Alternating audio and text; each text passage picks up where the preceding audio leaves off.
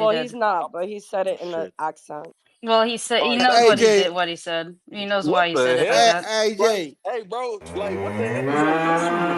I Man, think like, that I think who did that? No soundboard, Yeah, like, fuckers. we're not doing soundboards. this girl The is tripping, bro. Like, what the fuck?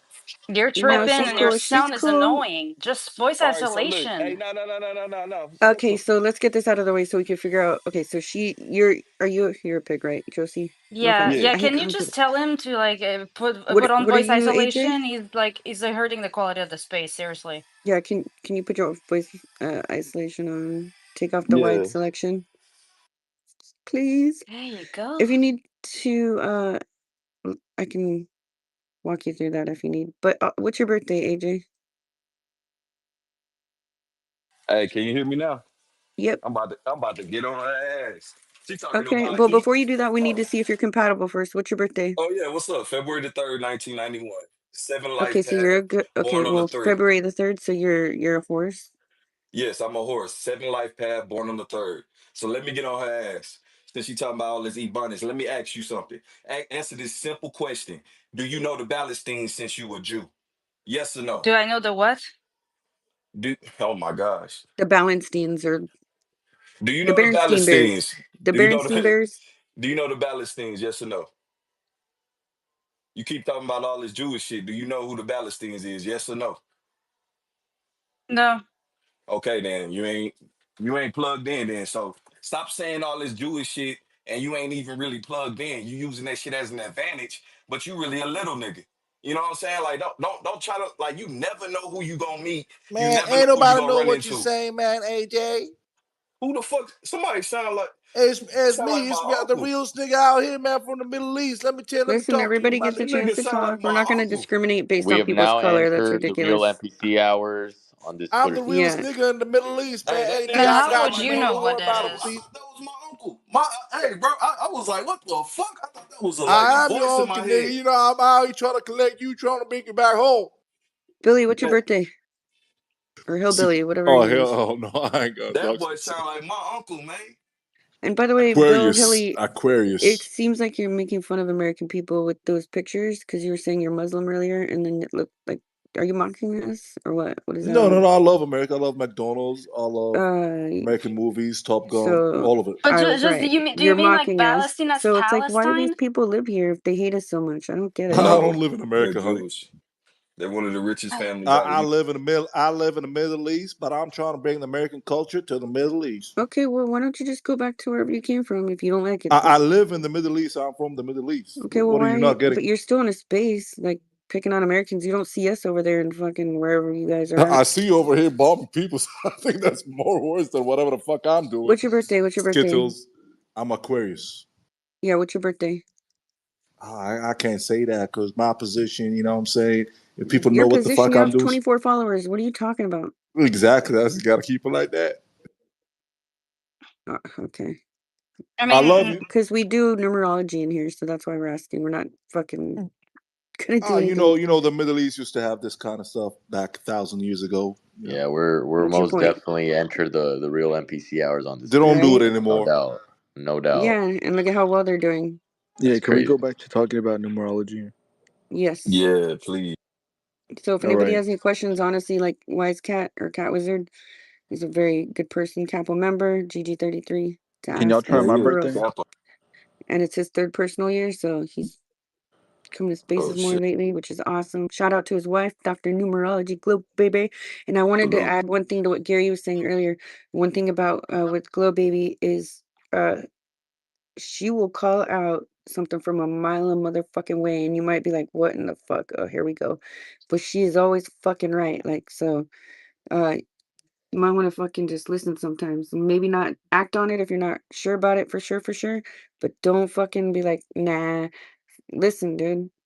Because I do the same thing too. I just don't really say it much at first because I burnt myself in the past when I was, younger. But anyways, yeah, she knows what she's doing, and she's a dog, so she'll get your ass. Don't fuck with it either, okay? Hey, shout out. just Skittles, real quick. Did he say, Hmm. do I know Palestine? What was he asking? I don't know Yeah, who that is do you either. know the Ballastines? It's a family from out of Houston, but let's just change the subject Yeah, though. the Palestine, yeah, that's yeah, I but think they like each other. Are you guys single, both of you? I'm just curious. no. Nah, Okay. Sorry, I'm AJ. married. Oh, okay. Hey, As well. Never Andrew's mind. been wanting Sorry. to speak. He's been having his hand up. What's up, Oh, dude? yes. Oh, what's up, Jeannie? Hello there, how is everyone? Good, how are you? Living the dream, living the Sorry, Pete dream. Dog. Go with you right after. How's everything? You're gonna go to school soon again? Yeah, university to do philosophy and psychology.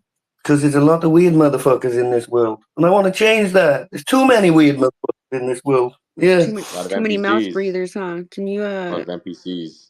Can you send that shit to Cameron? Teach him how to not be a fucking mouth breather. Hey Andrew, did you read that Shams al Ma'arif book, the Forbidden Book? Because you're like a mystic Sufi, right? He's a Muslim, I believe, isn't it? Aren't you, Andrew? Yeah, but he's a Sufi, so he's like more into, numbers and all that, stars, spirituality, and Earth moving around, and speaking. That's why there's a lot of music and flutes, because they get it from the trees, Earth, and that's how. Actually, a lot of music came from Sufis. I'll give you guys that. A lot of the music came from all that mystical stuff. But Andrew, have you came across that book, the Forbidden Book? I've heard of it. Probably read it, to be honest with you, in the past. But what was the name of it again? I posted it up here. It's called Shams al Ma'arif. It's an ancient, Middle Eastern book, not forbidden to be Am I gonna honest. get canceled for No, this? no, Because no. It's because very mystical. It's very, we'll it's take your not. notes now. Because I'm gonna Skittles, don't delete. worry about it. If you get trouble on Twitter, I know somebody, don't worry. No, just about everybody. You can Google it, right? It's right there. You can type it in English, and I think there's an English version of it. I've never read it. Are you I've trying to listened to convert us, sir? What? the What in the? No, audiobook. no, I'm not into that, to be honest. I'm asking. That's why I asked Andrew, because I know Sufism is very spiritual. They come across a lot of things that Sunni Muslims not allowed to. Let's just say that. So that's why I wanted to hear his opinion. I've listened to it. Like, I listen to the audio form. I'm not very good at reading. Not that I'm retarded or anything. I just don't like reading. So I listen to things. So I have listened to that one. Long, But what long about time. all these images with the stars and triangles and why is it banned? What is up with this book? Like, just give me the conclusion from your point of view. Nothing is really bad. This is the misconception about things. Nothing is really bad. Everything can be used for either good or bad. And that's in anything. Like, this is what people don't understand. If you use something that's perceived to be bad for a good cause, how can it possibly be bad? How can the outcome be bad? Madness. Yeah, I've never understood the whole good and bad concept of, especially spirituality and things like that. If you use anything for good, if I have a knife and I'm making good food, and I have a knife and I stab someone, it can be used for good and bad. It's fucking bonkers, bonkers. Do you believe in magic in Islam or not? Do you believe? In a form, not in the form where everyone else thinks, but in a form. Well, thoughts to me are magic. Like, where do thoughts come from? Thin air. So thoughts to me are magic, to be honest with you.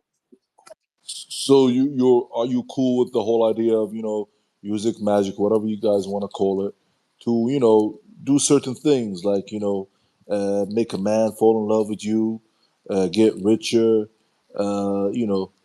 usually it's the woman that use. I'm sorry, woman. It's usually the woman that want to do that more than men, and they pay a lot of money for that. So what do you think of that, Andrew?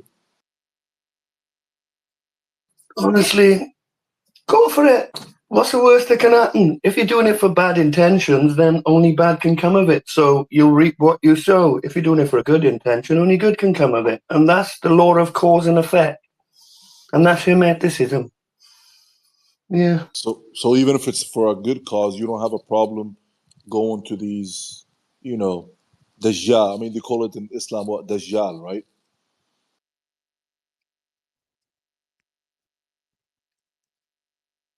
Andrew. Yeah, knock yourself out. Knock yourselves out. Like, we're in this life to experience it. not hold ourselves back out of fear. And fear is one of the lowest forms of. That's not me. I don't know.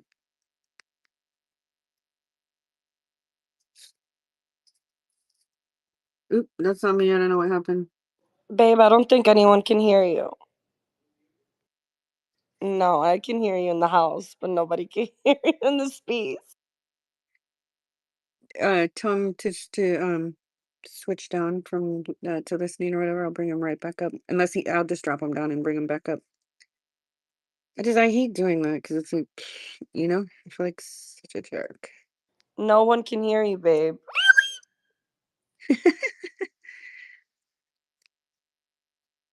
Here, I'm really sorry for doing this. I'm gonna bring you right back up. I promise.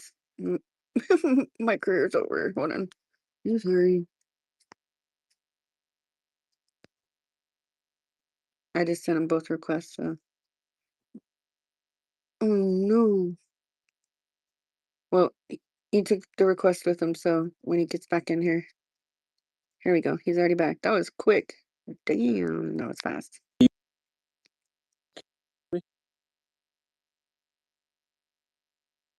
Ooh, still can't hear you. Try again.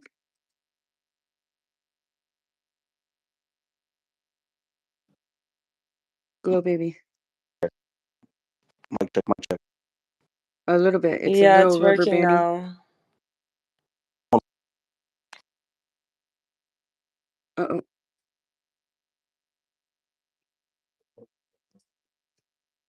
Here we go. Hold on.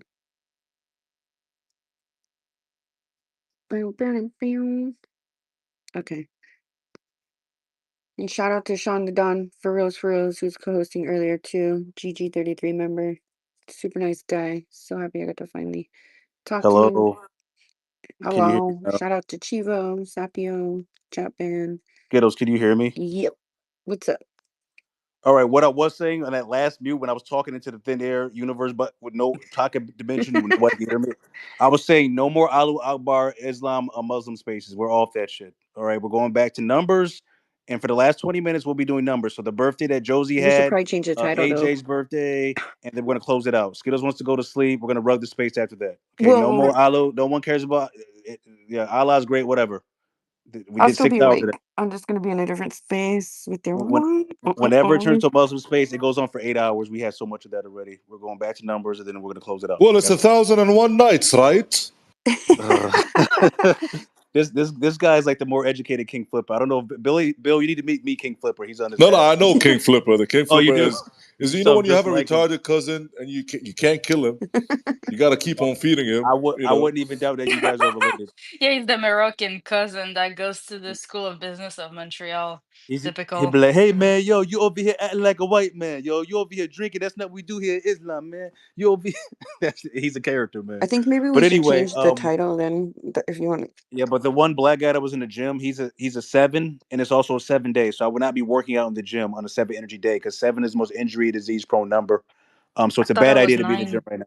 No, 7. No, not 9. 9 is not injury disease prone. 9 is just it's intelligence. 9 itself is adaptability. 7 is injury disease prone. So it's a double 7 day, depending on what part of the world you're in. Terrible day to go to the gym to do any physical activity. You work out your mind, not your physical body, on any 7 energy day.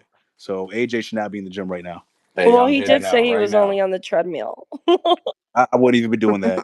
He might pop his fucking knee or some shit. Remember that time when Taylor Swift was running on the treadmill and she fell? I bet you that was a 7-day.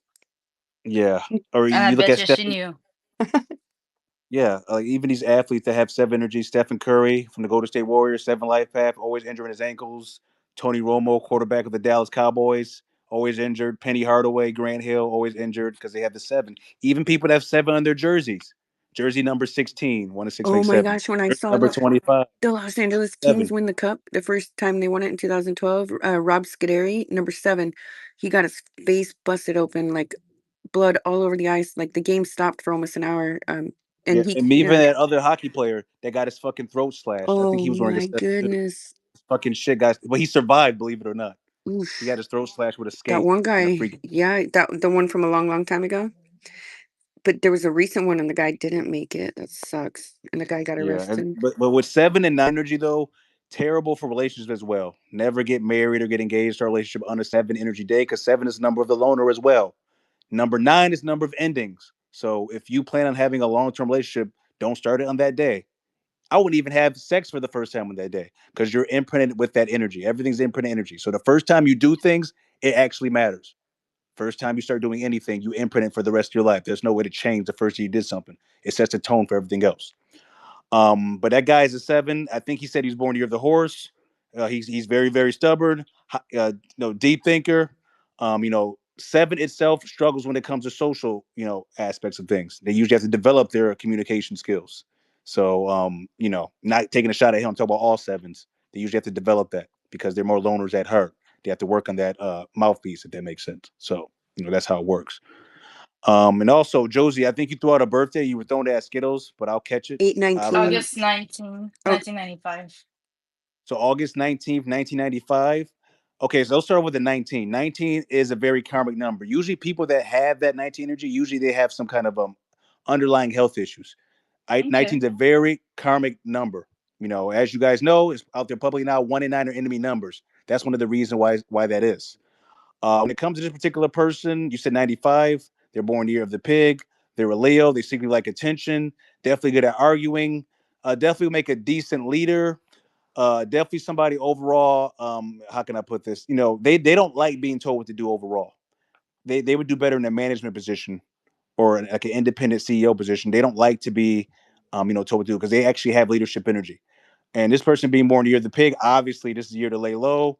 Don't get married. Don't get engaged. Don't start a company. Don't buy a new house. Don't buy a new car, because they'll be imprinted with that snake energy. Snake and pig are enemy signs. And when it comes to pigs usually are the sign that likes to have a good time. You know, over drinking, overeating. And I'm not saying every pig is fat, but they're more likely to put on the pounds. If that makes sense, because they have the imprint energy of the actual pig. And when it comes to pigs, they're in the same trine as the cat and the goat. Usually, goats and pigs go very well with each other, and so does cats and pigs. But usually, goats and pigs are a very good match. When it comes to somebody born the year of the pig, or like Gary says, the year of the swine. Um, when it comes to loyalty, when it comes to sexual partners, they don't lose sleep over that. Even if they can, not every pig, but normally they're more loose in that category, if that makes sense. And I'm not taking shots at anybody who's born the year of the pig.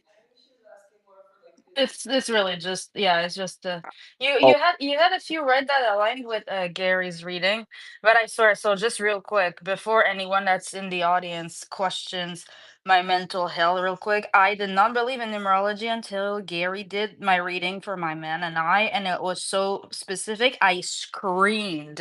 I was in the garage, like I screamed. I'm sure, I think I woke up my neighbor.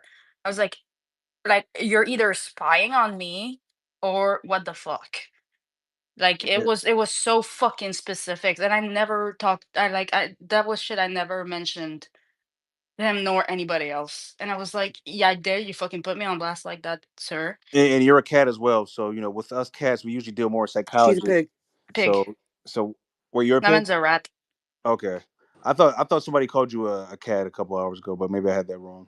Yo, can I get Yeah. my What about for birthday read? business? For business from this year. I know I gotta lay low until like the end of the year, but as far as that, like with the birthday. Okay, so She's in her 9 yeah, personal she's year nine too, I personal year. think. So I'll wait to any new business you want to start or anything in business in general. Wait after your next birthday, because you're in a 9 cycle right now. So this is a good time to take care of any unfinished business that you have in general. So if you already have a business going right now, it's a good time to let's say you have a product that's not doing too good. It's a good time to phase it out. This is Okay. also a good time to cut off people in your life that are not really pushing you forward in your business. This might be a good time to fire some people who aren't pulling their weight. And just people in your life in general, they could be throwing things off. 9 is all about ending. So cut off the fat. Um, when it comes to that. When it comes to the business aspect of things, you're already a natural born leader. I don't know if you are running your business or if you're working for somebody else, but it will make more sense for you to move up as far as after the 9 cycles over, is to put yourself in a higher position of power, if that makes sense. So you have to be Hmm. a leader all the time. You can't be a subordinate. You don't like being told what to do.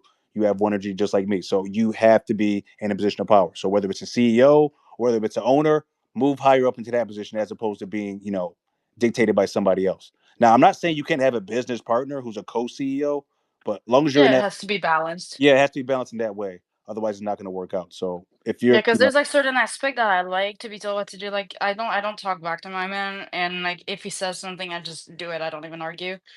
But it's like I kind of look for that guidance so that I don't have like otherwise my brain overthinks. If that makes sense, it like gives me yeah, a structure. yeah, and I didn't know it was your birthday. I feel bad for saying all that health shit because I would have because Oh, usually, I already know, yeah, and trust I'm sure me, Gary that's did it at your actually on reading point. already. Yeah, when That's Gary's actually on reading, point, so. yeah, because usually if I didn't realize, I try to like make it more sugar coated. If they say, "Hey, I don't want to know all that bad stuff," I would have made it a little bit different. But I'm Hang sure around Gary, Gary and Myron. Do you really think you can hurt my feelings? yeah, yeah, but usually Gary, I'm sure Gary told you all about that. You would have made a very good lawyer in a different lifetime. You are very good at arguing. You are overall, I think you'll be fine. Long as you are leading in most cases. I'm not saying go against your man, but when it comes to business, if you're leading most of the time and you have somebody you can work off of, you'll be fine. Pigs are usually this. Pig is the second richest sign. The first richest sign is the goat. So I'm pretty sure you'll be fine in that business department. Pig is the luckiest sign. So I don't think Okay, you have. I Yeah, got go ahead. another question for you. Okay, so because like my man had a business opportunity and he's born June 10th, 1972. Um, He's a how rat. would that be? How would that be looking? Okay, you said he had a business opportunity that came up, or Yeah, and he's still sleeping on it. So Did you say June oh, 17th? you know what I would say is June 10th. I would say before the what do you call it? Before the actual horse year hits, he should take advantage of it before the horse year hits, because Mm-hmm. obviously next year will be his enemy year where he'll have to lay low. So I would not take the opportunity during that time. So if he could do it before the actual horse year hits, that would be the best time to do it. You said June 10th. He's in a seven He's in a personal year. 7 cycle, so it'll be tricky, but it would be still be better. What is it? A technology job? What type of job is it? Usury. Okay. Well, I mean, I still would do it before the horse hits though, because otherwise you have to wait a whole nother year, and not to say he's old, but no one wants to be a year older. I'm like, damn, I should have did it, but fuck, now it's even a year later, and I wasted all this time. So he's in that tricky position where, you got the horse coming up, and you're in a 7 year cycle. But usually 7 cycle, anything dealing with the mind is usually the best, or technology. But I would do it before the horse year hits personally. But again, he's gonna make any type of decision he wants. He's a grown man. He'll do whatever I don't even know if he believes in this, but I No, would he do it before. doesn't. But not yet. At least maybe after he speaks to Gary, he might change his mind like I did. But no, that's more for me as like the stay at home chick over here. How I gotta um level myself facing this. Yeah. But Now, yeah, he's. Hey, listen, I usually don't feel bad for rats. Rat is the first sign in this matrix. This is a rat matrix. Rats will always end up number one eventually. They always bounce back because this mhm. reality favors rats. So I think either way he'll be fine in the long run. Um, he's definitely somebody I would say that when it comes to the money aspect, I'm pretty sure he'll realize there's a lot of times where it fluctuates. It could be up 1 point or down 1 point. And once he gets to a point where it's going up consistently, I'm pretty sure he'll,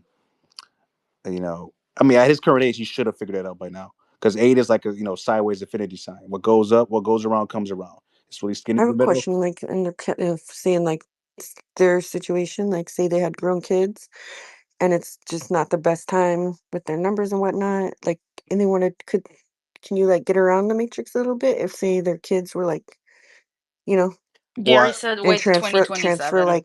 transfer like the business title or something into their name, yeah, because you got the horse you're coming up too. So he's got to like if you have a kid that has a friend energy that matches the enemy year, but is the enemy of you, that probably could shield it because that is your blood. But um, waiting 2027 can't go wrong with that either because that way the horse is fully gone as well. Because look at what Gary's looking at. The fact that he's in a 7 year cycle, then he has the horse, then he'll have the 8 cycle, then he'll be in his power year, and then the goat year as well. But but does he want to wait that long? and the goat year's gonna be isn't that an This guy's a 11? little bit older too, so does he want to wait that long? No, we don't want kids, but Yeah, he so said also to wait until like 2027 to like if we were to get married to wait until that, but we don't really plan on that, but it's That's an just 11 universal year, by the way. yeah, and he'll be out of the 7 cycle. and she'll be in a better cycle as well. She's in a 9 right now, so I think that makes way more sense than you know, why risk? But if you're not doing it anyway, it doesn't matter. So it doesn't even matter. AJ, you had your hand up. Then we're gonna go with these last two Thank speakers, and you. I'm gonna drop down. Yeah, no problem, Josie. Go ahead, AJ. Yeah, appreciate all that knowledge, man.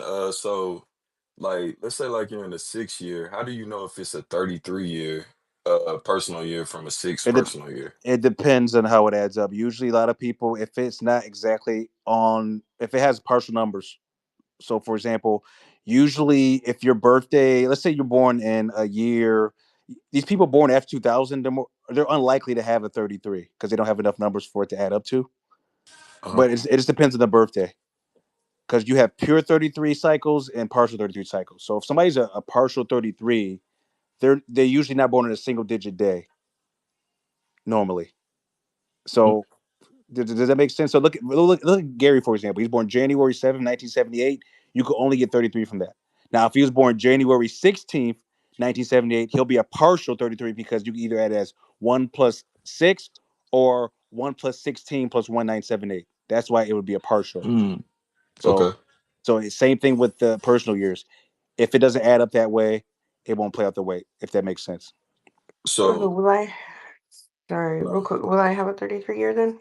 If you What had just 1111 and then. Yeah, so yeah, at 1111, you don't reduce 11s. Usually, I do consider that 11 in the November a master number. So you don't reduce master number. So 11 plus 11 per whatever the year is, that it would be a 33 depending. So it'll be goat year, right? The Yeah, so whatever 2027. that yeah, so when that 11 universal year happens in 2027, that would be a 33 cycle. Well, Sorry, AJ, go ahead. oh nah, you good. So my next year, since I'm in a 5 year right now, my next year is it's not gonna be a 33, it's gonna be a six for sure, right? Yeah, yeah. So yours yeah, it'll be a 6. Okay. Now, in a 5 year, a lot of travel, change in sex. Usually, if you're you're married, but usually in your 5 year cycle, you want to keep watch out for the other women, the hoes. That's when the Matrix sends the bad bitches, makes you nervous. The best look woman you ever seen in your life, but you're married type shit. The temptation happens. Yeah. You want to avoid that. So, but usually that's a good time to travel and good time to spice it up in the bedroom with your wife. If you're a man that's married. Now, if you're a single person, that's when a lot of people are going to want to be on the team. If you're a woman or a guy, you'll have a lot more gentlemen callers if you're a woman, and a lot more women are going to want to be on your team if you're a guy. So it is what it is. It's like they send that 5 before the 8 on purpose to see how you act and how you're going to pay for it accordingly. Yeah, I think you hit it right in the head. Skips. It's like 3 cycles before that, and then you get hit with the 8. But yeah, I don't want to bore you guys with this nerd shit. I do it 2 or No, 3 I more. love this, dude. I love it. Yeah, I know we bled listeners once the space turned into the after Gary hours.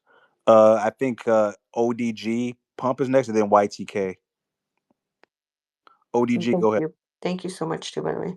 Yeah, I'm gonna wrap it up after these 2 or 3 guys. I'm gonna wrap it up. Go ahead, ODG Pumpy. This might be a troll account though. 'Cause- And I'm not in a hurry, by the way. I just said that because the girls are going to open a space. It's oh yeah, I don't want to stop just so. that. The baddie girls, you guys that open, of course. But ODG, go ahead. Great talk, ODG. Y2K, go ahead. Try to make this quick. I just kind of want to get like little comparison notes. My birthday is 9/21, 1999. Meow. Yep. 921. You said. Yeah. Yeah. So you were a 4 life path cat, hard worker, disciplined, good at mind game, good at psychology, definitely decent at communication. Will definitely age like a fine wine. Definitely somebody overall, when it comes to money, when it comes to the materialistic realm, you have to put in the work, unlike the average person. You're not going to get handouts, if that makes sense. You have to put in the work Yeah. to get the bag. Now, you are born on the 21st, 2183. Usually, people that are threes overall, they can easily make friends. They are good in the social aspect of things. So you'll never struggle when it comes to, building up a network. Networking is your strength. Anything dealing with your voice would be good as well. So whether it's any type of communication, whether it's podcasting, music, I make music. Oh yeah, I'm shocked. No, but Uh, podcasting, music, anything using your mouthpiece would be ideal. Being a cat itself is a sign that is very good at psychology. You don't have to go to school for it. I'm a cat as well. We're very good at psychology, playing mind games and fuck with people's heads. So look at 50 Cent, the rapper. okay, for mine, it was like my Mayan, my Aztec culture is the snake. What about the snake? That's my for my numbers for Aztec and Mayan. And Mayan and I'm Aztec. Mexican. Oh, that's fine, but you're a cat. You're born in '99. That stuff is secondary or even thirdary. And I made up a word just now, thirdary. It's more like But for it never kind of ever. Now sounds Eerie. I will say this though. similar I, because cats and snakes got the same eyes. And they can both hiss, but you're in Yeah, America. I mean, you could argue that everything in this matrix has at least humans, at least the reptilian core of your brain. Everybody has reptilian energy because you could argue that swine is bad for every human. So you could argue that there is some type of reptilian energy in everybody to a certain degree. But that's a different kind of stuff. That goes down the conspiracy realm of reptilians, the reptilian core of your brain. That's where everything has reptile eyes and slits and shit like that. But you're a It cat. was my first time up here, but it was cool listening to Hopefully it you. was a good experience. Most people come up Yeah, here, they get scared or never come up. They spend their whole life at listener. So you actually came up and spoke. So shout out to you. And you being a cat, you need to stay away from roosters.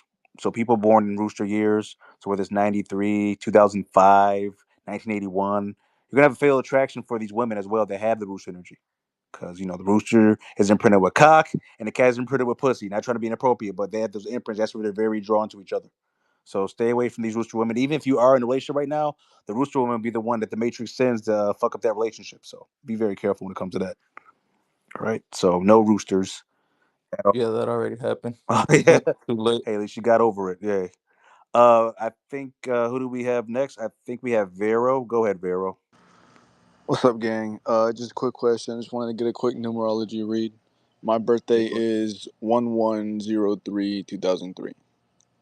So seven life Ooh. path. You're a horse. No, November 3rd, 2003. Oh, November 3rd. I had it flipped. It's all right. All right. So yeah, that's so. Okay, yeah. So November 1st, 2003, correct? No, the 3rd. November 3rd. Okay, make sure I got it right. All right. So you're 2003. one life path leader. Definitely somebody's good at arguing. Definitely somebody's good at communication.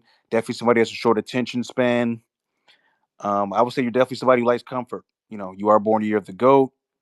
Goats are very good at positioning themselves with people that are good at helping them meet their goals quicker, if that makes sense. Look at Steve Jobs. He met up with Steve Wozniak and made Apple and took a lot of credit for that. That's what goats are very good at. Not to say it's a bad thing, but you're very good at finding people who will be good puzzle pieces to help you further your goals. So use that to your advantage, especially in business. When it comes to your particular birthday, I would say you'll be very good with.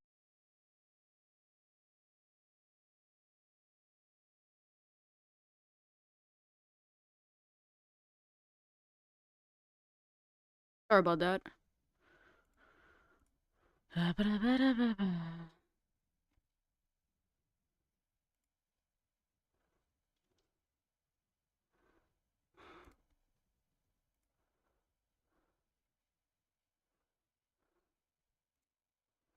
Why doesn't it say where I'm on the space? It's annoying.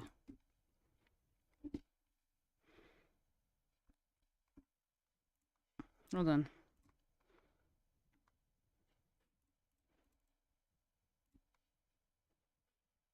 What you want, fucker, huh?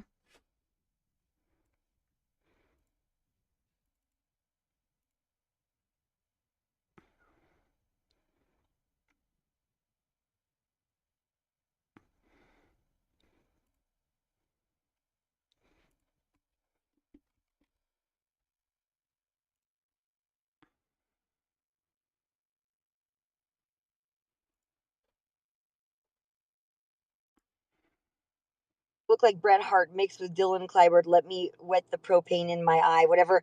So somebody's encouraging them to make rap songs and music songs. I would remove this all off of YouTube, and then anybody who made those, I would show up with the full scale of the FBI and interrogate the ass out of everybody in that home. Well, see, that's the It's problem. it's a contagion event. You stop the contagion. Yes. It's like a bioweapon. It's like an infection. You contain it You isolate it, you root it out like a cancer, and then you set it on fire in the middle of a field where there's nothing else around it, so that contagion can spread again. Well, And then you get an antidote to the contagion simultaneously, that's why we and you did. nip it in the bud, Well, see, like an outbreak. I know, and that's the weird. That's the difficult part. It's hard because you have individuals who need to go to insane asylums, and then you have individuals who are being manipulated by the enemy, and two things can be true at once. And that's all. That's like the whole thing I'm trying to put out. Let me. It's more than a sane asylum, but let me. Some have hundreds of millions of views. This song is about Columbine. It's the most popular song. You better run faster than my. That's based on Columbine. You'll find a world of teenage obsessives who openly glamorize Harris and Klebold. They are, in a word, fans. Fans, stands. This is the world that Sol Pais inhabited. And it's one where she found friends. These girls, they look like they're spending a lot of time on these edits. They do all these transitions. Anna, who asked us not to use her last name, was born nearly a year after Columbine. At 17, she stumbled on a documentary on YouTube that dramatized the shootings. Sol Pais had seen the same video, and they soon found each other in a loose network that called itself the True Crime Community, or TCC. Oh, this is the TCC account. Okay. Yeah, I'll play this one. So it's them with like mood music, edit, with them practicing of how they're going to kill the kids, and they're practicing their guns. That video, like, just it looked like a VHS tape. That's why I posted it. You said that you didn't condone what they did, but like seeing that video, it looks like they're being glamorized. Like, I don't see why anyone would want to do that now, but like back then, I just like was like, it looks cool or something, you know? Like, that's the whole point of the account. Like, I'm not gonna lie, like I've been reading about this and I knew about this, but just for some reason, actually seeing your profile and actually seeing it is like I'm actually sort of disturbed by it in a way that I didn't. If you're disturbed by mine, I would say buckle up. So in her After room, they met online, Sol and Anna became real-world friends. She was really funny. She had a dark humor, and I really liked her style. It was really unique, and she was really kind. Oh my gosh, fucking queen! Oh, let me film you. We bonded over a lot of things, but like one of the main things was everything just about Columbine. Tell me about how you got into that world.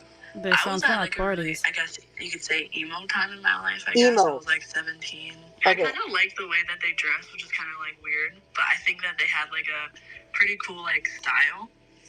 That's what like Soul tried to like replicate their style a little bit. it's like punk rock. It's like, what is that Hot Topic store where they all go there and they buy their t-shirts and all the clothes and the print shirts and the sayings, and so it just, and then like you track down, oh, I like that shirt, where do I find that shirt, and you start to look for people's pages, and then but like one of them has a pentagram, whatever, the devil worshipping thing on one of the pictures of her. This is Vice News. Just go look at the allure of Columbine fandom. This should be nipped in the bud, where any documentary about it is scrubbed from the internet, because it's a contagion event. It's like me telling you, I'm going to put a sample of Ebola virus and I'm going to film where it is, and I'm going to encourage people to go there. And that's not a free speech issue. This is a contagion event.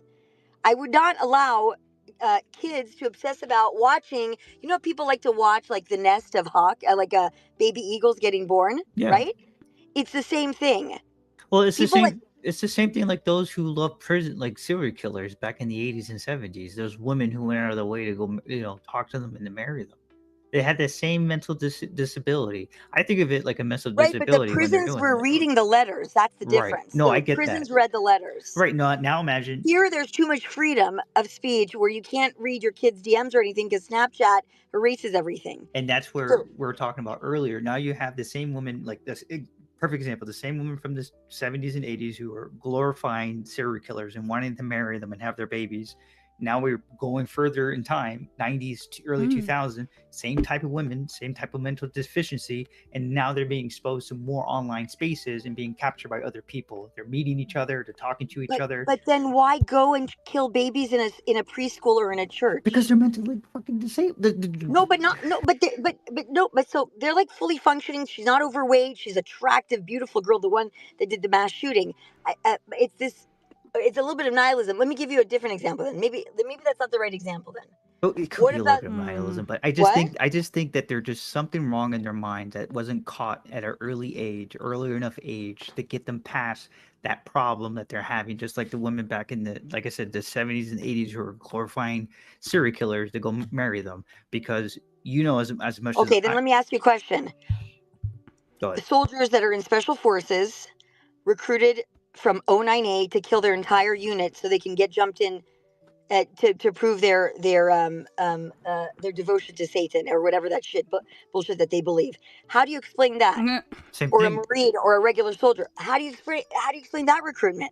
It's the same thing because Sean Ryan literally said he went to the army to kill people. He literally said this on podcasts. There's some people that are susceptible, and TikTok and these algorithms are able to pick out those people. To kill your own team? Yes, that's They've been fragging their people since Vietnam. Still, that's where mental deficiencies, if they're not caught early enough. No. Maybe you're not understanding. A person that's normally healthy is in a unit. They go through basic training, right? They're with their brothers from training. They're serving for a year. Doesn't even have to have an injury, or I had a guy in basic training shoot another dude in the leg just to get out. Like what you're telling me is not new. That's different than you being thought that you're going to join a Satanist network and blah blah blah. What I'm saying is, it's very that mental different. problem. It's that mental problem that they're not getting help for. That's all But I'm you know saying. you know the screening you go through in special forces. Yes, I do. I know the screening they go through, but there are some people who can keep it under the rug, who can keep it inside their heads, who can keep it inside their hearts, and get right past those screenings. Ask Green Brain Nap Time, who'll tell you the same exact thing. Like I'm telling you, the same exact thing. There are some people in this world who are just able to keep it inward. Just like as Scripture tells us, there are just some people who are just evil, right? There are just some people who are just evil. And then there's some people who are just fantasizing about evil, or there's some people who are just, attracted to the evilness in this world. And it's a little bit easier to deal with it back in the day. But when you get social media and all these other things that are just propagating it, like you said, these documentaries on YouTube, all these things, and then you end up in these communities that showcase it. Now you're in that rabbit hole, and now you're just going down that drain.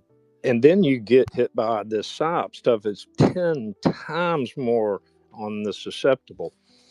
And it just happens. And it's going to happen with more frequency because there's more people that go by the screenings, both social and non-reg and in the military.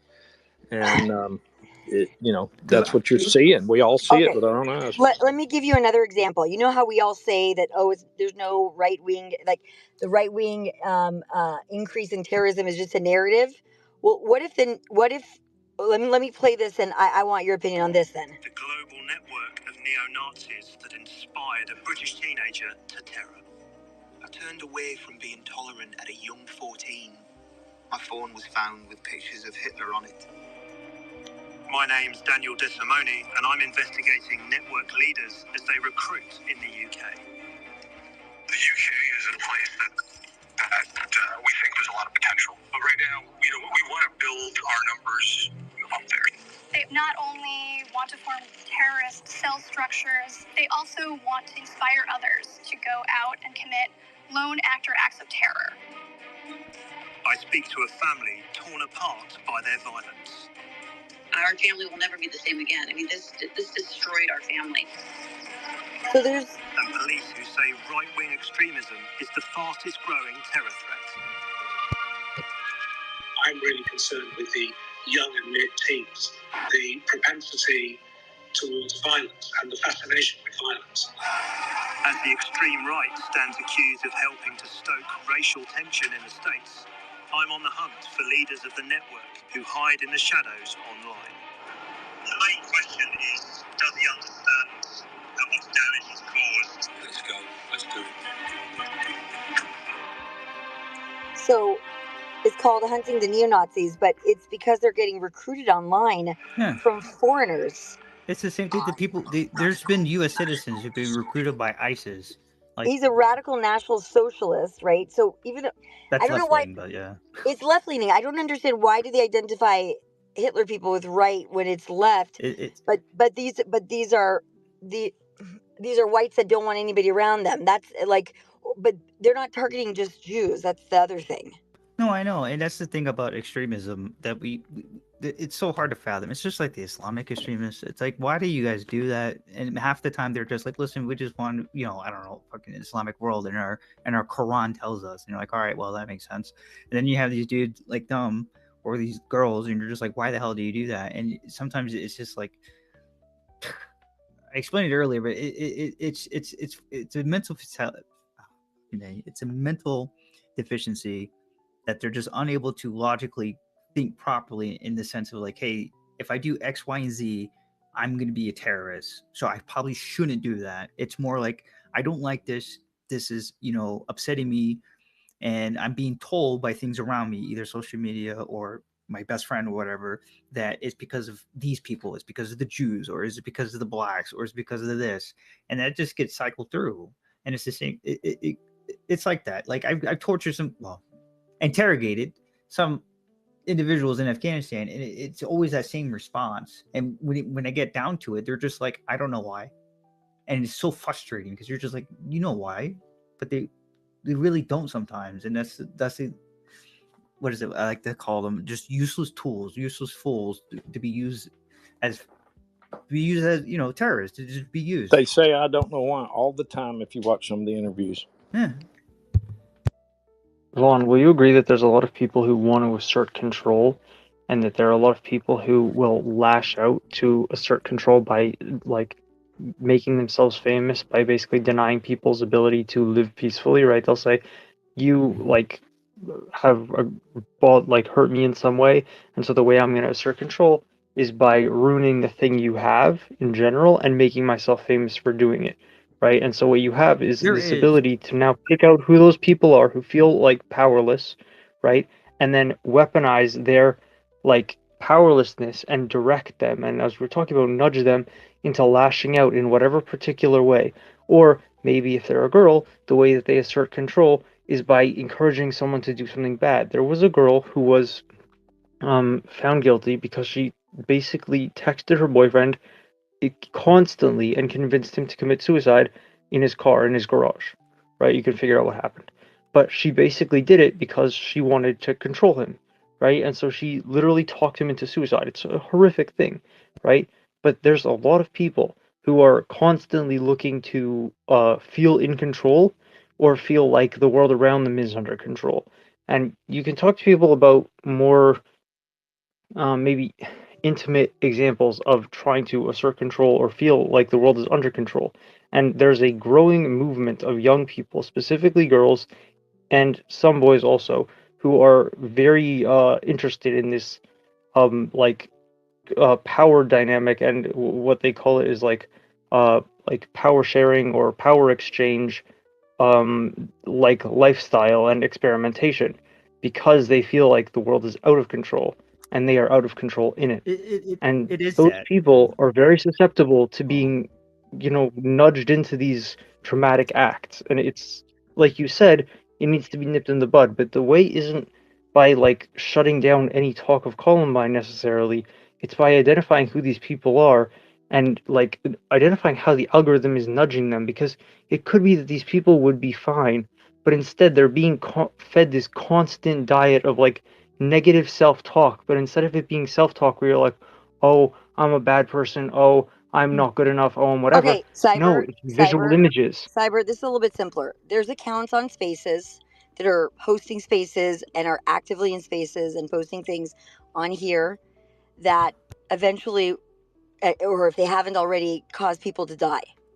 Yes. And they're actively still, what, Vaughn? Yes. No, you're right. Yeah. Okay.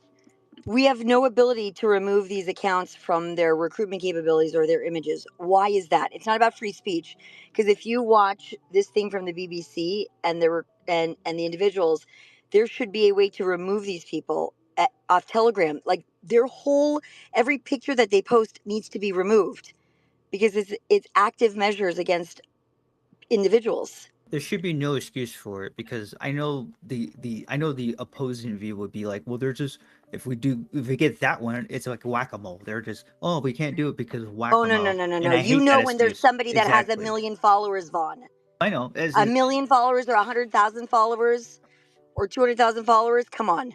No, I know, and it's true because what was mentioned before is kind of correct about the control aspect. But I'll tell you this: it's simple. Like when we're fighting the terrorists, like in Afghanistan, there was a moment in time, and the guy wanted to put a heart for this, or Medal of Honor. But either way, there was a moment in time where they decided to use a woman to do a suicide run on one of our outposts, right? And it threw us off. Like it threw the entire army off. Like we couldn't understand why would a woman do that because it's not in their culture to do something like that. You know, it's the fodder is the The men. first ones to do it were Palestinians. They were the Yes, first ones to use and women. they were taught by it, and we had an intelligence aspect of it trying to figure that out because it's very unusual for the Afghanis and the Taliban there to do something like that. Like we know of it from the Palestinians or Hamas in that kind of region area, but not for where we're fighting at. So it was like a really big effort to figure out. That's what we found out more about the infrastructure of Iran and how they're a whole bunch of stuff. But it was just a moment in time where we're just like, how are they able to convince an Afghan woman to blow herself up at one of our outposts at a checkpoint? Because that's never happened before. But some of these people, like I said, some of these people are just lost in the sense either have nothing to live for or they're just hyped up in the ideology. And I think 90% of the time it's just they're sunk into that ideology. Like they're just 100% or 90% into it, and they just need that extra 10% to push them that over the edge to commit a horrendous crime or something like that. None of the people that killed people that are these kids were ever exposed to this stuff before. The inflection point is a Telegram account, a Snapchat account, or an Instagram account, or a Twitter account, or whatever. But it's hard to if say they because she's dead, and I can't ask her the questions that I want to ask her, and it's hard to even go through with the family because most families, and believe it or not, you'll find it. No, well, the FBI went through all the phones, all the messages. She wrote diaries, the Right. girl. Everything was written Oh, there. that The one you're diary talking was about. locked in her Gotcha. locker at high school. Everything is already written out. So there is all that evidence. No, that's what I forget. That's the one you're referring to. Yes, and that's where I tell you, it's just They're actually told by their handlers or whatever you want to call them to document everything and put detailed notes of everything you did before, after, during, all that. It's all documented. It's like very detailed. It's almost like a military where they make you document your in 15-minute increments what you're doing. well. That's where we're getting caught with two different approaches that are happening simultaneously, or like they're happening two at once. There are those who get caught up in the whirlwind of things, and they're not even noticing themselves being like manipulated, and there are those who are being specifically targeted to be manipulated, and that's where the whatchamacallit, the gray area is lying in, and it's hard to really filter that out unless we really put, like you said, we nip it in the bud immediately. I don't know So, about the whole YouTube part, but we can nip it in the bud at least on like Spaces and other places. so Vaughn, can I give you a more extreme example? Hey, Self, good to see you. Good night. You too. Hi. Yeah, hey. I'll give you a more extreme example. I was not in the military, but my ex was, and she was EOD in Air Force. So she was like on the advance with like spec op teams, and she was like on the advance. And one of the things was, it sounds cheesy, but like one of the things is that many of the spec ops people were giving out candy, right? This is like the frontline type thing. And it wasn't even whether or not like women had adopted the ideology. It was they were sending like mentally retarded, like I mean this seriously, like Down syndrome mentally retarded kids to go up to like Humvees and request chocolate, but they had vests attached to them. Yeah. And then they would get blown up when they went up there. I know this because I lost a lot of friends in these instances. And so I think there's a mix. I think there's a blend of like a hyper radicalization of both women and men in these, jihadi type networks. But there's also a lot of innocents that were actually part of this apparatus that would, like, if you thought IEDs were bad, like anybody in EOD could dismantle an IUD, right? That's easy. What you can't really discern is like kids that have like mental faculty problems, rushing up to Humvees, rushing up and coming up and be like, yeah, of course, like kid will take care of it. And all of a sudden, boom, somebody 50 yards back, basically dials it on the cell phone or pushes a button. Trash. I was talking about like for Oh, what you all were, right. the work you do. No, the work that you were doing with another person, which is, so I was right that it was a TCC. It was a like Columbine mimicking the one that Yeah, did the they attack. actually like glorify like mass casualty event like people. And she's trying to figure out like how did it. Well, I could be wrong. You can correct me. Well, you could look back, like I don't know where you're going with this, but I can say that you can look back to how ISIS recruited, right? And so, like, this is how this is the same tactics that have been adapted to like these domestic terrorist type organizations. It was the same way that ISIS recruited. Does that bridge the gap? I mentioned that earlier too about the ISIS part because of, what Yeah. was it, like the mid 2000s? I don't know where, like I would say a dozen, maybe even more Americans just got up and just left to go join ISIS. Like, what the fuck? Like, how did that happen? Yeah. You know, and it's the same way with these young girls. And that's why I say it's multi-pronged. It could be one or the other, or both, or something else. But it's just because we're always under attack in all directions. Does that make sense? Like, we're being So attacked. Trash. About a month ago or so, 2 months ago, or maybe it's a month ago, a boy speaking to a girl online who was arrested. She's out of Texas. She's about 19 or 20, and recruiting him. What the fuck is with people's cars? Recruiting this boy to kill his parents and then go kill Donald Trump. You remember that case? It was about a Yeah, it month was ago. Wisconsin. It was Wisconsin. He was in these grooming groups that we were talking about. Yeah, it was in Wisconsin. And so he killed his two parents, and like 2 weeks later, he had armed up and he was going to go kill Donald Trump. That was in Wisconsin, I believe.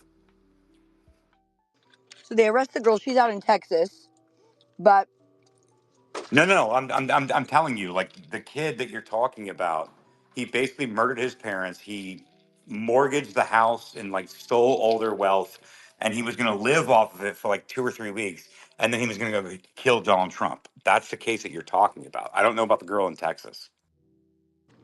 yeah, it turned out he had a handler. Let me get the story for you. Hold on. Handler, or just like somebody on the internet that was saying things that was probably not even a girl at all. No, they arrested her in person. She was arrested in Texas. Hold on. Okay. She was the one. Related to the Oh, diary. go ahead. Sorry, I just want to say, related to the diary, like people will say, "Oh, take a diary and keep a diary of like positive things," right? And you use it to reinforce things you're grateful for or ideas that you want to work on because it makes them solid, it makes them real, right? You draw a rough sketch and whatever, and it's a very good way for creative people to kind of take their ideas out of the anxiety-inducing side of their brain into the real world, right? Well, And the same thing with positivity. You focus on the positivity. The same thing works the other way. If you're trying to drive somebody to do something dramatic and negative, you say write about it, make it real, right? How do these negative feelings affect you? Describe it, right? And you're just driving that person to make those things a bigger part of their life and make them a more concrete part of their personality. It's the same technique that therapists use. It's just inverted in a disgusting, horrible way to manipulate and take advantage of someone I'll say at who's the like same. suffering. I'll say at the same time. You may have thoughts that make sense in your head, but the moment you like vocalize them or write them down is the moment you realize how ridiculous it is, right? No, Trash. Like Jordan that. Peterson used to talk about that all the time. It's like good to like have conversations to like weed out all the nonsense, right? All the craziness. But it makes sense in your head until you write it down or say it out loud, and you're like, "Holy shit, I'm not going to finish that sentence." But the That's problem, crazy. with our adversaries, especially like China and some other countries, is that they use that to make those negative thoughts to you to act upon them, like what ISIS did with their recruitment. So it's like it's a double-edged sword. You can use it positively, or you can do it in a negative outlook too. Yeah, no, I don't Correct. disagree with that, but I'm saying that like, okay, so like. Like you're not going to discuss like your burgeoning beliefs with people around you, right? Only with Because you. you're going to sound crazy. You're going to sound crazy, right? But that's kind of like your first line of defense. No, it is. Well, But the, they feel like they're breaking their word more when they've written down all these intentions, and they're keeping their word to themselves, so to speak. It's a positive reinforcement. for me, I think the best way to solve this issue is just rip out all the sea cables from China and from the Middle East coming to us. Yeah. We'll be our own little internet over here. Yeah. Fuck those guys over there. Yeah. Well, it's not gonna work. But like, like I get it. Like I agree. I mean, like I'm an isolationist only to a point. Like I still want to be Just a the sea for. cables. Yeah, just the sea cables though. Yeah, They can yeah. I still be still want to But traded. be. Vaughn, what is that? Yeah, I mean, like that's not. I don't know if you're just being facetious, but that's not really like a. The thing is that China, I say China because they literally have a standing army, not like soldiers, but like a standing army for outsourcing propaganda to other nations. So, like the United States NSA is probably like a few 100,000. I don't know. We have a good amount of people with the United States government for the NSA and CIA. China outnumbers them like 10 to 1 because these guys all day eat and sleep in rotations of just going through any form of social media or any form of different types of websites and forums to propagate the Chinese message or to capture people or to change thought process and swing, populations positive or negative outlook onto something they want. And there are nations like Pakistan, nations like, I don't know if India is one of them, but I know Pakistan for sure, Iran for sure, and some of the terrorist organizations within the Middle East have been either trained by or been using the same playbook as China is to do the same thing to us.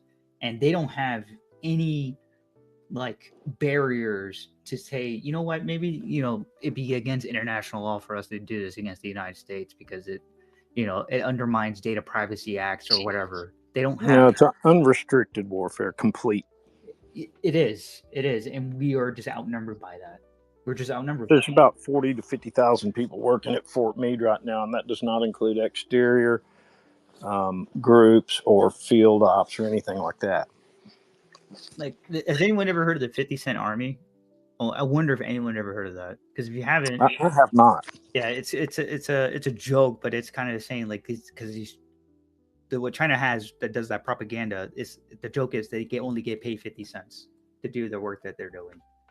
So a bowl of rice, 50 cents, and they're off to the races on a computer, And now with newer stuff, with technologies, they can have like 100 phones connected to one device, spamming X or spamming, Oh, Facebook. absolutely. That's your girlfriend on the other end. And that's why I said you cut the underlying cables. We just, because the internet is just local nodes connected to each other. That's all it is. It's just servers connected to other servers, connected to servers, connected to other servers. Massive was in here one evening, and he has a lot of knowledge about such things, and he was talking about a firewall and how it's hard now because of trade and so forth, and it would shut things down. But that he happened to have some knowledge that within the next 2 to 3, maybe as much as 4 years at the very most, that we will have more of an ability to firewall ourselves off from what we don't want. I don't understand the technology, but he was very positive about it, and I liked hearing that. There is. I know there's something coming down the line for that. It's so hard when you think about it because it's like, how long do we wait until more actions? Negative Yeah, actions. and time. He was very, very, strong about it. It takes time, and he sounded so frustrated because he knew what it takes, and and the time that it would take, and I can see that in development and so forth, working in technical industries, that you just know the time frame. And he was frustrated, but he was positive, and that's what we got to hang on to. So I looked into the details that 17-year-old trasher killed the parents. So two females out of LA that were Russian were managing it, and it's one Russian account out of Telegram Yes, in Russia. I know. The host, and then in the UK, Australia, Canada, and the US, other people were arrested as but all of them were Russian. Are they Russian or Eastern European, like No, Georgian? Russian. That's bizarre. Russian. Nah, were they in Russia? The people that were here in the U.S. are Russian in this country. The Yeah, main sure. account at a Telegram was in Russia, and actually, the Russians did arrest that person. Like, actually did something because it is problematic. But they're Russian neo Nazis. Well, they're Eastern European Ukrainian neo Nazis. No, they're not in Ukraine. This No, was I in know they're not Moscow. in Ukraine. I'm telling you, they left Ukraine, but they're that's why I asked specifically, are they Yeah, in Russia? but Ukraine was Russia, up until like recently. Okay, I understand that, but were they Right. arrested in Russia or So one was outside of it? arrested in Moscow, two were arrested in Los Angeles, a bunch were arrested in Australia, Canada, Yeah, okay, and in that makes Europe, more in the sense. UK. But all Yeah, of them were just Russians. yeah, Guys, what sure. I animated all mean, of that? Can I like who's behind it? Is it a government? Is it a group? Like what's no, it's decentralized. There may be some state sponsors that are behind a lot of this militant accelerationism type behavior, but many of them are like dissidents, right? So there was a guy that the DOJ arrested. His name was I can't remember what his name was, but he was like trying to create ricin poisoning to poison a bunch of Jewish kids in New York, and then he ditched that plan and he said, "Listen, just use this ricin poison recipe, put it into chocolates, and hand out candy on Christmas to any black kid that you see." And this dude was arrested. He was held over in Moldova, I want to say, and then now he's being He's a extradited. Georgian national, so he's But he Russian. was a Georgian national. This is my point. Yeah, But a Mikhail lot of these people, Chivashvili. Do Hmm. y'all ever hear about Albanians involved? No, it's no, no. not typically Albanians. No, no. They're Okay, too I'm just busy with curious. the mafia, and they don't care. There was a time. Well, no, there Yes, is a there time right was. now. I work with some people. So he Shit, was arrested in Moldova, and he's from Georgia. Georgia. Yeah, Georgia. That's correct. So, like many of these people have, and that guy that was from Georgia, he actually escaped the Azov battalion in Ukraine prior to Russia going into Ukraine, whatever. He was kind of like a dissident out of the Azov battalion in Ukraine, and he went to Georgia, and he was getting on these Telegram groups. We call them Telegram, not Telegram, but actually Right. Yeah. Telegram. And he was like, he thought he was grooming like a young 16 or 15-year-old, but it turned out it was an FBI agent that we tipped him off to that point. And he was arrested, and he was being held in Moldova prison. You can go look at the DOJ release, but he was Yeah. being held in a Moldova prison.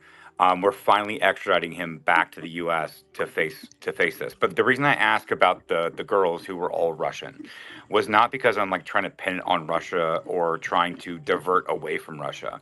What I'm saying is what I've found while investigating these groups is that a lot of them have left their home countries to go into some other part of Eastern Europe, and some of them end up in New York, some of them end up in Florida, some of them end up in many other parts of the country, but they're still doing the same Telegram activities. That's why I was asking specifically, were they arrested in Russia? That's important. So if one was arrested in Moscow, then they're probably connected to what happened early on post October 7th at that public event in that arena. Like they were connected with that group. But if they weren't arrested in Moscow and they weren't arrested in Russia, but they were Russian, Those guys were ISIS K, like yeah, yeah, Uzbek against killers, right? 100%. It's the same accelerationist groups on the internet. I don't know how to describe this. Well, I've the tried to. ISIS K was real terrorists. They weren't like No, they were all of these Muslims. people are real terrorists. Yeah, Like they this Yeah, is are. yeah. not Okay, like a sorry. LARP. They were Islamic terrorists. Excuse me. Yeah. Yeah, they're not LARPing like the two guys from the trying to kidnap Governor Whitmer, the kind of thing. Well, so there was also the ricin incident. It was a Chinese guy in New York City was trying to buy ricin in Hmm. 2016, and No, but the ricin I poisoning know that it's I'm two. talking. I know Yeah, two ricin things, but there was a Chinese guy. It was, yeah, it So was San Francisco, I believe. no, New York City. With The the case is Chinese guy? distinct from another ricin-related incident in New York where Chang Li was sentenced to 16 years in prison in 2016 for attempting to purchase the poison online through dark web. By the way, that guy could be purchasing it to give it to the guy who's going to do the stuff, Yeah, and it then could that be. means it's Chinese back, right? It could be. I have to. I don't know what the FBI knows, but it could be. Yeah, it can. See, that's the sad part when you have too many enemies in the sense, because the enemy of my enemy is my friend, and they'll just piggyback off each other very easily. Yeah, so like we've long speculated that there were state-sponsored actions behind it. I had speculated that China was behind some of the stuff. I also suspected that our European counterparts that want to see more war and more NATO funding and UN funding in Europe were also part of this. And then also, like, there's just like really mentally ill, satanic accelerationist types that simply want to watch the world burn, like Joker, right?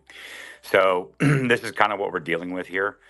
But I've been sounding the alarm on this for like I don't know, like the last 2 or 3 years, I guess. We've gotten some arrests, but I mean, we're nowhere near understanding where it's actually coming from. It seems state sponsored, given the amount of money and the amount of resources that are behind it, but there's no proof. I don't have proof yet. I think it's both. I think it's a lot of organic and state sponsorship at the same time.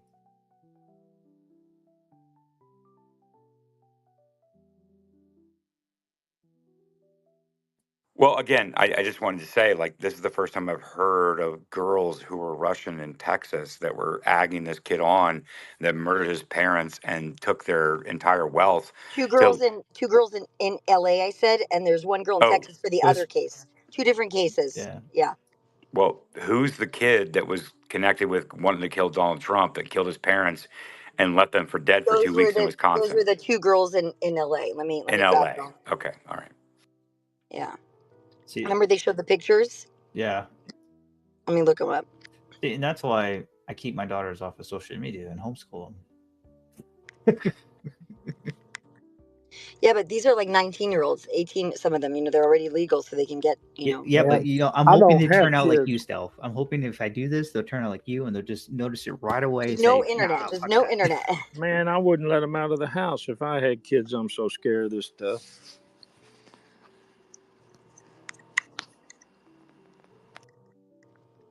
I'm looking up. If somebody has a hand up, they can go. I'm just looking up this But thing. it does take like one mishap, and you're just down that rabbit hole. Go ahead, Kevin. Oh no. Here it is. Got it. California women accused as white supremacist group leader plotted terror acts online. This is the one. Here it is. Yeah, and that's the thing. There's no real sound ideology. The way I describe like the militant accelerationism stuff is like it's a smorgasbord. So like if you are trending towards white supremacy, then you can find it there. If you're trending towards neo-Nazism, then you can find it there. If you're trending towards Satanism, then you can find it there. If you're trending towards cutting or trans ideology, you can find it there. If you're trending towards whatever, it doesn't matter. It's a smorgasbord. And I I don't believe these are U.S. based people. As much as I've pointed out, like the TVTP program through DHS, I've never found conclusive evidence. It's only been non-ideological. I just want to watch the world burn and reset. Maybe some That's participants, but yes, primarily elsewhere. But see, that's the But problem with those people who just want to watch the world burn kind of thing. Because I said it earlier, it just takes an outside source to give them that extra push to go do it. You know what I'm saying? yeah. I yeah, mean, and but that but and they that's everywhere now from the CCP. It's just from top up, bottom down, and in the middle. The middle's propaganda stuff that's just wide open video and so forth.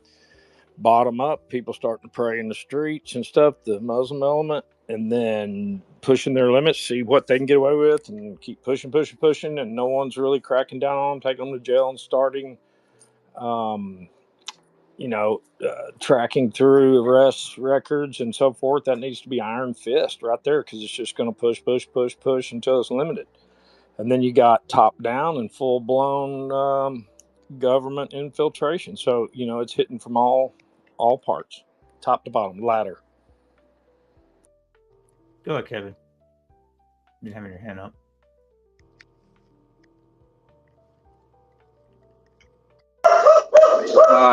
Hi guys. Sorry, just have to shut my dog up. Bit of a new topic. I thought you folk would be interested in Bondi Beach kind of protests that happened this morning. It's evening in Sydney, but this morning there was quite a lot of excitement down at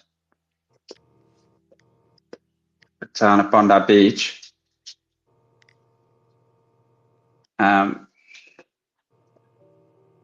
Sorry, are you guys there? Yeah, we're listening. Yep. something with Australia at the beach? So about a week ago, an anti-Zionist, pro-Palestinian organization said they're going to do some activities, a march down at the beach. Obviously, our community, Bondi is kind of the hub, the center of Sydney Jury.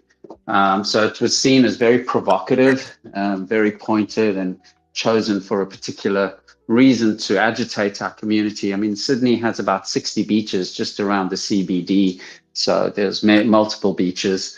Unfortunately, their march went ahead, but some of the community organized a counter march, which was incredibly successful. We had a few thousand people there. Remember, our community is really, really small, and it was mostly quite peaceful. Interestingly, our crew had Australian flags and Israeli flags, and their crew only had Palestinian flags. So, which is kind of just tells you what we all already know, really being, an anti-West movement more than a genuine good faith pro-Palestinian movement. But if you look at some of the press, you'll see what happened. Also, one of the Chabad rabbis came down with his shofar. Stealth, I can send you a video clip of him blowing the shofar down at Bondi Beach. It was really great. But it was all in all, from our perspective, it actually was a very successful, emboldened counter-protest. The police kept kind of the two groups well separated. After all that, our community is very small here, and we feel that we've really been quite tolerant of bullying and anti-Semitism. I see. They started to beat each other up a little bit. I have the video. Yeah, well, I actually had left by that stage, but yeah, I saw that video as well. Good. Finally, throw some punches. I mean, these guys. Sometimes guys just need to smack the other guy in the mouth. You know what I mean? Honestly, at this point, people are sick of it. They grabbed the guy. That's what they did, and they tried to corner him. So they actually grabbed the Jewish guy first. That's why he went swinging. You saw the video, right? Yeah, I saw the video, and they seem to come from behind. Yep. Seem to be very targeted. Apparently, one of the Greens politicians who was there, a chap called David Shoebridge, he actually tried to stop them from doing it. Is he the one in the keffiyeh? I had already left. Is he the one wearing a keffiyeh? No. He's not. What is he wearing? So he's one. I need to look at that again. I just saw footage of him at the beach when that wasn't there's only two happening. Cops. Again, the cops are overwhelmed. How come there's only two cops? Yeah, I'm not quite sure. They did. Look, I think maybe what happened is the cops left a whole bunch of them around the corner just to kind of not inflame things by overdoing it with the cops. I'm not quite sure. Are they allowed to do this on the beaches without a permit? Because if there's families and kids there, I don't understand. These protests? Look, the mayor of Waverley, the mayor of Waverley, which is the council where Bondi falls under, he tried to get the march stopped based on public safety. He couldn't. I think the beach is defined as a public place.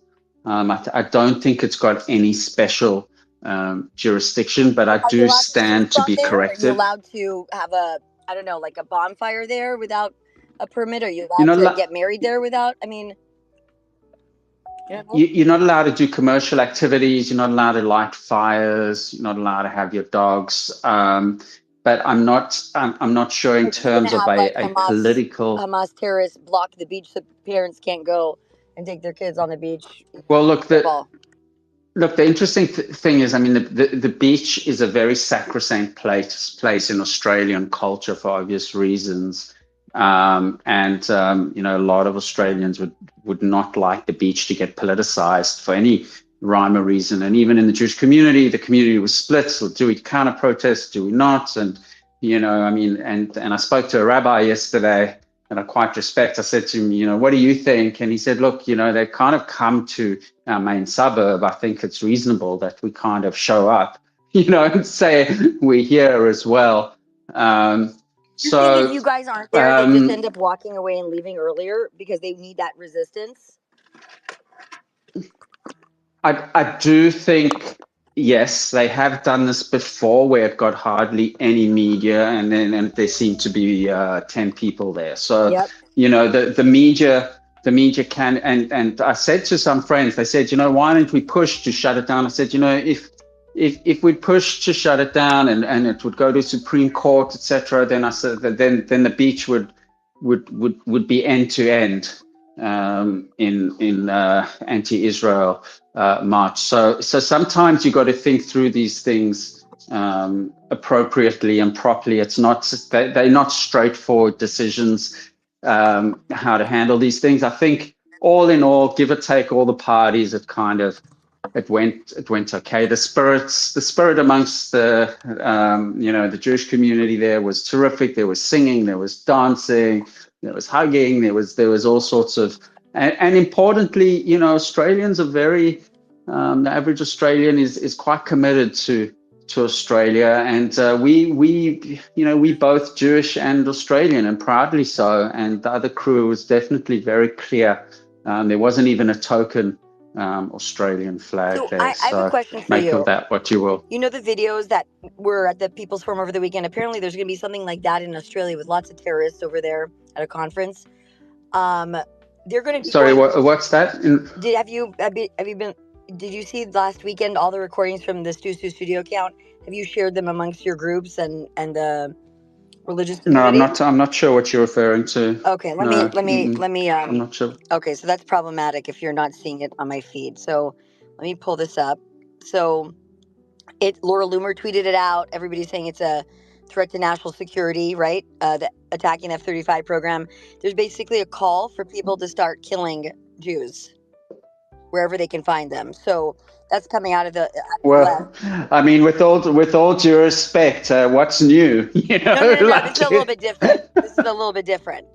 Right. Different. It's another Right. level now. It's like to the point where, like, okay, I guess I don't know. I just can't take people seriously anymore in Australia or in Canada or in UK because they're just gonna start. I mean, the whole report that came out about Iran, your government covered it up for over a year. The Israelis had to basically leak it out and release it. Yeah. Right? So, like, doesn't that make everybody feel shuddered about, like, they lied to you about the vaccine, they lied to you about all the deaths from the vaccine, now they're lying to you about them trying to blow up your synagogues and your schools and neighbors next door? Like, when do you stop believing your government from the left? When does that happen? Well, I know. Look, what can I say, Stealth? I mean, our community has got very, very strong relationships with all levels of the government, and I trust that they, read between the lines when they need to, etc., etc. They didn't. I mean, there were so many Iranian terror cells, and they weren't doing it because they're ideologically captured. You saw that news thing that I sent you, the report, the other events. Yeah. Like trying to take over a plane the prior year, the year before that. How come they're not telling you these things? Yeah. Look, it's obviously a concern, and we have extensive security everywhere around our community. We take it incredibly seriously. We've got an incredibly effective community security group. More than that, it's all about my pay grade stuff. I mean, she's trying to ask you a question, and you're not being very knowledgeable on what she's saying.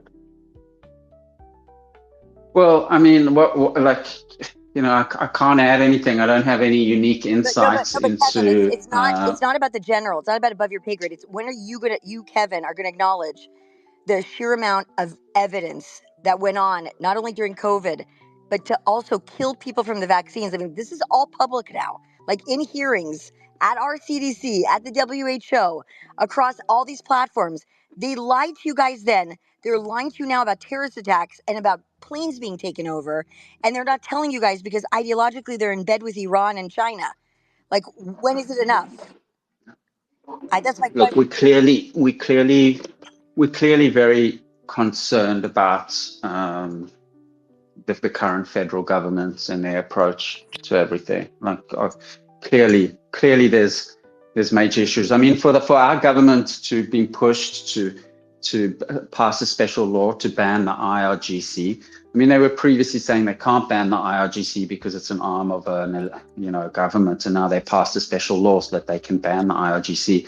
Something very, very material was shared. Steph, Or there's a No, they knew it, briefing on Kevin. No. They knew it, and then the Israelis threatened they're going to leak it because the that Australians too. decided to go full blown Yeah, that jihadi too. and commie, and that's why they had to finally say it because they've known for a very long time. That's my on that point. on those terrorist group meetings you're talking about. It's mentioned on Terror Watch's page. What is? I've been keeping up with Terror Watch since all that manhunt stuff, and there's several conferences and terror group gatherings type what you're talking about that we had here in Australia. That's where he is. Okay. Let me play this for you, Kevin. Maybe you haven't seen this here. In this country, that make up the people who are, when talking about like a lot of the militant actions that have taken place since the Al-Aqsa flood in this country, that make up the people who are being imprisoned and facing the heaviest charges right now. Thinking not only of Casey, but Jakai McRae, Elias Rodriguez, Tarek Bazrouk. I'm sure there's more folks we're missing. I mean, Mohammed Suleiman, the alleged attacker in Boulder, Colorado.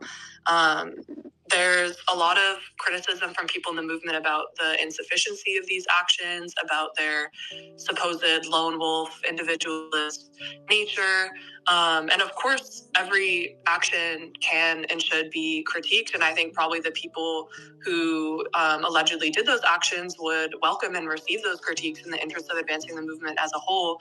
But I think most importantly, we need to uphold these people and defend these people because they have resisted. And so few people have actually materially resisted. And I think more so these critiques need to be directed inward at the movement. And we need to be taking these chances to reflect on why are people doing these individual actions? Why have we failed to create a popular cradle of resistance or any sort of organized infrastructure for escalated militancy? We should not blame the people who are resisting and who are taking their only chances to resist, even if, the movement as a whole is not at that level of action yet. We should be going to the prisons. We should be breaking down, the barrier that they construct between us by taking our comrades captives. If Palestinian prisoners can be digging tunnels to escape Israeli dungeons with spoons, we can absolutely be, liberating our prisoners here, or at least working towards that as a vision in mind. That's Kala Walsh, who What is she was talking in about, Cuba Valley training Girl? camps, like I said, and then went to It's Iran annoying. for a month and a half. And then she came back with her little partner in crime from that tour of the nuclear program in Iran and speaking, in Farsi, Amrag, America, white girl from Canada. Yep. What, Vaughn? No, I was saying if anyone who was here earlier, when we were going through the Palestine, that thing about Palestine, they were talking about the resistance, the new resistance. You see how the commies or that lady, same words, same phraseology. 20 speaking to a UC Riverside professor and another guy who's another professor at another Because they university. can't outwardly say we're going to do a terrorist attack on jails to kill guards and to allow felons to be escapees. They can't say that outwardly. So He was already arrested for burning down a building and doing an explosive device with 4 other people. And the guy who funded her, the left-wing nut job, heir to a $350 billion fortune, that guy Chambers, and he's related to Marjorie Taylor Greene. Okay, and she worked for him at his gym for like 12 years. And then he's in Tunisia now after he paid off their bails, and she only got 60 days under Biden. And she's planning more terrorist attacks. Listen to this. repentant. I do not regret the action that we did. If I could go back, I would do it again, and I would do it better. My regret is that we didn't, raise that facility to the ground. Some folks besieged the front of the building, and 3 of us occupied the rooftop until we were arrested, and we tried to cause material damages, using hammers, using spray paint. Hold on. So this girl is involved with acknowledging Elias Rodriguez killing the 2 embassy employees. She's part of that Cuban terror infrastructure group, okay? And she flew to Iran, comes back to New York with the other girl, and then as there's a black shooter that goes into a building and kills a police officer and everybody just a few weeks ago, and everybody's like, oh, he was walking because he's going because of the NFL and his CTE. And the girl that she was with that also was in Cuba, that's part of this Palestinian protest group, another crazy ass white chick that's a commie, a leftist, a labor, so to speak, from like Australia, and they watch the killing of other people because there's targeting of places which are targeted by these Palestinian groups to go and blow them up or attack them. And this is just a commercial building in New York City, in downtown New York, where they go and they kill a female who has 3 kids, who's Jewish, that works at Blackstone. They're targeting where people are and where they live. At least there was a police officer and a security guard, but this black guy killed both of them. And he was like a college student. He's like 20. I mean, I'm sorry. It's the fact that the other girl was watching outside while this was happening, and then they were celebrating it, or like when they celebrated Luigi Mangione killing a head of the United Healthcare, or celebrating and encouraging people to assassinate Donald Trump repeatedly. I don't know what to say. I don't know. And if you haven't watched the conference, Kevin, the one that I posted over and over again on my feed from Stu Studio, okay, where he literally watched like, oh my God, it's 85 hours, literally, poor guy, over the 4-day weekend, and he cut every single clip. I'm gonna pull one of those up from the conference, which was so shocking that you had even Laura Loomer, like literally the government responded. Everybody responded, like Rep. Anna Luna, like everybody. It's just wild how many people actually responded. Thank God. Listen to this. Here's this. This is. Know who they are, whether they are in Israel, Tel Aviv, in Washington, in Germany, in Europe. We all know them. We all know them. They need to be locked up. They need to be taken out. They need to be neutralized. Neutralized and taken out means to kill American citizens. And is it a conference in Michigan? Do you understand? It's going kinetic, Kevin. Like on another level. Hold on one second. Yeah. No, I hear you. Stealth, do you know the name Hassan Hasabi, the Twitch streamer, at all? Sorry. Okay. You guys need to pull your money together, Kevin, over there, and get like Tommy to come out and run a fucking revolution inside of the UK. Inside of Australia. Here's another video. I want to share also, Stealth, I want to share something else quickly with you. There was a large conference on anti-Semitism last week on the Gold Coast, which is an hour north, where a lot of the mayors of the local councils attended. It would be useful for you to actually just have a look at what the agenda was and who spoke. I think it was quite successful. It was mostly non-Jewish attendees, actually, but it was a very, very and a first time, I believe, conference against anti-Semitism in Australia. Why was it mostly non-Jewish? What's the reason? Well, the mayors were mostly non-Jewish. They just mayors from around Australia that came together to discuss. It's a mayoral event. It was like a government event, not like a people's event, so to speak. Yeah, it was essentially a local government event, but they even managed to get the deputy prime minister to talk via video feed, which was quite impressive. So it had quite a lot of buy-in. So I found that quite encouraging.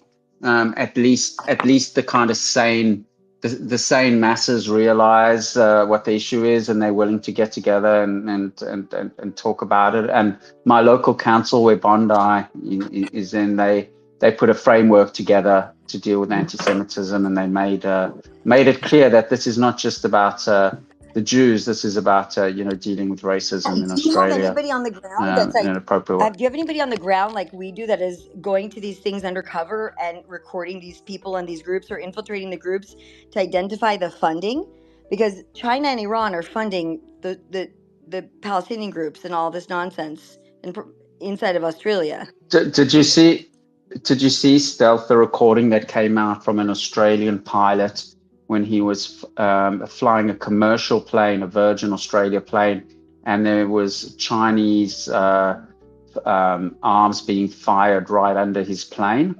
No, what did It's he say? quite a crazy story. Well, I checked in with air traffic control what was going on, and then they somehow worked out that there was in international waters quite close to Australia, there were Chinese doing test ammunitions, etc., and they managed to share it amongst all the. They had no advance warning, but somehow the information got shared, and about 50 planes needed to be diverted away from this area where there was a How did Chinese. Australia not know that the Chinese are in their international waters? No idea. No idea, but they found out after the fact, and the pilot even made like a dark joke and said, if we disappear, you know what happened to us. Just Google that, Stealth. If you struggle to find that, I'll send it to you. But it was in the press, I think, yesterday and the day before. They even share the air traffic control transcript. So, I mean, Kevin, what did they come out and part of the Australian government do you actually like work in, or like? He doesn't work in the government. We're just talking. Okay. I'm not. Yeah, he's just a regular I'm person. not. I'm just a regular tech guy. Yeah, but I'm kind of involved with the community. How do you understand like what's going on there? Like, what are What do you you mean? doing? How does he understand?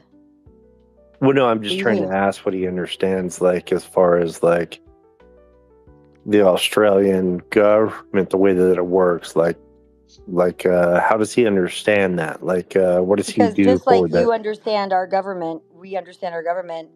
What do you mean? You don't know how our government works in America? No, I'm not saying that. I'm just saying, how does he understand what's going on there if he's not part of it? Why? Well, are you part of the U.S. government so that you don't know what's going on in our country? I don't understand. Oh no, I am part of it. So that's okay, I'm there's trying to other people in understand. here that are not part of the U.S. government that know what's going on in our government. Like, I don't understand your point.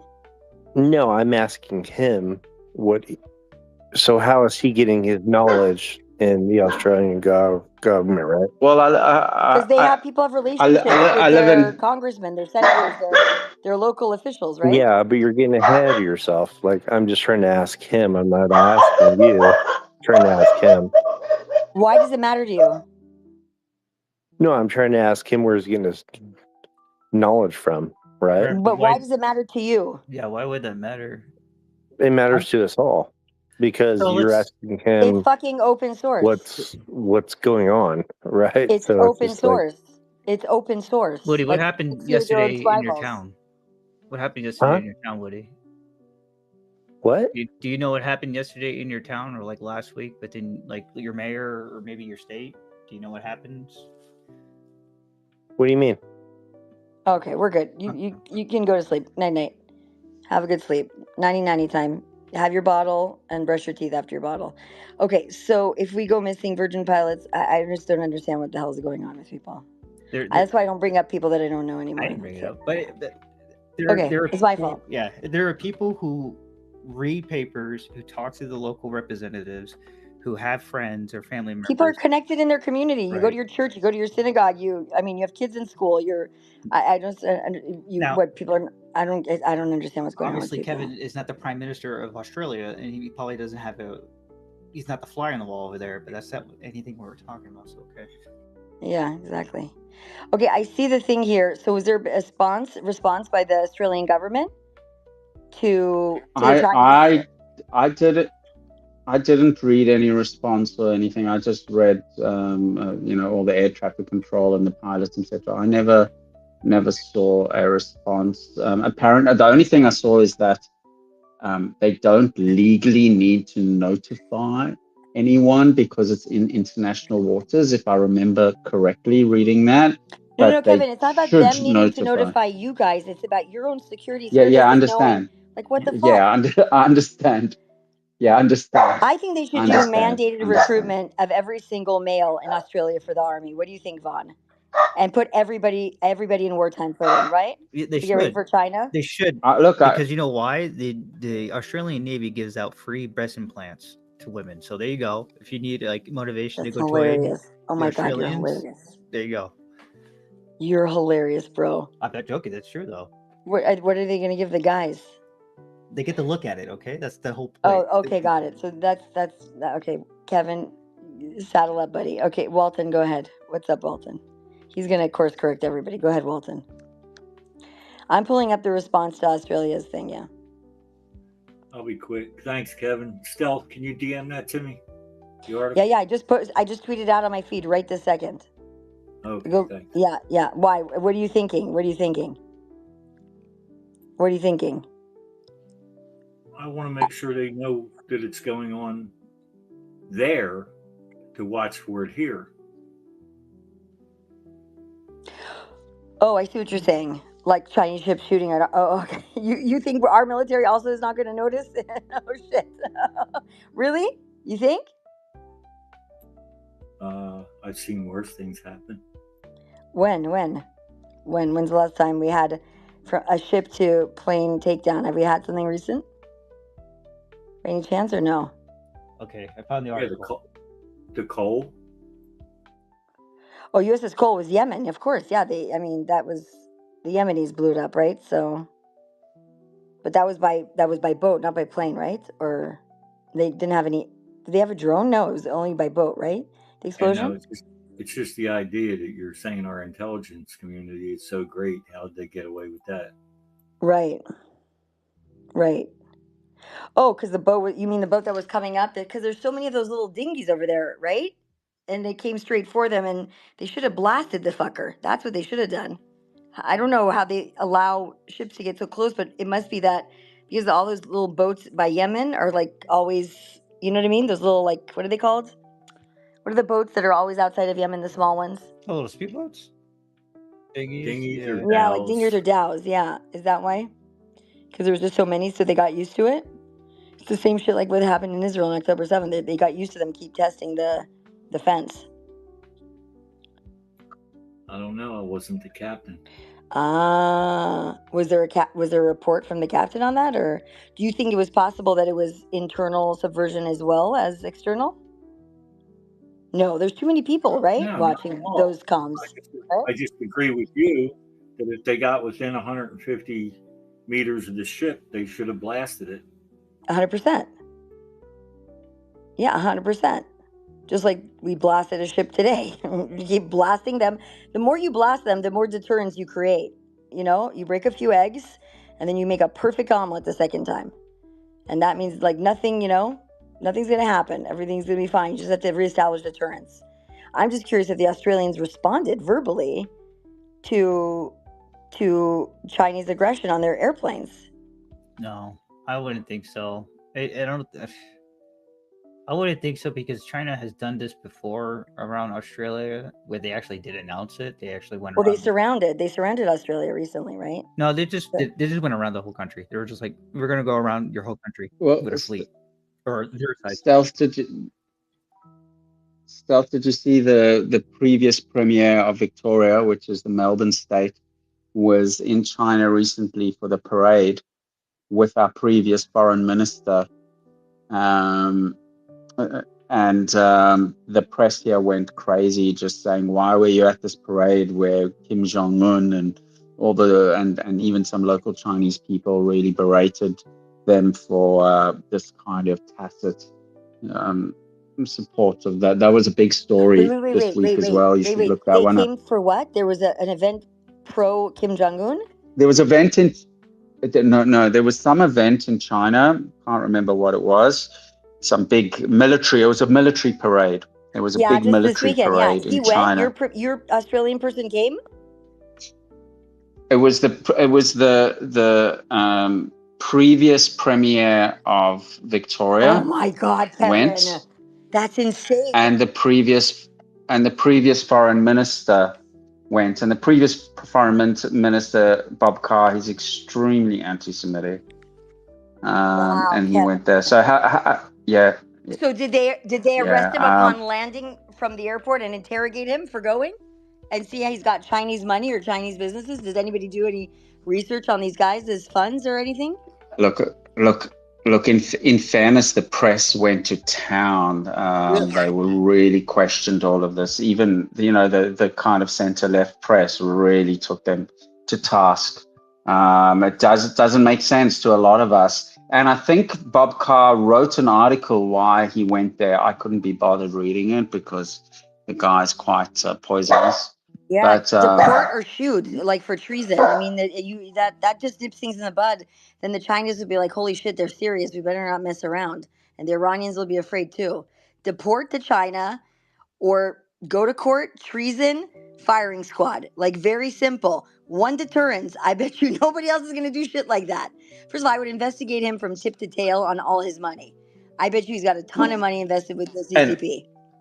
Is he a wealthy guy? And I mean, not that I know of. I don't think so, but he does seem to be, criticizing Israel in some really strange, disproportionate way. See, being paid to do so.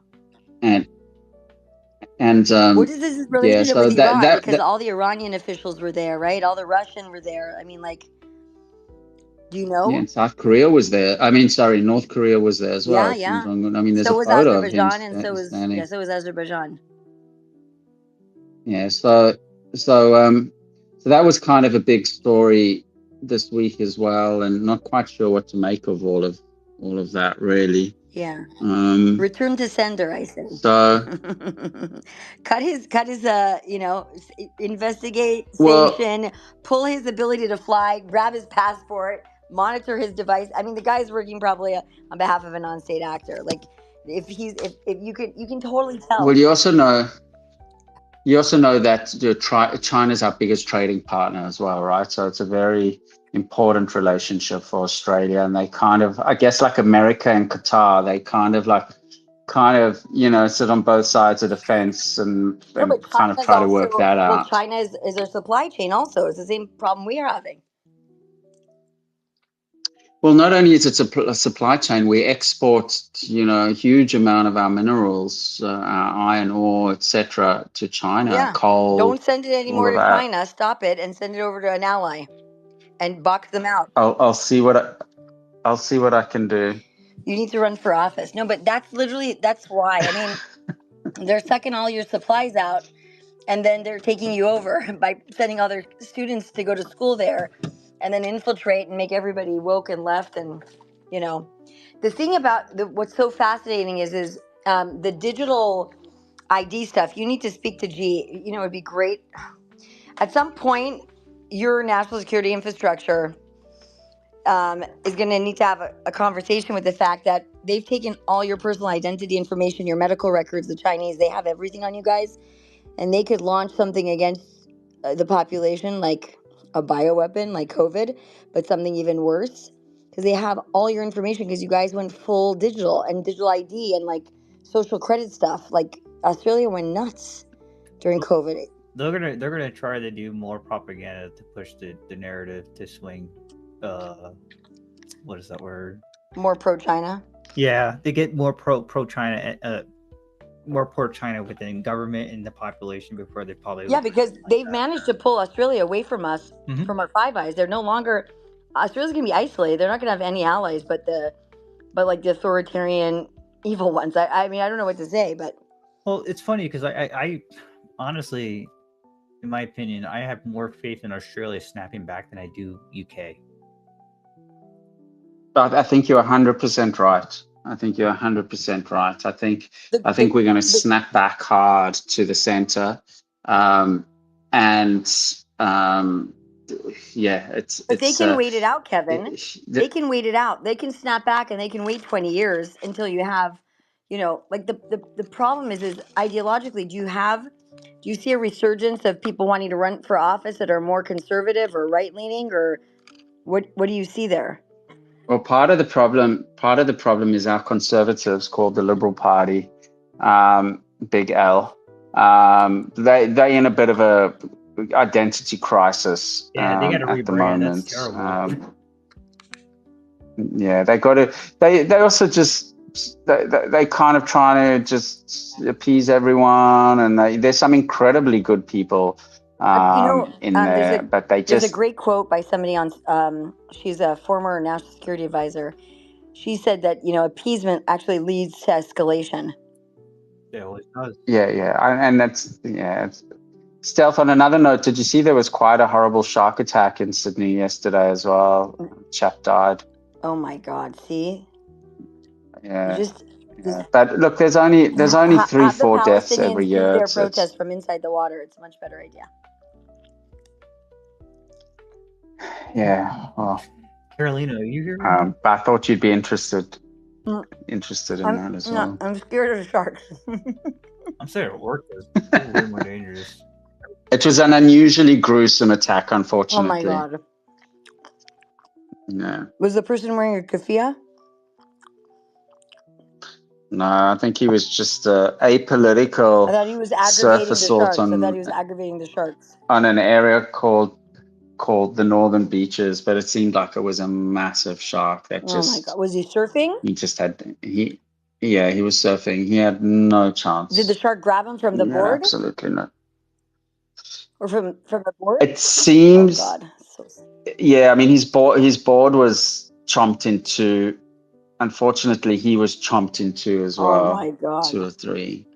Yeah. It wasn't. It was horrible. Was there But was there search? Was there rescue and every effort, or not even impossible?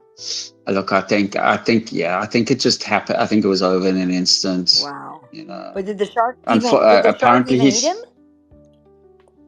Apparently he saw it coming and he started screaming, don't bite me, don't bite me. Some witnesses. So So he I drew don't more think attention to so. himself, you mean? Look, I don't think shouting makes much of a difference Yeah, they don't speak either way. English. I mean, a 6-meter great white shark, which is what, about 13 feet Usually or something. people say to stay very still and don't make any noise, so that but I guess not. Wait, how many meters? Look, it depends on the type of 6 meters.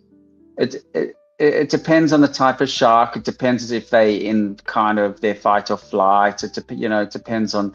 I do know a lot of people that dive with sharks regularly and have no issue whatsoever because it's kind of in their environment. So but if a shark's in attack mode and thinks you're a seal, and it's hungry, because from below when you look up, a surfer looks quite a lot like a seal. Oh yeah. So that's the About problem. 20 They confuse it. These great whites confuse it. 20 feet? Yeah, it's a little over 20 feet. It's fucking big. It's huge. I found the clip about the Chinese warships, by the way. This is it. Good evening. They stalked our coast, then with little warning, Chinese warships opened fire. Now tonight, for the first time, we can bring you the radio transmissions from This isn't considered like an act of war by you guys? realised they were flying into a danger zone earlier this year. In a 9 exclusive, professional pilots say the audio reveals how irresponsible the live fire drills were. It's February, and for the first time, we put you in the cockpit as the pilot of a Virgin flight discovers Chinese warships are about to conduct a live firing exercise. Oh, they hid this from you for 7 months? LC 161, we just had a warning from the Chinese Naval Task Force that they're doing a live firing exercise. Is anyone aware of that? Our air traffic control was in the dark. So they advise a level that they'd be firing to? Negative, just within a 1-0-mile radius of that position. That was it. The audio was released after a Freedom of Information request by 9. Wow. The Virgin plane was fortunately outside the firing zone. Alright, if we go missing, we'll know what happened there. Good luck. Yeah. Thanks to the Virgin pilot, traffic control is now fully aware.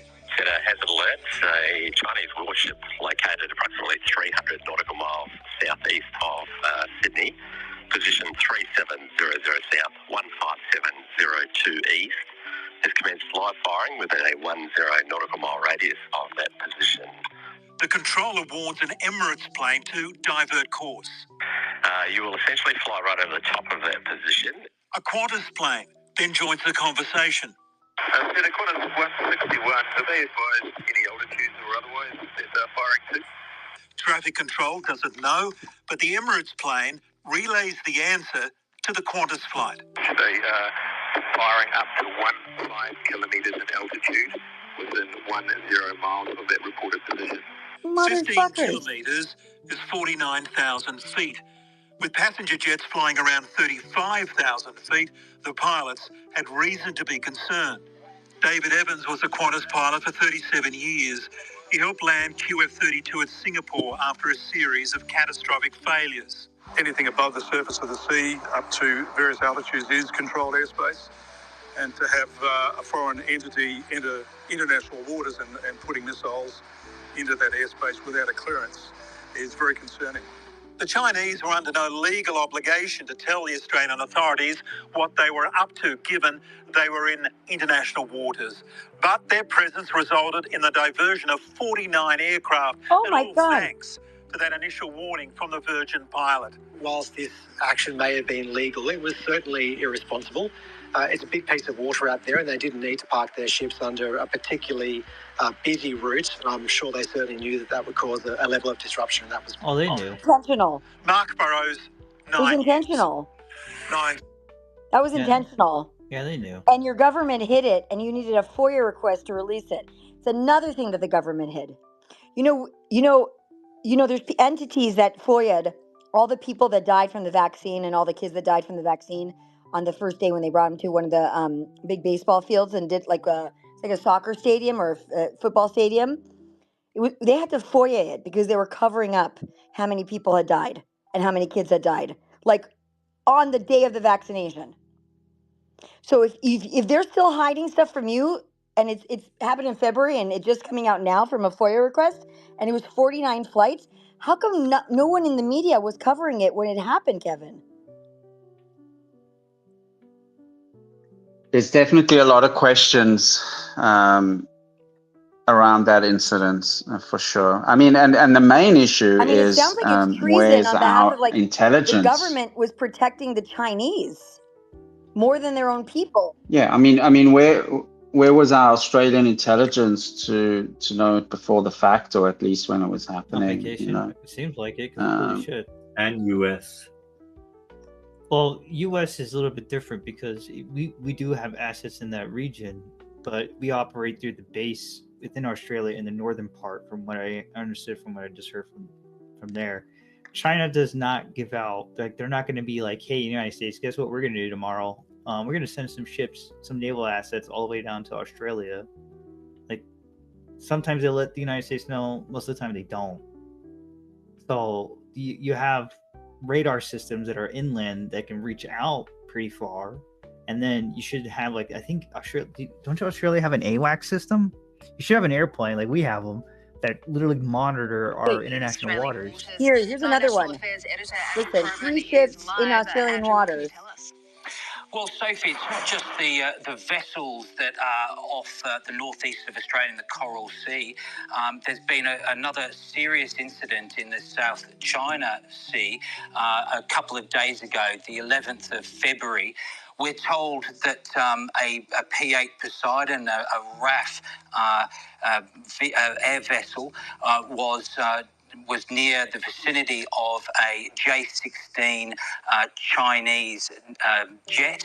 That jet has dropped a flare very close to the P-8 Poseidon, within 30 meters, while it was conducting a routine patrol of the South China Sea. So we had a similar incident, you would remember, last year in May in the Yellow Sea, a story that Channel 9 broke. This is as significant, if not more so, because we're told that there would have been up to 12 people on the P-8 Poseidon. Now, no one has been injured, Sophie, and all crew are safe, and there's no damage to the aircraft as well. But Australia has made a formal complaint to the Chinese authorities, both at a professional and Navy and Army and Defence level, as well as diplomatically here in Canberra. Now, there's a second incident, and I think the context of this other incident is the first one I've just explained, and that is what we started with, and that is that there are three vessels, a Chinese frigate, a cruiser, and a replenishment ship not far from Australia in the northeast in the Coral Sea. These vessels are in international waters. They're not breaching any international rules. And I think that we're being told that the purpose of this is that we're watching them. We haven't reacted as the Chinese have with the J16 flare event, but very serious turn of events. And I think with the emergence of Donald Trump and perhaps his position and influence in the Pacific, that the Chinese might well be testing and flexing their authority in our region. Yeah, 30 metres, a little too close for comfort. Andrew Probin with that breaking news. Thank you. Okay, let's get more on that breaking news. 3 Chinese ships are right now in Australian waters after another dangerous flare incident in the South China Sea. Defence analyst Malcolm Davis is live for us with his insight. Malcolm, thanks for your time. You've been following this breaking news throughout the afternoon. What can you tell us? Well, essentially, in terms of the ships, we have 3 ships. The Genkai class frigate. Most importantly, what's known as a Renhai class cruiser, which is one of the world's most heavily armed warships in existence. We have 112 vertical launch system capabilities that can fire missiles, and a support vessel. So these ships are operating in our economic exclusion zone. Our international law of the sea says that naval vessels can enter the economic exclusion zones of other countries, but we'll be watching them very closely indeed to make sure they don't come any closer, particularly within our 12 nautical mile territorial seas. As for the incident up in the South China Sea, what happened was a J-16 fighter, which is a PLA Air Force fighter, released flares in close proximity to a Royal Australian Air Force P-8 Poseidon maritime patrol aircraft. This was a highly unprofessional and aggressive act on the part of the Chinese. They've done it before, and now they've done it again. Okay, so it's certainly significant. How do you expect the Australian government to respond? Well, they're going to get on their knees and they're going to suck them off. That's the Australian government would respond forcefully and decisively. They should take the Chinese government to task on this.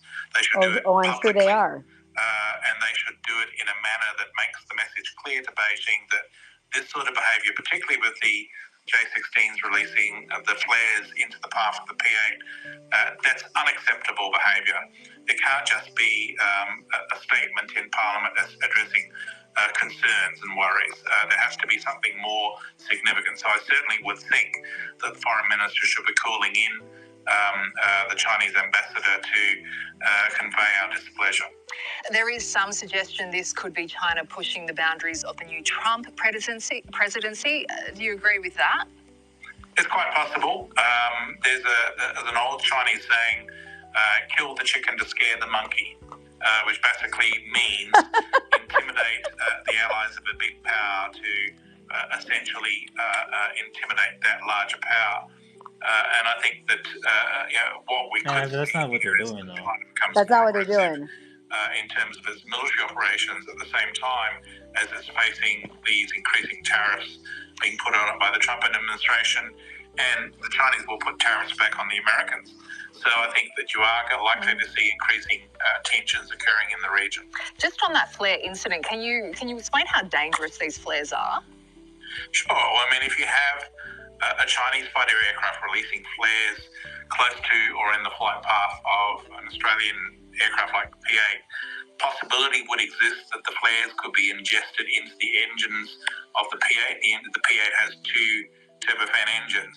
If that were to happen, it could ignite the fuel in the engine and potentially cause a serious accident that could even result in the loss of the aircraft. They did that on purpose. No, it wouldn't.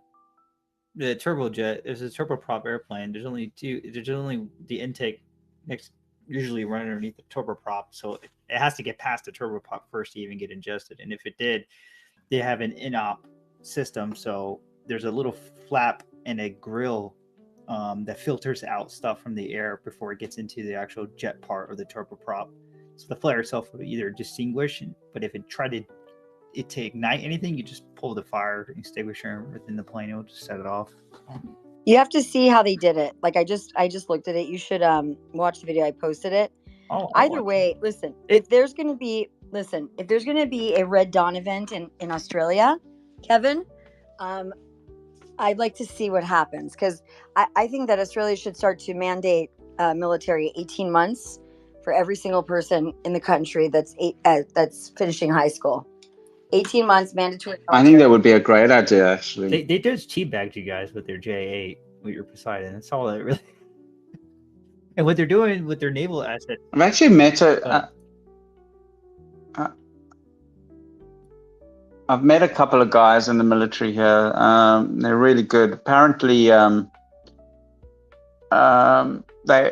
have collaborated on some kind of back-end infrastructure issues with Israel, apparently, like IT systems and stuff like that.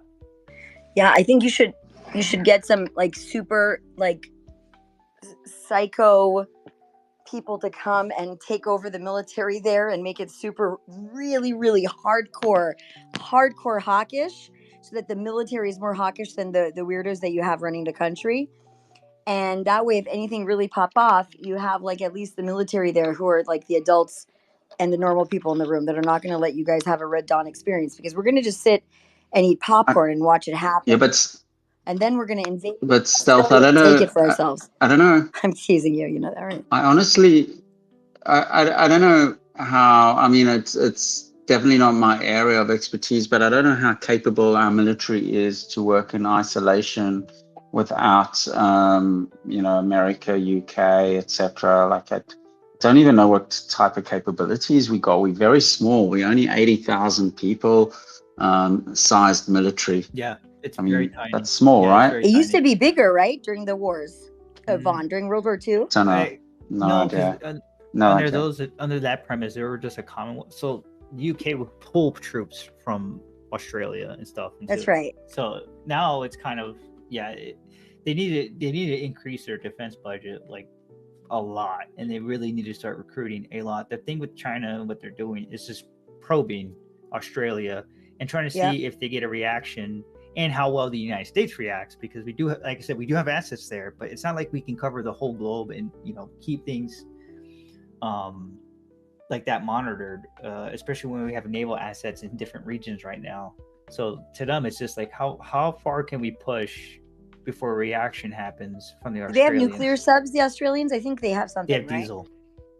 Diesel? Oh, that's too bad. Yeah, they have. There's been a whole story with us upgrading our subs, and we were originally going to buy them from France, and then we broke the deal, and then now it's looking to buy them from the US, and so it's a whole convoluted story that's been going on for years about upgrading our subs. And why? What's the wait? What's the reason not to? I don't know. I haven't followed the story closely. Okay. It hasn't particularly interested me. Yeah. I know. Okay, go ahead, Walton. Go ahead. Walton. Go ahead, buddy. I gotta step away and make some coffee. I know. I gotta get to bed. Actually, I'm gonna go to Walton. Go ahead, Walton. Yeah, you brought this up talking to Kevin about the COVID. Yeah. But back to the ship thing there. We have assets all around China with what's going on over there. Right. In Taiwan and Australia. Yep. So why didn't we pick it up, and why hasn't it been on U.S. news? This is the first I heard. Airliners, 200 to 400 passengers on board. Yep. I mean, that's and 50 ships, including the UAE, Virgin Airlines. Watch. That's a very good question. How come? Keep an eye on our news and see when they put that out. That'll be interesting. But I wanted to ask Kevin, while you brought up that subject of COVID, how do the Australians feel knowing Washington lied their ass off to them over this vaccines, and now that the truth's out, none of this shit worked? Nope, the Australians knew it right away as well. They had their own research sites there. What are you talking about, Walton? They didn't. It was the WHO. You got to see it. It's WHO UN that controls Australia. It was digital. All that stuff came from the Chinese model that was on them. That was the big WHO, Atlantic Council, UN bullshit that they had over there.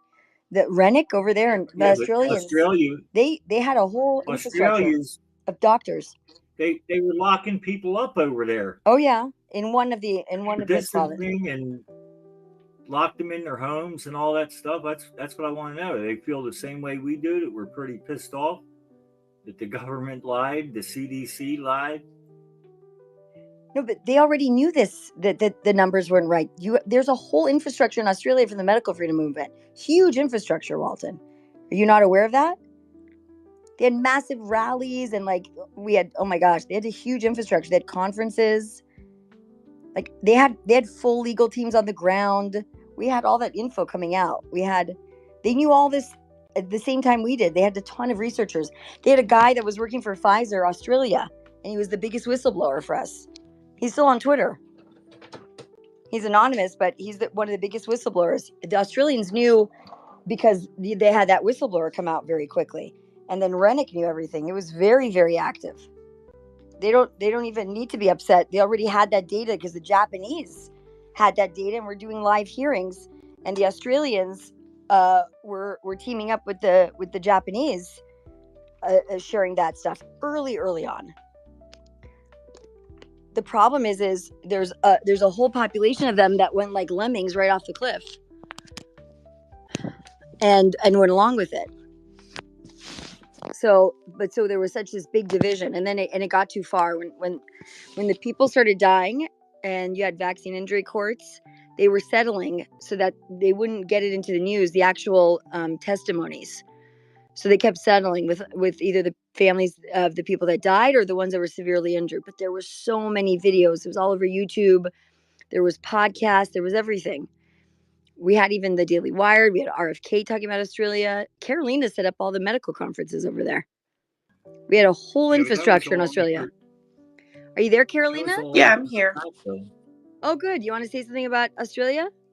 No, because when I talk about these places, I want to say like, oh, Pierre Corey, destroy my name and reputation, and basically, caused all this infrastructure I had built for the medical community, and teamed up with Malone to take me down and stop all of that. So you got to thank all these guys from, this quote unquote hero movement that I made him out to look, for the reason that we don't have anything right now.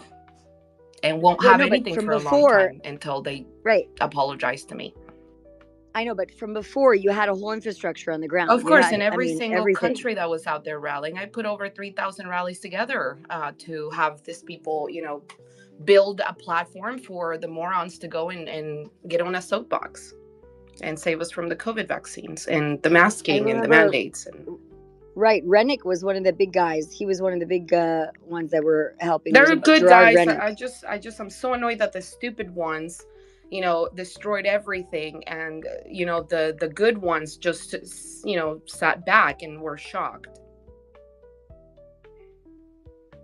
Oh, look. So Gerard Rennick just actually tweeted out an hour ago, Kevin. I'm going to retweet him. I like him so much. I used to speak to him all the time. So he says, you don't have to be gullible at all. There's an enormous amount of missing information in regards to the COVID vaccine, TGA.gov. In estimates, I asked the Department of Health what process it uses to monitor the performance of the TGA. This is the testimony. Towards one of the recommendations of this particular autopsy, and you've said in the past you don't solicit autopsies, and this comes back to processes. This was the recommendation of the coroner.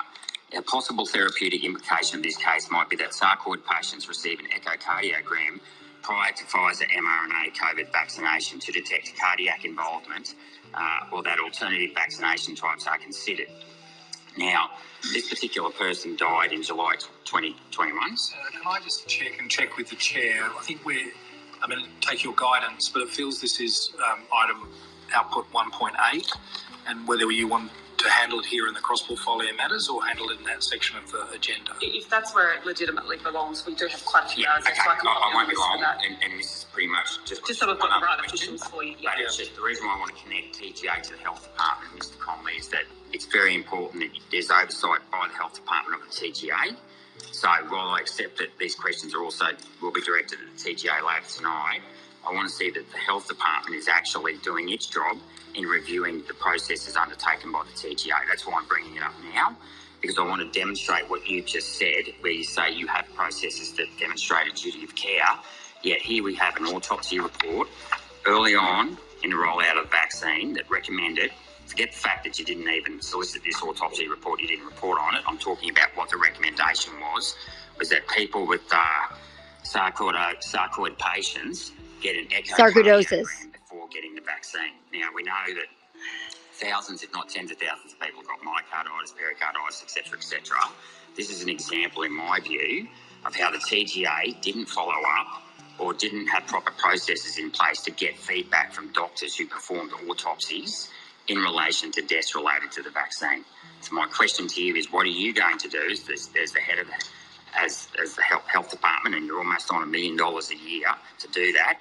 What are you going to do to make sure the TGA does their job in examining feedback from people injured by medications? Doesn't matter whether it's the vaccine, in general.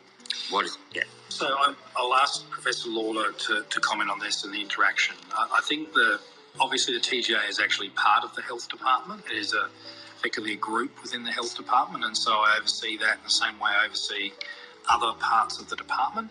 But it's also the case with the TGA, there's specific legislation that gives them certain powers, and in those cases it actually would not be appropriate for me to exercise those decisions. So I just asked Professor Law to expand a little bit on how we handle that distinction between the TGA and the department. Thank you, Secretary. Professor Anthony Lawler, Chief Medical Officer and Deputy Secretary, Health Products Regulation.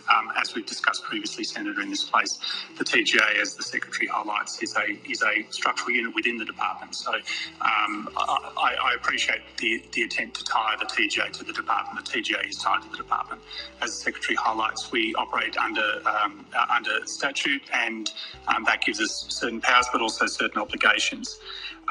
We've discussed the autopsy report previously. There are some recommendations within that. The process we follow to approve vaccines to maintain a robust pharmacovigilance program, which, as I've stated previously, has meant that the COVID vaccines have been the most scrutinised medicines that have been rolled out in the country, and the way in which we respond to that, including the incorporation of autopsy reports and the investigation through vaccine safety investigation groups, is probably with your agreement, Chair, discussed best under outcome 1.8, because it doesn't go to the structure of the department, it goes to the outcome under which the TGA sits. Okay, I'll leave it at that. Okay, so he's just been an ultimate warrior. So they were required to do autopsies on all these patients that were dying from the vaccine. They have so many autopsy reports. I don't even want to guess how many they had to do. It's probably, well, I'm not going to put a number. I don't want to say a number. Anyways, so here it is, another one. A letter from myself to the health minister asking that the TGA explain itself as to why it didn't report a reported death from the Pfizer vaccine that was backed up by an autopsy report. The TGA won't give a satisfactory explanation as to why it's negligent in conducting thorough testing, which is why it needs to be split into two divisions, one that does the testing and one that does the reviewing. So it's constant. This was November 22nd, 2024. Anyway, we can go. Touch on Professor Langdon's comment about spike protein. I know this was this year, whereby it said that the use of the synthetic nucleotide methylpseudouridine produced up to 10 to 100 times more spike protein than the natural uridine nucleotide. Hold on one second. I love it that he knows all this. Spike proteins are often chopped up as peptides and put on the cell membrane and then presented out to the immune system. Wouldn't the corresponding autoimmune response from the T cells damage body organs, or have the potential to damage body organs? Thank you for the question, Senator Rennick. The purpose of providing antigen is to generate a response specific to that antigen and not to self, so not to the body itself. The spike proteins that are generated and produced are rapidly degraded. Not true. You say they're rapidly degraded, but the poly-A tail was increased from 30 adene nucleotides to over 100, which increased its duration. So And there's been studies that show that the spike protein still remains in the body for up to 60 days later. Actually longer, So but how can you anyways. say that it rapidly degrades? Senator, I'm not aware of the specific research paper that you are Oh, yeah, right. quoting, It's the most but I do important know one. of the studies that have demonstrated detection of parts of a spike protein that are in the body are often done in very small populations where the process can't be validated. Nope, not true. Or alternatively are done in patients with other medical conditions. Nope. Okay, thank you. She lied straight to his face. The mRNA is not on the protein. That's right, so it'll produce, the mRNA will last longer, that will produce spike proteins for longer. So if the mRNA survives a couple of days or 3 or 4 days, that's longer than breaking down. So, and those lipids last longer as well. So, as Professor Langham said, the purpose of having the protein there is to generate the immune response. So you get a stronger immune response if you have more protein there. Yeah, but we've also been told in this committee that myocardial. Yeah, so what he was about to say, so they're not done yet, is the increase of myocarditis. So, and plus just the lasting, the protein. And then if you had a prior infection and then prior vaccination, you can still have spike protein for almost up to a year. Or some people, we've had data up to 2 years. So I'm sitting here in it's Sydney published. now, and It's very I've just shown sad. the numbers in Victoria as well. Here are 2 very highly populated states where there have been large outbreaks Here's another of case. COVID-19, and clearly what has pushed down infection rates now has been the vaccination, and the issues, the health issues with the vaccines themselves have been minimal in the extreme. Well, I mean, that's the bit about the issues about the adverse events. I think we need to have a discussion about. I would like to see more data on the adverse events. I mean, there's more and more data coming out. This is 2021. Last week, from being contacted by people who've had strokes, paralysis, and I'm not saying that's necessarily a large percentage of the population, but I certainly know they're not getting the treatment they deserved. A lot of them are being turned away from hospital. A lot of them are being told they've got mental health issues. You know, I know people who've had strokes and been you want to be very paralysed. careful. You want to be very careful about publicly linking issues like that to the vaccine because it can create the wrong impression. But well, I mean, Chris, these people have been told to take a second shot after they've actually been paralysed down the right-hand side, for example, or had a stroke. And this is where we come back to mandates. I mean, I can't believe that these people are being counselled with that type of advice, and I think that we need medical to raise advice that from their medical practitioners, presumably, who are the ones who should be doing that. Thanks for talking to us, Sir Jared. I appreciate it. One eternity later. Yeah, it was pretty terrible to see how panicked our governments became, how much power they were quick to grab, how they censored and misled us, See? how they used fear, and how most of the media were accomplices. Yeah, you were accomplice. People were only too keen to surrender their rights, perhaps driven by that fear, but also how many people unleashed their inner police sergeant mentality, their inner community dobber, and their inner dictator. But what else should we do about the COVID response? Well, any remaining COVID vaccine mandates need to go, of course. You see? For sure. And we simply How quickly he have to have switched? a proper royal commission into the COVID response, which the Albanese government has refused to do. Anything less than a... I can't handle the hypocrisy. That guy was like, oh, you better be careful what you're saying. No, it's blah, blah, blah. Next thing you know, he's 3 years later, he's like, oh my God, it was just, it's horrible. Authoritarian government, blah, blah, blah. I don't know what to say. Go ahead, Warren. I'm so pissed. Okay, I just had a quick question for you. Yeah. I just ask about the new Tucker's podcast with Yeah.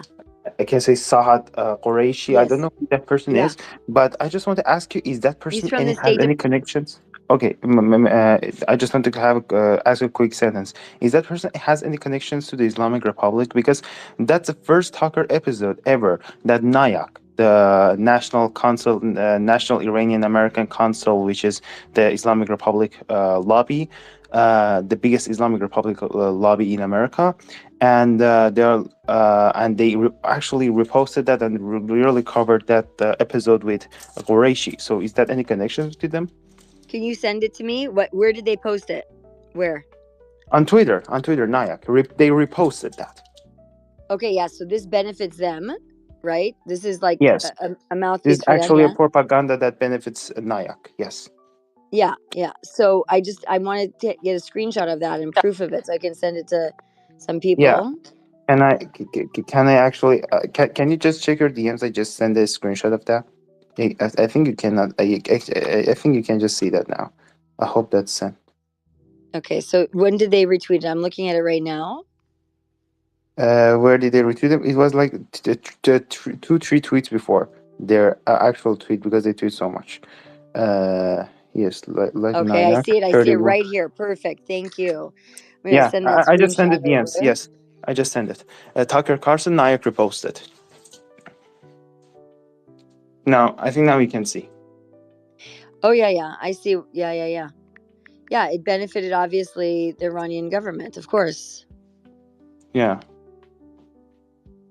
Also, that's important to talk about the lobby, because they actually had like many activities these days alongside with, the Really? whole Have they had a lot of events lately?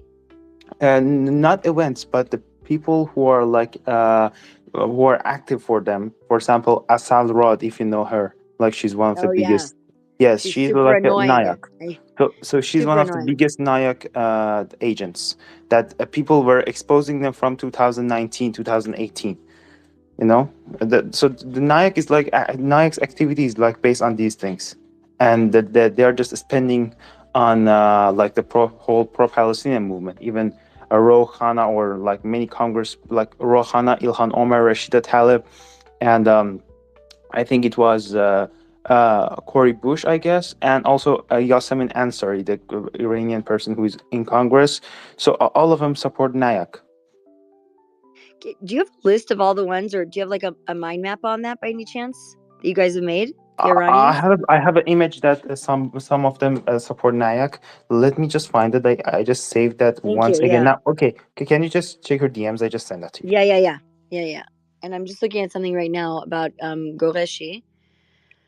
It's like Katy Porter, Permia Jayapal, Seth Moulton, Ilhan Omar, Tom Malinovsky, Rashida Tlaib Rouhana, and Yasemin Ansari. These 8. Mm-hmm. Okay. They say no to war to Iran. So they actually also the funny thing. He has a relationship. He has a relationship with Nayak. Yeah.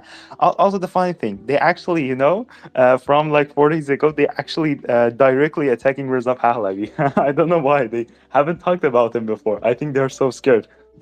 Who talked about them? Who talked about Reza? Actually, Nayak published via. Let me just find the publisher. That's a first. I was reading That's a first. Really, it's a first for them. Wow. Maybe that's the first. But let me just find it now. I think it was the yes. Jamal Abdi. Jamal Abdi is president of Nayak.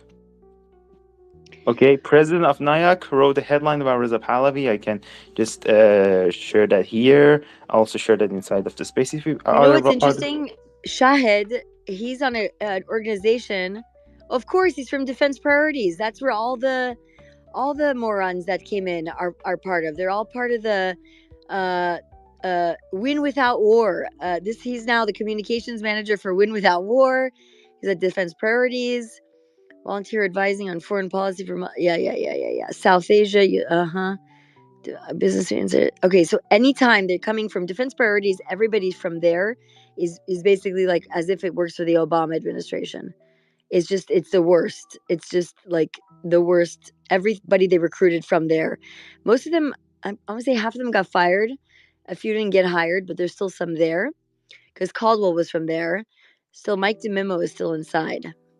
He's kind of hid his way in. I just got back my coffee. Oh yeah. It's a real problem.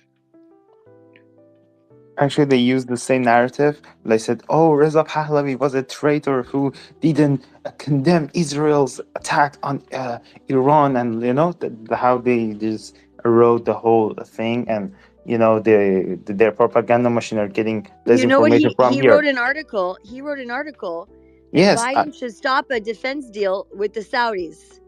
Uh, Unbelievable. are you talking about Literally less Qureshi? than 1 month, less than 1 month after the attack in Israel. Wow. Yeah. So yes, also, yeah, also Jamal Abdi, the president of NIAC, directly posted Tucker's podcast too.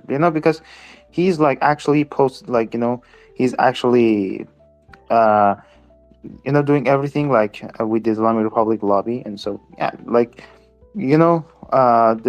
that's all his plans. And if you read his article, I think it's really useful to see like how mainstream media are getting the information from them. Also, they got the information from them about the 1953 Ajax operation. They say, oh, they did a coup or something like this, and that's how like Nayak and leftist Iranians like infiltrated the whole, I can say, the American mainstream media to cover that. Oh, in 1953 they did a coup, and then libertarians also say, oh, Mossadegh was nationalizing the oil, and they did something else, and then they installed the Shah, and all of these lies that Ivan Abrahamian, if you know him, the Iranian Marxist historian, which the Westerners refer him as the most credible historian in Iran in modern history.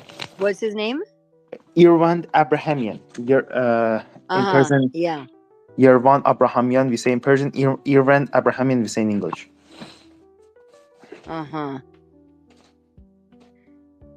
He's still alive. He's still alive? 89 years old, Iran? I think. No, he's not in Iran. He's in America. Oh, okay. Okay, so what, Vaughn? No, I was just thinking I need a whiteboard or pictures for all these fucking people. Yeah, for sure. Yeah, this guy wrote a whole article. This guy, the one that got fired. I think Laura tweeted about him as well. Let me see here. Oh God, I gotta go to bed. He wrote a whole article. Like, just God, these people are such losers. Like, you're not even like, you can't even fake being somewhat pro-America. Not even like a little bit. It's very bizarre. It's like so obvious, it's not even funny. That's what's the sad part about everything. It is, yeah. It's really like, it's like, geez. It's just not right. It's so not right in so many ways. You have no idea. It's so not right.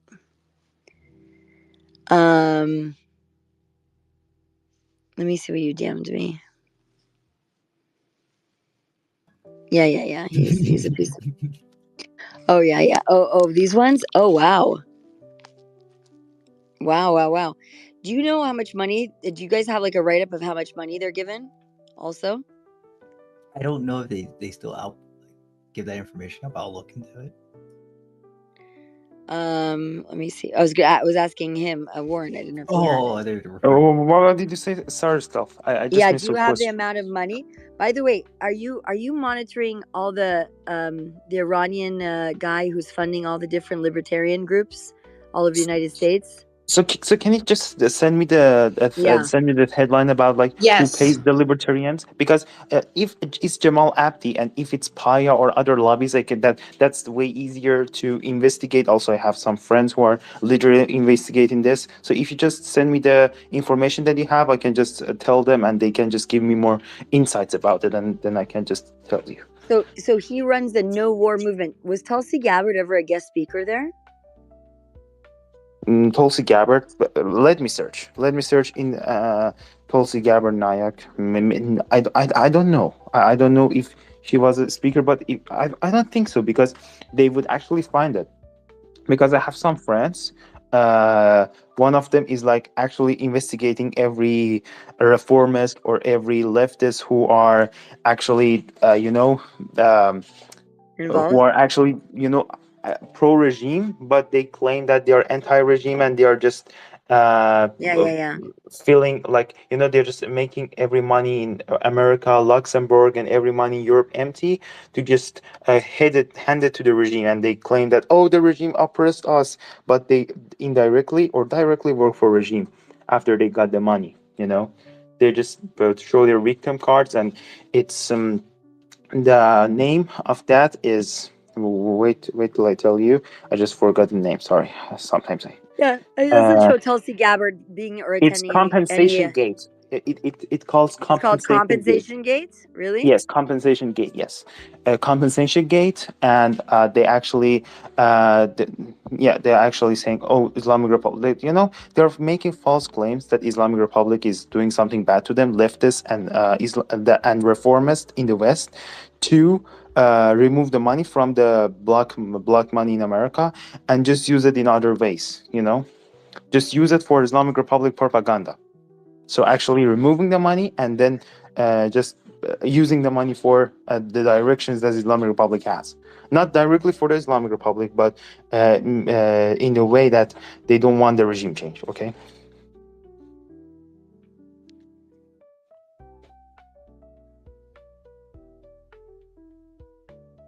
Can you hear me?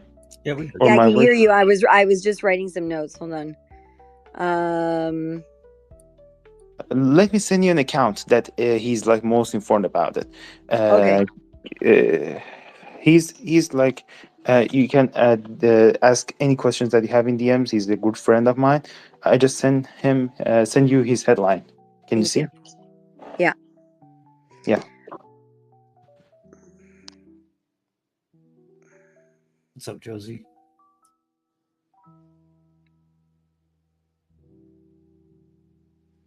Hey, what's up? Sorry, my phone was locked. Trying to feed my dog. So picky, I swear, this little fucker.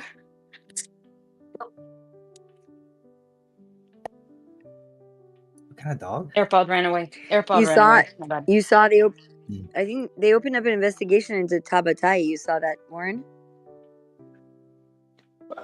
Did you ask me a question? Yeah, Did you see the investigation? What Tabatai. investigation? Tabatai, the government, the U.S. government. Tabatai? I don't think so. When is is that This from? week. Send it to him. Yeah. Can you send it to me? Send it to me and Warren in a back channel. Yeah. If you have like about Tabatai, just send it to me. Maybe I know what is that, because when you say Yeah, this week they opened up the investigation into her and they removed her security clearance. Oh, I didn't know that. Like, I didn't just follow up Tabatai's investigation. Yeah. Let me pull it up. Ariana Tabatabai, right? Yeah. Ariana. Okay, Ariana Tabatabai. Yeah. So yeah, that's actually. Oh, Ariana Tabatabai. Yes, is one of the most suspicious. Yeah. Yeah, With Robert Malley, right? There was many rumors that he's like working with the IRGC, but there's actually more clear that I think Ariane Tabatabai was with Nayak. I don't know. Like, let me search. She was with the experts group, the experts forum. She was with, the whole thing with Robert Malley and all that. Yeah. She was at the experts forum, the Iranian.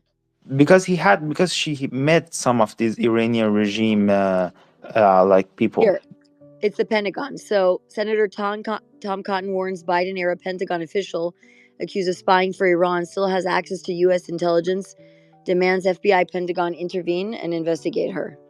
Like her father, like was one of the, like her father wasn't actually like with the regime.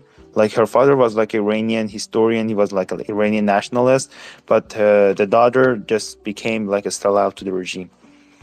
Actually. Well, I know there was a concern about the leaks regarding the strikes against Nasrallah before, but they said it was some guy in the CIA in a foreign country, blah blah blah, out of a mosque, out of wherever. Anyways, doesn't matter. Hold on 1 second. Hold on.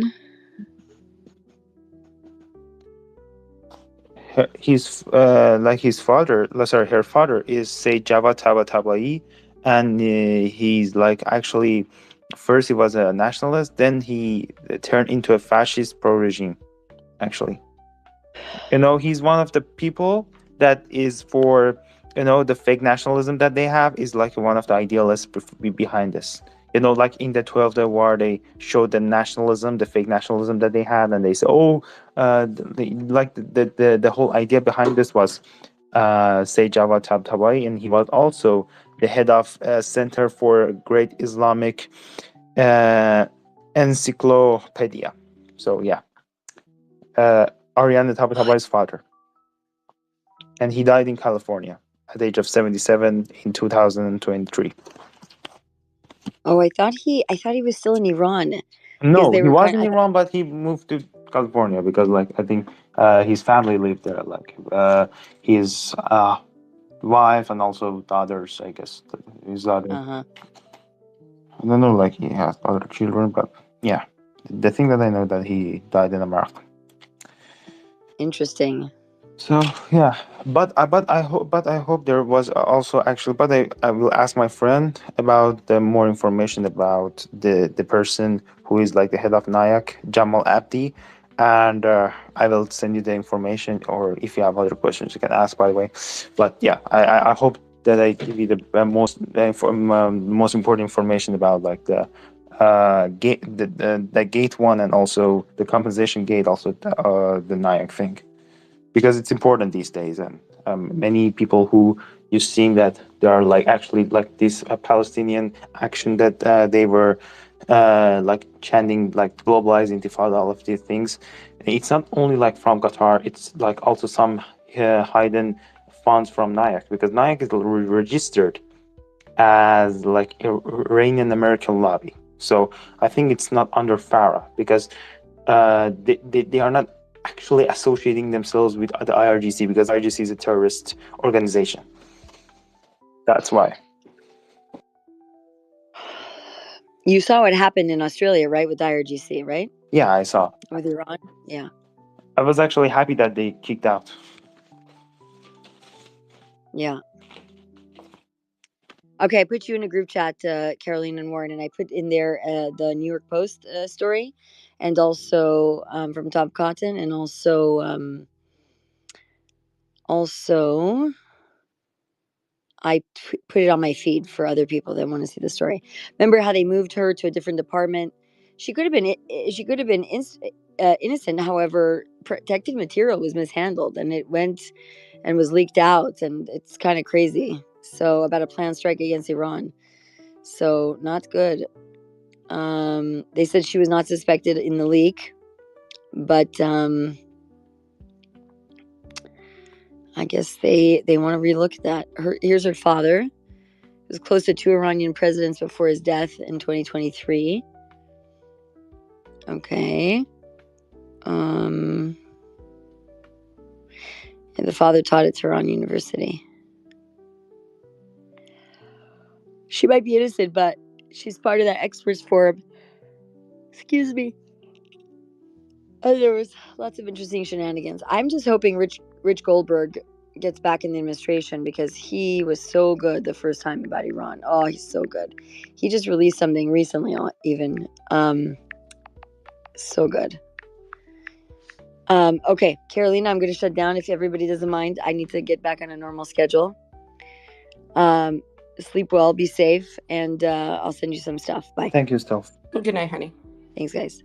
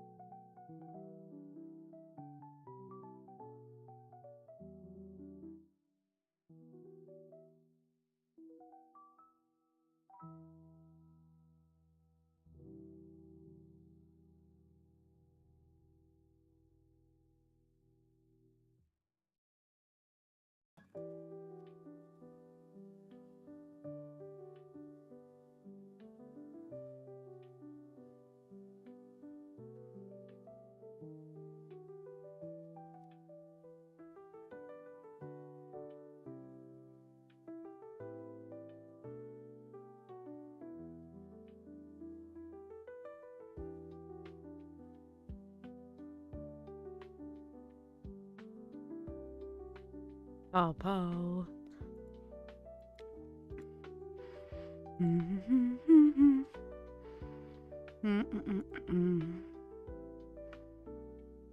I may have closed it. Where should we go?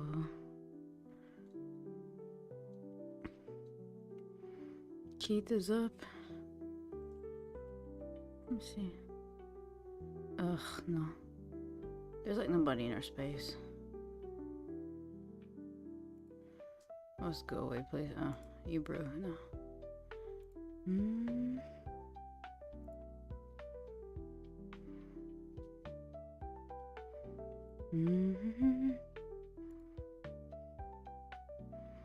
Ugh, these people are annoying.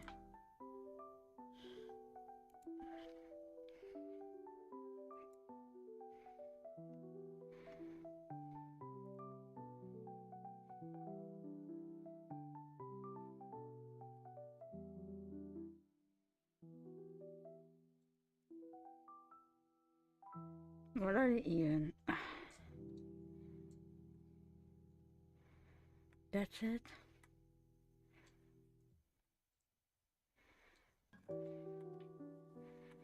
Well, damn.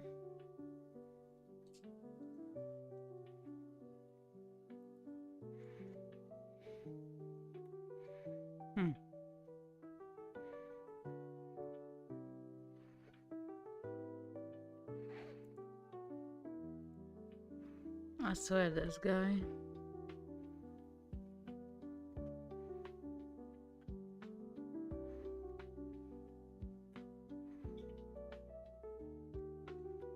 Is he done taking victory laps?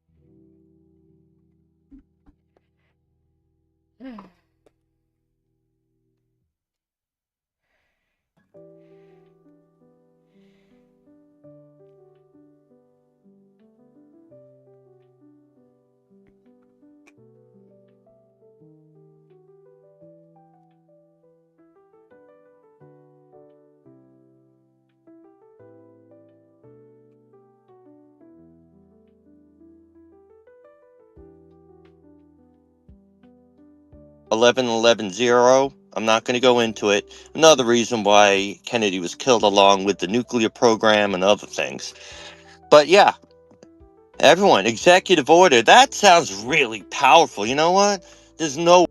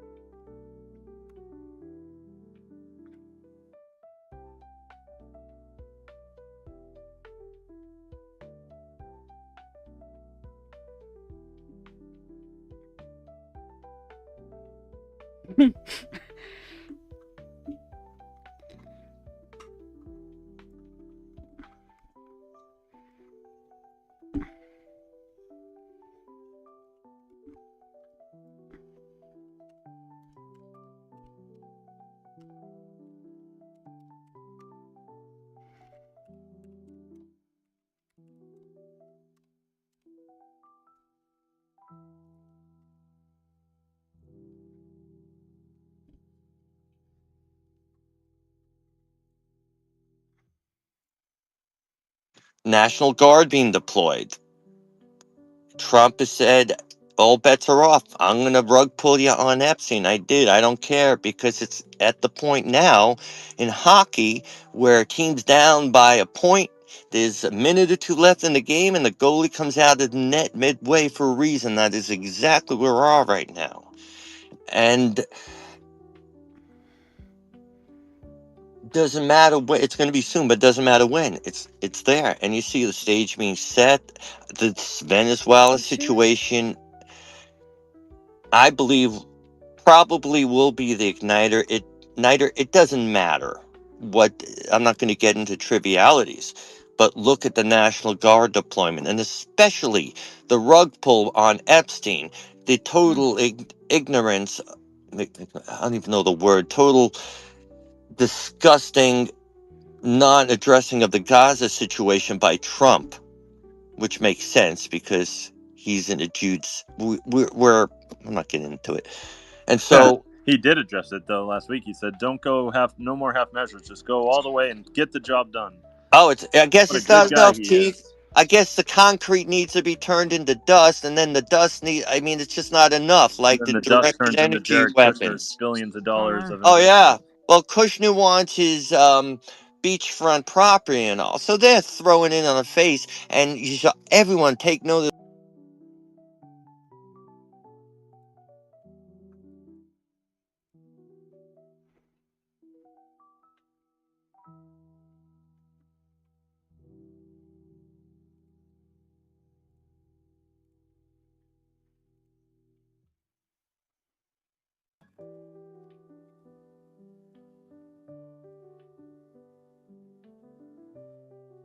Now.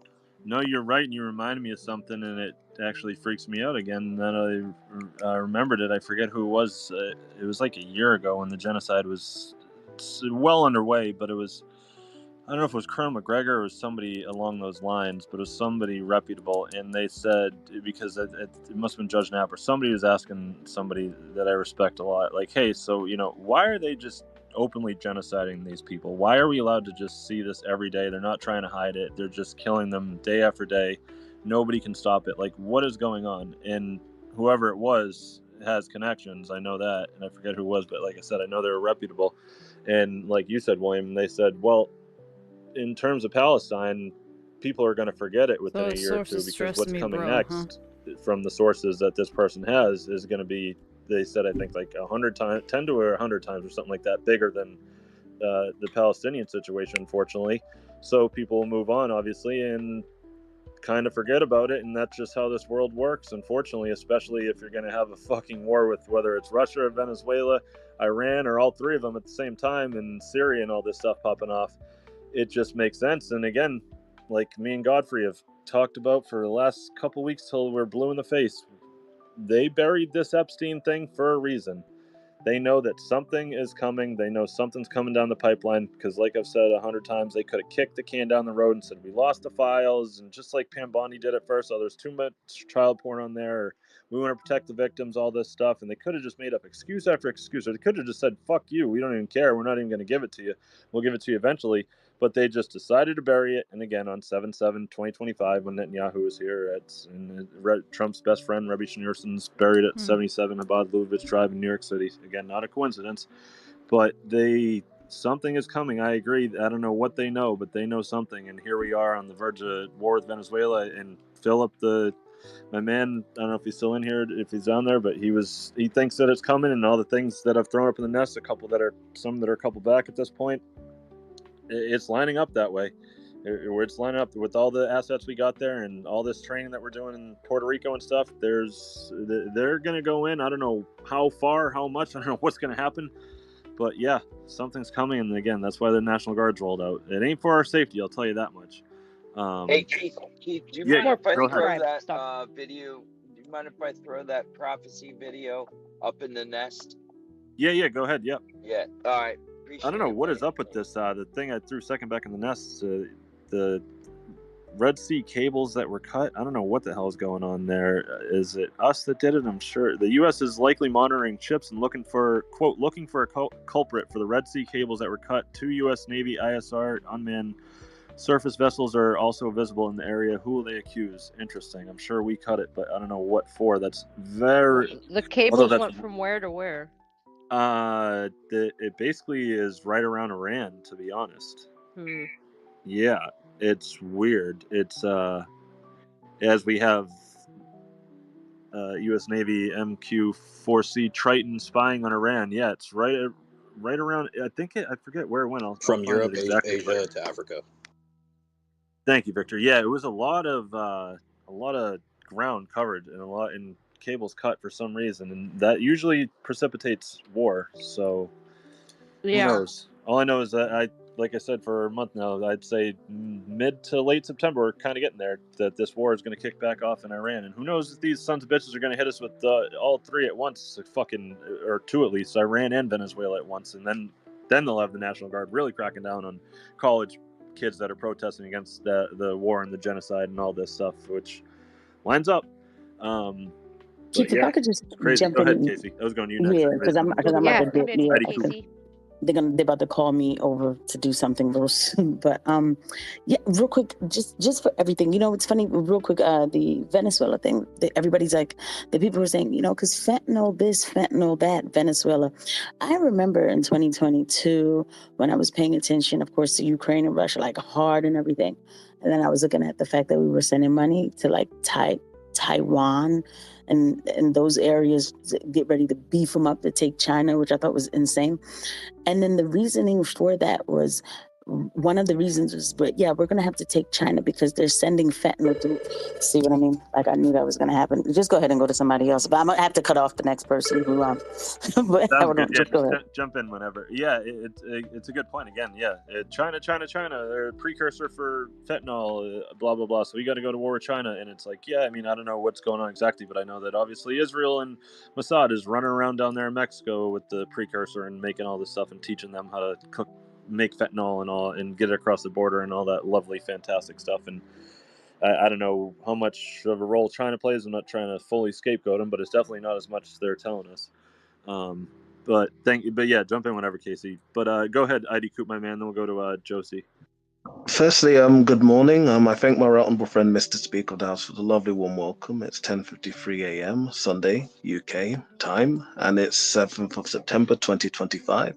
As well as a special thank you to Deputy Madam Speaker Meow. I hope I'm saying your name right, Madam. Yeah, I'm sorry. I'm gonna have to I'm sorry. If I could just. No, go ahead. Yeah, thank you. I'll make it quick. But yeah, They were using the whole fentanyl with China, and I saw Republicans. Hold on. Hello? I don't know who that is. Go ahead, Casey. I'm trying to be, because I know, because it's about to pop off up in here. But anyway, and they were trying to use that as an excuse. And I remember saying, oh, Trump has to be careful, because this one I was like MAGA. So he has to be careful. The neocons are going to try to force him into war with China. So he's going to have to really be strong, because they're saying fentanyl is coming through our southern border. And to think that we would have to go to war with a country because of something like that instead of controlling our borders is absolutely crazy to me, or whatever. But obviously, now they're giving us, Venezuela. The other thing, they did try to do an overthrow with Maduro during the first Trump administration with Juan Guaido. And I think that's when this established. Casey, who's calling you at 6 o'clock in the morning? Did we lose you, Casey? What happened? Yeah, Casey. She probably got a call. Where'd you go, Oh, there she goes. She's completely backed out. There she goes. She's coming back up right now. Go ahead, Casey. Got to do an overthrow with Maduro with Juan Guaido, and it was like 13 people that showed up for the for the overthrow. And so I think that's when they kind of realized, like, okay, I guess that doesn't work anymore, because by then these countries figure out, like, even if we don't like this guy, we don't want you guys here. But I do think that they're going to go even harder now they're going to go after the fact that he can amass like all of this. He has a lot of support. His people are ready. Like, they are ready. So I do think that they're going to do something. Oh, the last thing is, you're talking about Maduro has a lot of people that are ready. Yeah, but yes. They're there, and they are there because people don't want America in their You're country, right. so Yeah, they will they've seen keep Iraq whoever. and all these countries, Libya be overthrown. They're like, we don't want that. But even his people, I don't care if they hate him, they don't want us in their country. You know what I'm saying? So they're like, we'll deal with our own issues here. So we don't want you guys' regime changing. You know what else is not in Venezuela? I'll end with this. Palantir. I was in in the message board, and somebody was like, "Oh, I can't get in. Palantir, blah blah blah." Oh, I think it's because I'm in Venezuela, and we're not allowed to get in through here. They are gonna go after Maduro because they want to turn it into another surveillance, good morning, puppet state. Okay, that's what it's about. It is not about drugs. It is regime change for them. Okay, and they will shed whoever's blood to get it. This time they're going in hard, and I pray for him because it's just a shame. It's just really a shame. I don't want this, and we'll get a bunch of refugees. We'll get a bunch of them. Yep, and a bunch of dead Americans 100% for no on reason. point. Yep. Yeah, I put up in the nest Susie Wiles and Narco Rubio's track record in Venezuela, and it was during like you said, Casey, it was during Trump's first administration. Well, Rubio, he's been, he was head of IRI, which was the CIA funding mechanism to Wasn't the it State John Department. Bolton's Venezuela policy? The Walrus? Yeah, I think it was his policy in Venezuela to invade them. In Casey's right. I wasn't paying attention that much back then, but I've seen Jimmy Dore talk about it and stuff, and Trump just said straight up on camera, like, yeah, we were about to invade Venezuela, but we just decided not to do or whatever, and probably because he was trying to win another re-election. That's why him winning this last election is extremely scary because, again, like we've said before, there's no he doesn't have another election to run for, so what the fuck does he have to lose? And he said, hey, you guys will never vote again. Elon had a lot to do with that too. He was retweeting all sorts of hasbara. Oh, I gotta find something on there. Venezuela as well. I have like screenshots of all his stuff. I mean, he was retweeting that Ian Chong, whatever his name is, That the guy Malaysian pedophile. Yeah. Yeah, I've provided Sorry. receipts for that many times. It's sickening. Fuck. We cut you off. How about you go? Thank you, my honourable friend, Deputy Madam Speaker. Firstly, Casey provided great insights. So, if there's any interventions that have valid insights, it's always appreciated. So, I'm always grateful for learning more. More importantly, regarding Venezuela and Donald Trump, we have to remember that my honourable friend, Mr. Speaker of the House, raises a very good point that this is Donald Trump's second term. However, the United States is now not in a stronger position than it once was compared to his first term, as well as the end of the Obama presidency. You have to remember the United States doesn't have the economic clout anymore in terms of it doesn't manufacture much things. And due to the wars that's currently happening in Ukraine, as well as in Israel regarding the 12-day war, American ammunition stocks have depleted. So that's one factor, that if Venezuela becomes another Vietnam or war of attrition, especially if you're now having three kinds of wars on similar strategies of, we're now facing three different fronts that are doing the same thing. War of attrition, your weapon stock will not be replenished quickly. Instead, it'll continuously keep depleting.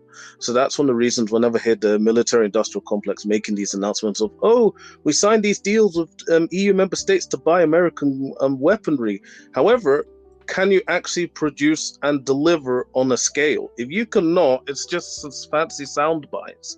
So for one or better word, we've seen what happened in the 12-day war. America, the United States think tanks made these predictions that, if we just do this decapitation strike, Iran will collapse on itself and we'll get our man in. And instead it failed. It unified Iranian society. And now Iranians are now learning the hard way not to ever be foolish to trust the United States at deal making ever again, after the fact that despite being a member of the non-proliferation nuclear agreement, its facilities were still bombed. So now the Iranians don't trust America when it comes to ongoing negotiations in good faith. And we have to worry about this because next year, the START II treaty is supposed to be renewed between Russia and the United States. In Donald Trump's first term, he pulled out of the START I treaty. So that resulted in long-distance missiles being stationed in Europe. And now with the second START II treaty, potentially going to be expiring next year, the Russians are like, we now see you don't negotiate in good faith, and you attacked a country that even have nuclear weapons. So no, we're not going to agree to this. So you've lost good faith in that realm. And regarding China, like what my right honorable friend Casey raised, they had these predictions of having these island chains where you'd be having these countries, including making Taiwan, quote unquote, the unsinkable aircraft carrier, circle China in the coastal areas so you can then do a blockade regarding access to its energy needs, regarding LNG, oil, as well as its economic hubs in the coastal areas. So the plan was to always be doing blockades. But now that China's developed its land road networks, and it's recently just secured a new pipeline deal with Russia regarding the Power of Siberia 2 gas pipeline, it's now secured a steady supply of energy without needing to rely heavily on LNG, which is now going to have a negative impact on LNG markets regarding Donald Trump's ambitions of making the US the largest LNG provider.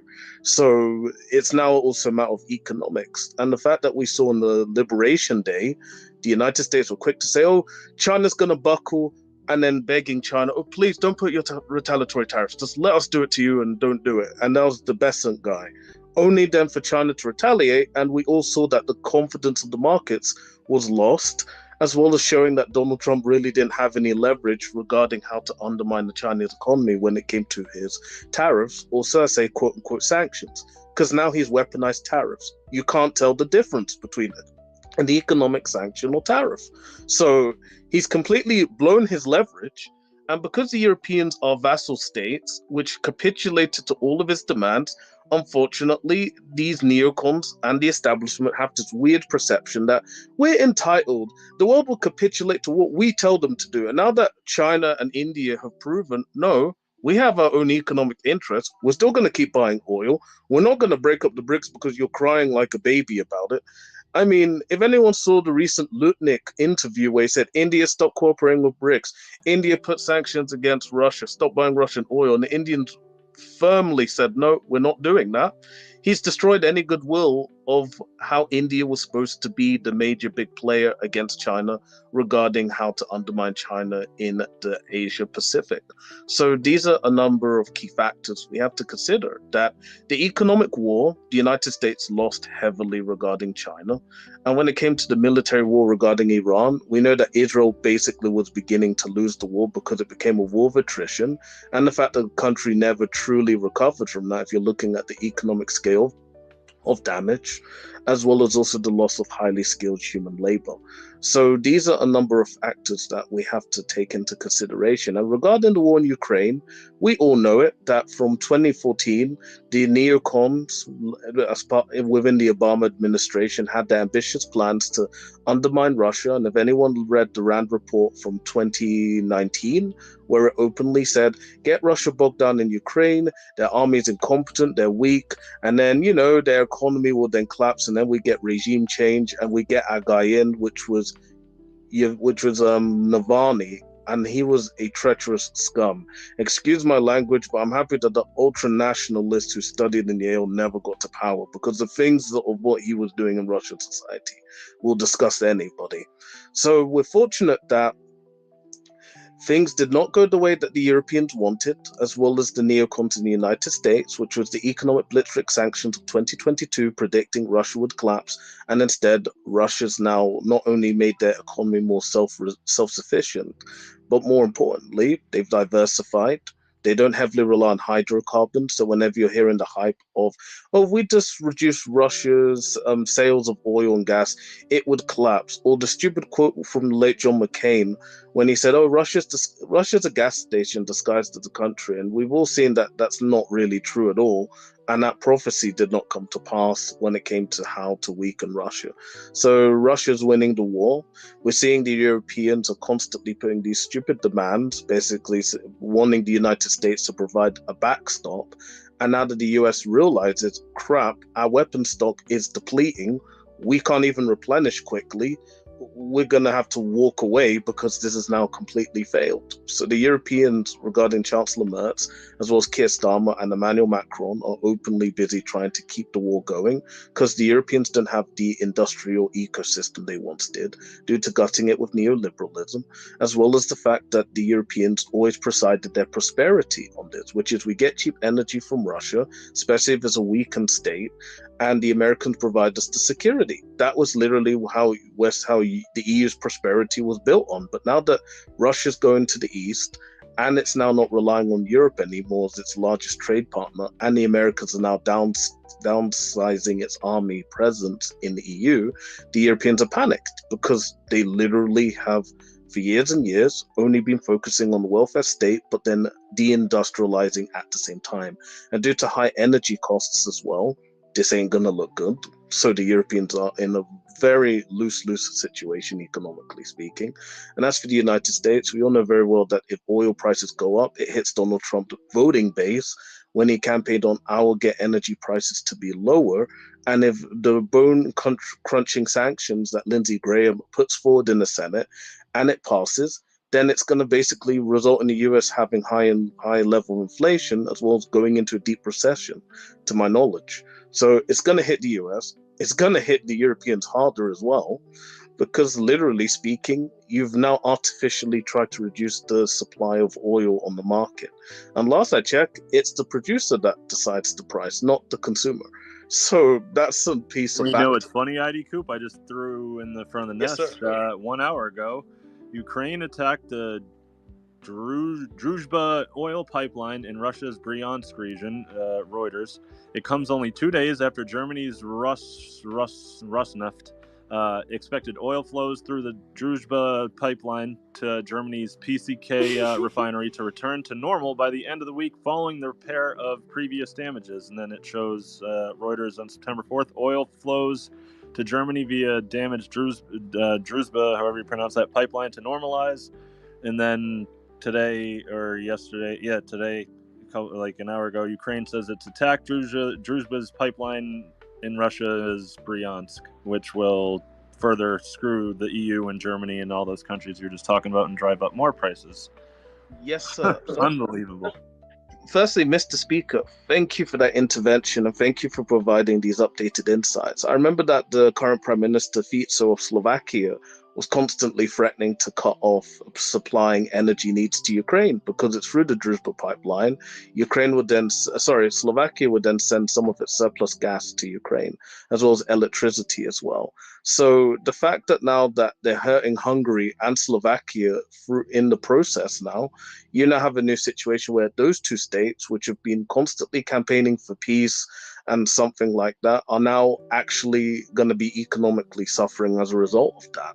But just to stress briefly... Oh, so you're saying this pipeline attack hurts Slovakia and Hungary? Interesting. Correct. And we all know Robert Fico is one of the most outspoken against NATO and doesn't want a war with Russia. That's why they tried to assassinate him a year ago. Interesting. Good insight on that. Wow. Viktor Orban as well, and the fact that you also did have the Ukrainians attempt to try and attack Turkish Stream, which would usually send Russian gas to Turkey, and then from Turkey the gas is then sent upwards from Greece at a compression station, and then through to Bulgaria, and then to Belgrade. Sorry to interrupt, but Norway, they sell a lot of oil and also natural gas. And just after the Nord Stream pipeline was blown up, they opened a new pipeline from Norway to Europe from natural gas. So, but it's not enough to actually fill the underground storage facilities in Europe. And now that but Norway will benefit a lot from that. Norway benefits in terms of the high pricing, but when it comes to actually replenishing the loss of the amounts of gas that were being imported to be filled in these underground storage facilities in Europe, the Europeans now the biggest. I agree. But what the Zionist people that control Norway is the one who gains the money, and also Norway has sold most of their electric power plants to Germany. Or to Germans, not directly to Germany, but yeah. Interesting. Go ahead, ID Coop, because I want to go to Josie after. Sure. Firstly, to my rotten friend, Unsane, thank you very much for your insights. Secondly, we just have to remember that, again, when you're looking at the fact that Germany is deindustrializing at a quicker rate, we cannot forget that Chancellor Merz was formerly a BlackRock man. So he's doubling down on financialization of the German economy. You're seeing high bankruptcies. And again, due to high energy costs, the European economy, regarding the members of the European states, is now becoming so uncompetitive now. Many of these firms are either going to the United States or they're going to Asia because of cheap gas and electricity prices, as well as the supply of skilled labor for key strategic products and industries. So with that, I thank my right honourable friends for enjoying the series of discussions and the contributions as always. It's now 11 a.m. UK time. I must bid you all farewell as I got breakfast to eat, and it's including tea and crumpets potentially. But to all my right honourable friends, I thank Mr. Speaker of the House and Deputy Madam Speaker. Looking forward to a great series of discussions, and I thank my right honourable friends for their patience. Josie, the floor is yours. I wish you all good luck and good health, and keep up the good fight on the information front. Thank you all. Spasibo. Pardon my language. Oh my god. You're I'm welcome. sorry, Thank you, my I got so honorable friend. distracted. Go ahead, Josie.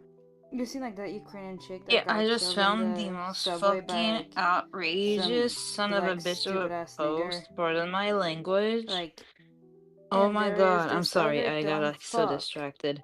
gonna GoFundMe for You his seen like that defense Ukrainian chick fund. that got killed in I the swear to subway God, by like somebody else might some get. black stupid ass Never mind. nigger? Yep. Like, I'm gonna do a and thread there about is it. this I'm gonna other dumb share it in fuck the nest gonna after because like GoFundMe I for need his help with my defense engagement fund. because like I don't I know, we're all swear to fucking God, shadow banned somebody these days. It's else might fucking get. insane, but like Never that mind. shit needs to fucking stop. Holy crap, I'm gonna man. do a thread about it. Like I'm gonna black fatigue share it is in real. the nest after because like I need help with my Don't engagement blame the because Jews like for I don't it. know, we're Blame the all fucking leftist shadow Jews. banned We these don't days. It's fucking claim insane, those but fucktards. like that shit needs to fucking stop. Holy crap, man. Like black fatigue is real. I don't understand what you're saying. And don't blame the Jews for it. Blame the leftist Jews. We don't fucking Blame claim those fucktards. the microwaves. Sorry to interrupt, but it's the microwaves. Plug out your if you have a I don't microwave. understand what you're saying. Hey, hold on, I'm real sorry. quick. Better keep going.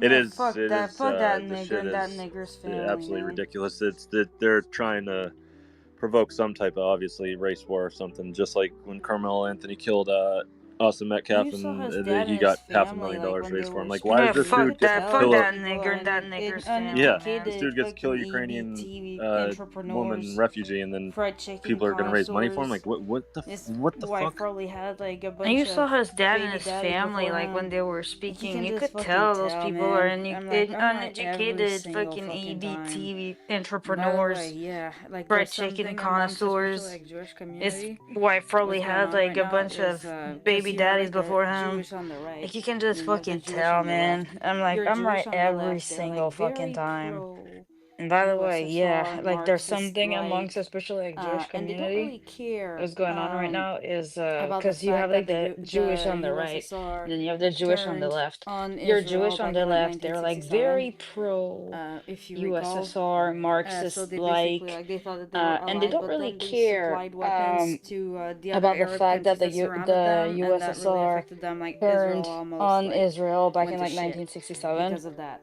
So If you recall. then Jews So they became very basically like they thought that anti-communist, they but were there's a allied, but bunch then of they spoiled supplied little weapons rat to the ass other Arab countries dummies that surrounded them, who are and that really just like affected them. Like Israel progressive almost and like Marxist and went to equality shit for all. They're because like of on the that. charity side, but a So little too then hardcore. Jews became very anti-communist, but there's a bunch of spoiled little Hold rat up. ass dummies They're who like are I said, like just they're. like progressive and Marxist and I equality fucking for all. love They're being like on the charity interrupted. side, but a little Stop too making hardcore. excuses for niggers. I'm getting to it. Hold on. I'm getting to They're it. Can you shut up? Captain like I sold said, like they're. drugs and weapons. So who used I drugs? fucking How love the being fuck you go interrupted. from that nigger stabbing that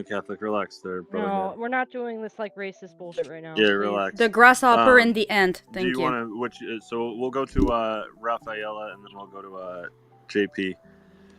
Hello. Hello. It's my first time here. Good morning, everybody.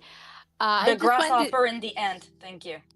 I just went this space because I saw the title talking about Venezuela. I don't know if you guys are interested in talking about the Venezuela situation, but I live in Brazil and I know a lot of things that's happening in the United States, in South America. Um, I'm going to be very honest. Maduro will not be removed from power. They will keep killing the narcos, the Venezuelan narcos, shooting the boats, but Maduro will be not remove it because Trump don't want a regime change in Venezuela. Marco Rubio wants, but Trump no, because Putin is an ally of Maduro, and he defended Maduro in China also. And Colombia and Brazil supports Maduro, so the U.S. does not have the support of the neighbors of Venezuela. We don't need their support. Fuck them. Really, I really would like Maduro out from power, but I think it's not going to happen because if Do the local Maduro people leaves the support him? power, what? Do the local people support him, Venezuelans? The Venezuelans support Maduro. Yes, do they or do they? Yes or no? There's millions of Venezuelans living in other countries because Venezuela is so poor that they don't want to live in Venezuela anymore. There's millions of Venezuelans in Colombia, in Argentina, in Yeah, but do they in vote? US. And the solution of stopping immigration in the United States, it will be regime changing Venezuela, capitalist governments, democratic government in Venezuela, so the Venezuelans can return to Venezuela. They will not need to go to the United States. That is the solution because Venezuela is a poor country. They have no jobs. They have nothing. That's the reason that they are going to another countries. So I why don't don't know they if it's overthrow Maduro? because the military of Venezuela supports Maduro, and when they go protest, they arrest the opposition. They put tanks on the streets. They shoot the oppositors. They kill them. So they are afraid of protesting. But why problem? Venezuela. So he's a military. You're saying he's a military dictator. Yeah, it's a military dictator. It is. Maduro has his own army. It's just like 4 million people.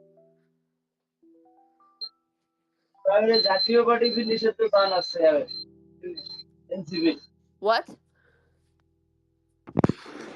I don't know enough about the subject, but I can't tell if this is Hasbara or not. Is this, Keith, is this Rafaela? Is she angling to get a job at CNN or something like that with her propaganda or what? That's what it sounds like.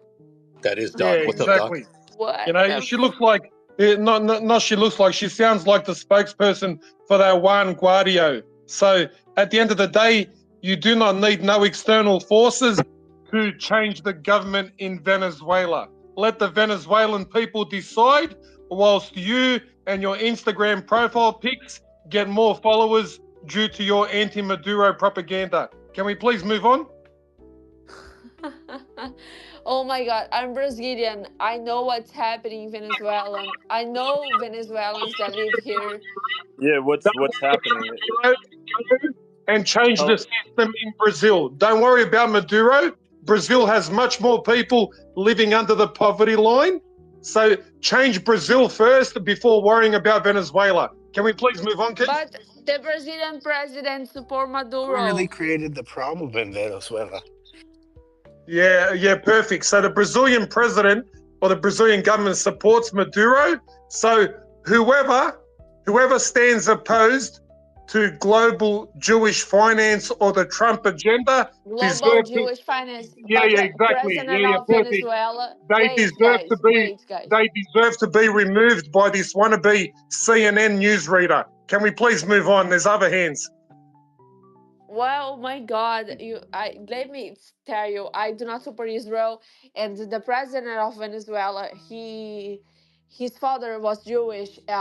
He pretends that he's anti-Zionist and blah blah blah, but Venezuela is not a threat to Israel. If Maduro were a dictator from the Middle East, he will be removed, but it's not the Yeah, Keith. situation. Yeah, Keith, you're the host. Yeah, Please, you ask. I don't know where it's going. Yeah. So we'll go to. No, Keith. Seriously? A Keith, war in just South ask. America is what I want. Hold on. You're the host, Keith. So ask this Rafaela 2 direct questions. I live in Mexico, When by the the way. late president, can this cunt fucking stop interrupting? When the late president, when the late President Chavez was ruling Venezuela, according to her interpretation or understanding of the people's will, did he have any support in Venezuela? That's the first question. Second question, what percentage support and what type of sources can she provide that Maduro is ruling Venezuela as a dictator and that he has no legitimate support amongst the Venezuelan people? Can she please provide some evidence? And can we please move on? Hello. Well, Chavez, he was elected, but then he changed the constitution against the will of the Venezuelans to create unlimited re-election, so you can get re-elected forever. And Maduro assumed the power after the death of Hugo Chavez, but it had a lot of arrests of political opponents, not free elections, and that's it. He's still in the power. He's on his third or Let me fourth term, speak about this. and I that's live in it. Mexico and I know a little bit more about the situation in South America. The Sinaloa cartel in Mexico controls everything. Then there's Tendaregua and MS-13. The cartels in each country are divided. It's called factions, and the factions are then divided and divided. They control everything. Now Trump has made a war on drugs and bombed Mexico and bombed the cartel in Venezuela. They want world war. He's so fucking desperate. He's starting a war in South America. When was the last war in South America? Yeah, They're that's not true. going to have war here. But There go are ahead, no JP. Hold on a democracy second. I here. want to go to JP and then Doc, and then we'll circle back. Go ahead, JP, and we'll go to Doc. Yeah, I definitely want to comment on Maduro, but just backtrack a little bit. So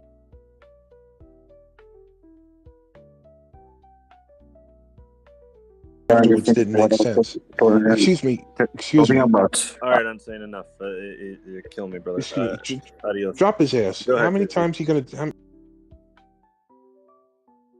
We gave him a chance, but he's gone now, so fuck him. Yeah, I mean, yeah. So here's what happened. So Rubio, who little Castro there, denied a boss a visa, which he really doesn't even need a visa. If you're on a diplomatic visa, you don't need a tourist visa. But he denied him access to the UN General Assembly. So he effectively denied him access into the United States. So that's when the entire UN, with the exception of, as I said, only America and Israel, voted to move the meeting out of New York and send it to Switzerland. And that's like nearly unheard of. I think it only happened once in history. And that's purely because of what Rubio did on Friday. And that's gigantic news. I mean, for the entire UN to revolt against the U.S. and Israel like that, and move the GA meeting out of New York, that's like the most the loudest message they could the global community can possibly send diplomatically. It doesn't get any more severe than that in terms of condemnation. So at this point, Trump and Bibi are standing alone on the global stage at this point.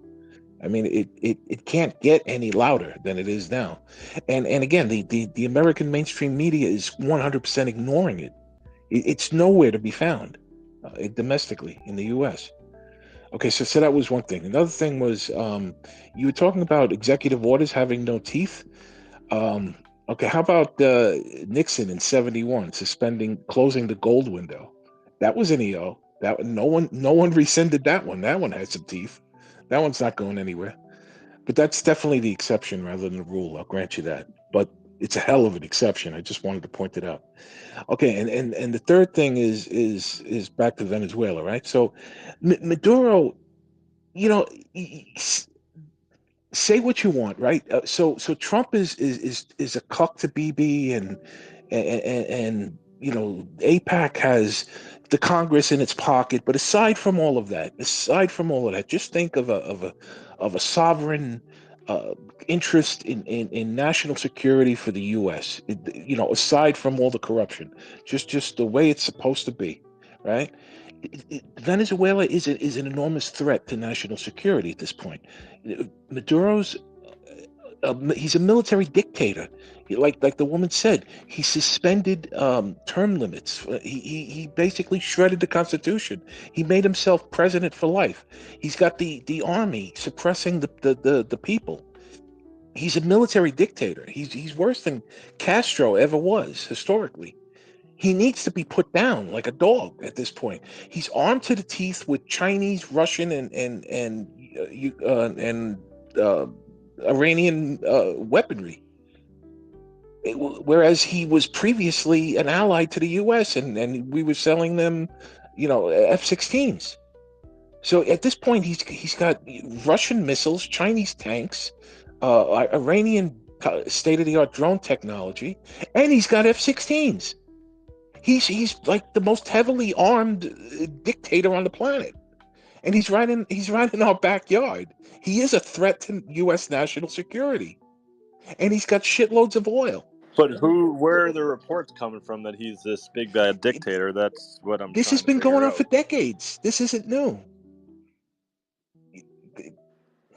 I mean, I don't know a full amount about the situation, but I mean, I haven't seen much besides the last year or so when Elon jumped in and all the people jumped in because they want to obviously overthrow Venezuela and steal their oil and their natural resources and everything. It's not up to us to, you know, but look, one way or another, the United States has been messing with Venezuela, and you know, whether or not they're dictators or not, I think that there's a significant aspect to this. It's about, like, you know, the country holding the line and not falling to, you know, the subversions and all the little, you know,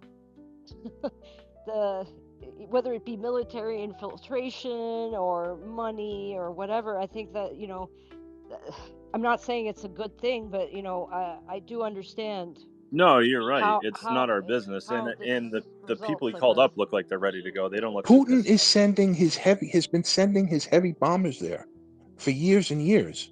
The same thing. Good. And the United States has been sending like non-stop aid to the Ukraine for a war against Russia. So wake up, Yankee. You know, the wind blows both ways. Snap out of it. Get used to it.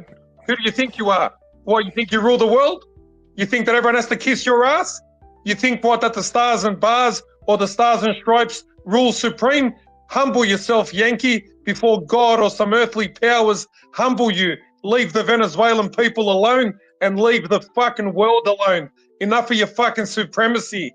Pipe down, sit down, and fucking protect your own borders and fix up your own country. Simple. Yeah? Yeah, I mean, it makes sense to me. Like I was saying earlier, we have so many problems in America. I don't know what we need to worry about. They were also right next to the Panama Canal, right? So there was just the whole thing about getting China away from the Panama Canal, from taking control of it, right?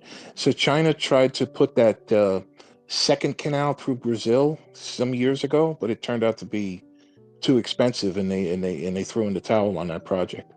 But China has been threatening the the navigation of the Panama Canal, which specifically hurts the U.S. Navy, and having them get a foothold even in Venezuela is unacceptable because of the canal. Again, Venezuela's, they're armed to the teeth with those TU-400 missile systems, from which What, the air yes, defense? which is Putin's best weapon system. They have S. I don't know if they have S-400s. I know they have S-300s. No, S-4 and 500s, I believe. But I mean, yeah, the Panama Canal thing. It's like Trump said that, and then Trump all of a sudden takes control of it or whatever the hell happened. And then he gives it to BlackRock, and it's like, so there we go. And I agree with Doc. It's if we're going to arm Ukraine and arm all these people and against Russia and all these countries, we 100% should expect it back. That's why earlier I was saying all these people, not in here, but all these MAGA influencers saying, oh, F-16s are buzzing by our Navy ships off the coast of Venezuela. This is crazy. Shoot them down. Trump said, shoot them down. Shoot them down. It's like, okay, well, how about we don't park fucking 7 naval assets off the coast of Venezuela, and then we won't have F-16s buzzing them? Because, again, flip it around, just like with Ukraine and Russia. If Venezuela had 7 ships off of the coast of D.C., we'd be like, yeah, we're going to war in 2 seconds. It's just this, and it's like John said, at the end of the day, it's just not our business. And it doesn't seem like, obviously, the people obviously want it at all. They're all lining up to sign up for service for the most part and not pushing back or anything. It's not like that woman just said that the woman just said the populace government is under military rule, and they get. Yeah, I know, but I don't know Rafaela's credentials for the most part, to be honest, and not to. No offense, but I mean, I just don't know it, and it doesn't seem like that. If it would be a lot different from what I've researched if it was that way. And again, I don't know fully about Maduro. I'm not really trying to simp or stick up for him, but it doesn't seem like he 100% is not what they've painted him out to be. This huge dictator that's oppressing his people and all this stuff, and we got to go in. It's fun. Even Maduro said it yesterday. He said that Americans, please don't fall for this. This is literally Iraq 2.0. This is the exact same thing they did with Saddam Hussein, and they're doing the exact same thing to me. And they're saying that I'm oppressing my people, and you guys need to come free me and all this, or free our people and all this stuff. Don't fall for it. And he's right.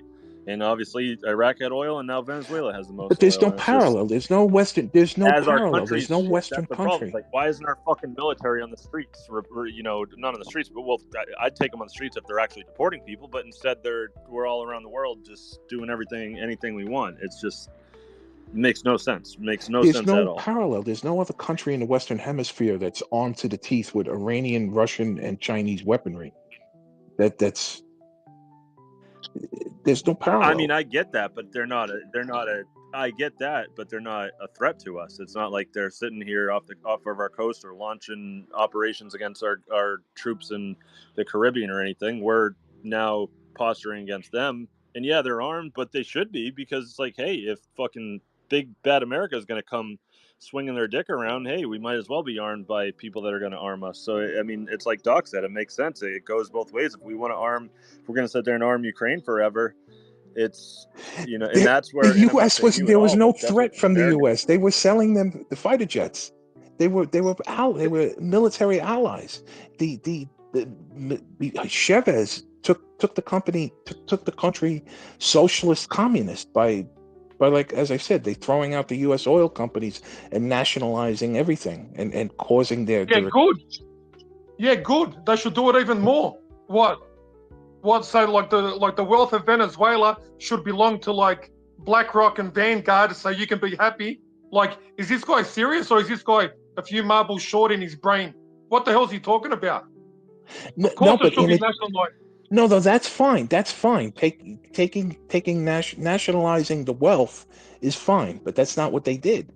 They're becoming, as I said, they're armed to the teeth with Chinese and Russian weapon systems. Because they were previously buying weapons from the U.S. Is that supposed to scare us or something? I mean, really. They need all available military assets throughout the world to purchase to protect their territorial integrity and sovereignty from the New York bankers and their bitches in the White House. Is that so hard for you to understand? There was no That's threat. topic. There was no Thank you. threat from the U.S. military. This guy, like, hang on a sec. There. Well, go ahead, Doc. Give it to us, Anyways, because Doc. we'll circle back, JP, because we got some Hey, other hands, and then yeah, we'll circle all back good. because Doc's wanting to Yeah, cover all a lot. good, Keith. A couple of simple questions. Can you tell me how many foreign military bases does Venezuela have, right, throughout the South American continent, let alone North America? How much is it? 50? 100? 150? How many? I don't know. Probably even Yeah, less zero. Have they? As far as I How know, many U.S. times? only has one Yeah, base in hang on a Cuba. sec. Yeah, we heard about you. Like we heard you talk before. How many foreign military bases does the Jewish occupied United States have throughout the world? More than 900. We're Over talking about 100. Central More. America. The Yeah, only Hold on, one that I JP. know of is we'll get Hold to. on. Yeah, Hold on, we'll get to JP. Central Hold on. Let America. Doc go. More than 900 foreign military bases in over 130 countries. So this American or South this and type of, Central America. yeah, I don't care about. JP, I don't care about a please particular just region. stop. We'll go back. I to don't you. care about a particular region. I'm talking globally. You understand? About 2 months ago, the United States involved itself in attacking a sovereign country of Iran that posed no threat to the United States of America. So take all your soldiers that are based all around the world and go home, Yankee. There's bridges to fix in, North and South Carolina, Georgia, Idaho, California. Go home, Yankee. The rest of the world does not need you to be the world's policeman. Take your soldiers home, take your money back, and fix your own country. The Venezuelan people or the Iranian people or any other nation has the right to protect itself from all forms of foreign aggression. So let the American people liberate themselves from the Jewish enemy and the Gentile sellouts within, and then they can maybe work with the rest of the world in business exchanges, cultural, technological, educational, to help every nation not only survive but thrive. So get this Rambo, commando, predator mentality out of your head. Other people know how to use guns, they know how to use weapons, and all of us on this space who are non-American seek the preservation of your lives and not your young men and women coming back in body bags, wrapped in an American flag, dying for the Wall Street bankers. Can you understand that? I return the microphone. Thank you very much, Keith. Hopefully there's other people who will contribute much more intelligent and high quality information to the space. King. Hell yeah, Doc. Doc, Thank you, Doc. there is no threat. We'll hold on, JP. We'll go back because I want to go to Cookie and then Victor, and then we'll circle back because I do like hearing the opposing point of view because I do like trying to debunk it and figure it all out. But yeah, I mean, we need to obviously stay in our own backyard, especially now more than ever. But go ahead there, Cookie, my friend. Good morning, Keith. Meowin. Good morning. And so hard to say. Yeah, I think it's fitting. I think it's very telling that we just changed our Department of Defense name to Department of War, yeah. And, I don't propose to know much. It's hard to get real truth, these days about different countries and their internal affairs. But, I think what Maduro has done recently that is a no-no to the United States and Israel is come out very hard against Israel. And I think that's the unforgivable sin. So they're going to do everything they can to propagandize this situation and, lead to a certain narrative that leads to a certain set of events. And that's all that really needs to be said. Yeah, I mean, exactly. It's clear that this is the drums of war are beating because now we have our Department of War instead of our Department of Defense, which George Washington told us very clearly we are not to engage in foreign entanglements and alliances, and he knew what he was talking about. So that's all I had to say, really. Thanks, Keith. No, thank you. And yeah, exactly. I mean, you're right. You're right. And like I said, I mean, literally, what do we got? We're bombing Somalia. The Palestinians are getting genocided. Lebanon just voted yesterday to disarm Hezbollah by the end of the year, which is going to be very, very interesting in the next coming months. I don't know what's going to happen there. I don't think they're going to disarm, but I don't know what's going to happen. They're in a brutal situation. Obviously, Syria is a complete shit show bloodbath right now, with head choppers running around everywhere, and nice, lovely Jelani is. So there you go. Jelani, the head chopping terrorist who has 100% chopped off a couple American heads, killed probably dozens or hundreds of Americans himself with roadside bombs when he was in Al-Qaeda and ISIS, or shooting them, whatever, under his watch, probably responsible for hundreds or thousands at least of American casualties, if not deaths, whatever, and tens of thousands, possibly hundreds of thousands of civilian deaths. And he gets to just overthrow the big bad dictator Assad and become the president of Syria and get his $10 million bounty removed from his head. But Maduro doesn't really do much and gets a $50 billion bounty put on his head. And then you get, like Sean was talking about last year, Elon and all the usual suspects coming out saying Maduro needs to be overthrown, he's a dictator, Maduro's the worst, blah blah blah, as Tucker Carlson goes down to Argentina to interview Milei to overthrow that election, make sure that their little Chabad Lubavitch NATO loving puppet gets installed there. And as again, we're on the verge of war with Iran, and on the verge of possibly war with Russia. Who knows what's going on there? That's just escalating. So yeah, perfect idea. Let's go to war with Venezuela. Who the fuck knows? But it seems like it's coming. I don't know. I don't want to predict anything, but it seems like it is. But thank you, Cookie. Who's involuntary? Do you want to go? And thank you, Cookie. Yeah, sure. Actually, I think we should go to war with Venezuela, but rather than just doing regime change, I think what we should do is practice settler colonialism and repopulate Venezuela with white people. Interesting take. Yeah, I mean, I don't know about that one. But I mean, why? regime change is in the cards. Trump said it yesterday. I don't know. I can't tell. So that your houses can cost $1 million for a 1-bedroom, 1-bathroom because we need to print more fucking money to pay for it? Are you retarded, respectfully? Well, so the reason is that, we used to have this thing called Manifest Destiny, but it was only from sea to shining sea. But I'd rather it also be all the way north and all the way south as well.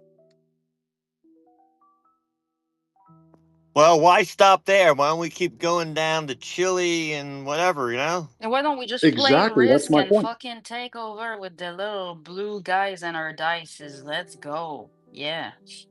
Come on. Imagine if North and South America, instead of having a bunch of poor, stupid brown people, it was all whites.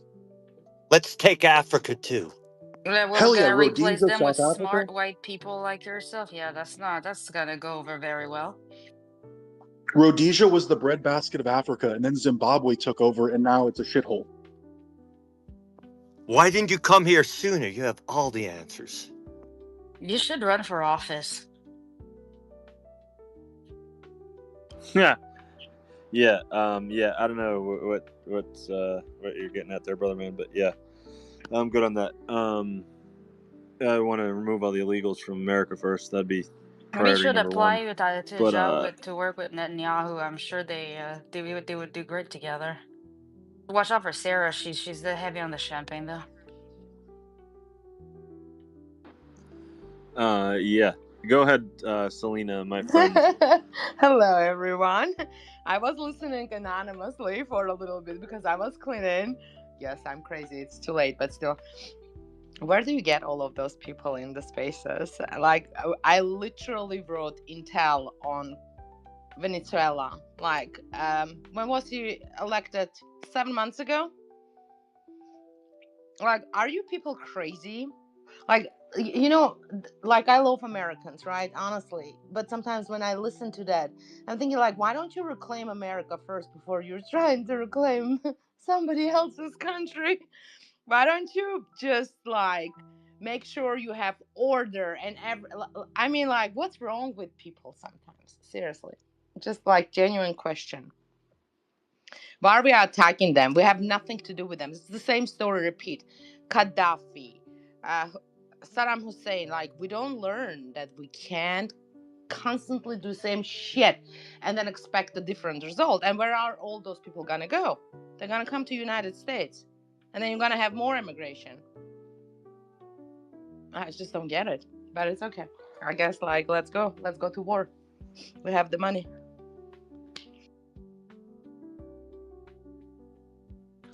Yeah, exactly. Sorry, I was in DMs. Yeah, I mean, that's another gigantic issue that people aren't realizing, that if we try to do a regime change, then all those Venezuelans are going to, just like Ukraine, leave Ukraine and then leave Venezuela and go 100% north to America and be let in by the lovely Jewish NGOs and then flood our country even more. It's just like they did under Trump's first administration, to be honest, when he was posturing and trying to overthrow them. That's why a lot of them came in under Biden. And then that whole PSYOP, of course, went where, yeah, obviously a ton of Venezuelans came in, but that was the number one talking point from the Jew media, right wing especially. Oh, it's Venezuelans here, there, everywhere, Well, blah, blah, at and least now all of a sudden they they brought parlayed the that into hot a war. women.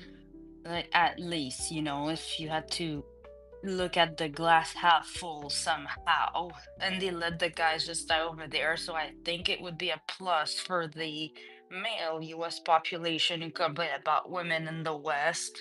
However, they seem to assimilate a little too quickly. Might have to send them back. But hey, we've been sponsoring a lot of wars lately. And if anybody here thinks that we can afford this or want anyone's son to go die over a regime change abroad, respectfully, the fuck is wrong with you, Diplod? Oh my god. Like, no. Yeah, exactly. Like we're It's a done. lose, lose, lose.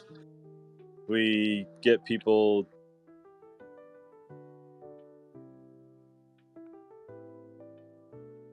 Sorry, go ahead, Josie. Yeah, I was gonna say, like, we're done. Like, you guys don't understand. Every single time that there's like military operation that we need to send more aid somewhere, we need to print more money, and there's not more goods that are being provided right now. China, what was it like? Those countries, was it well, not the BRICS? Fuck.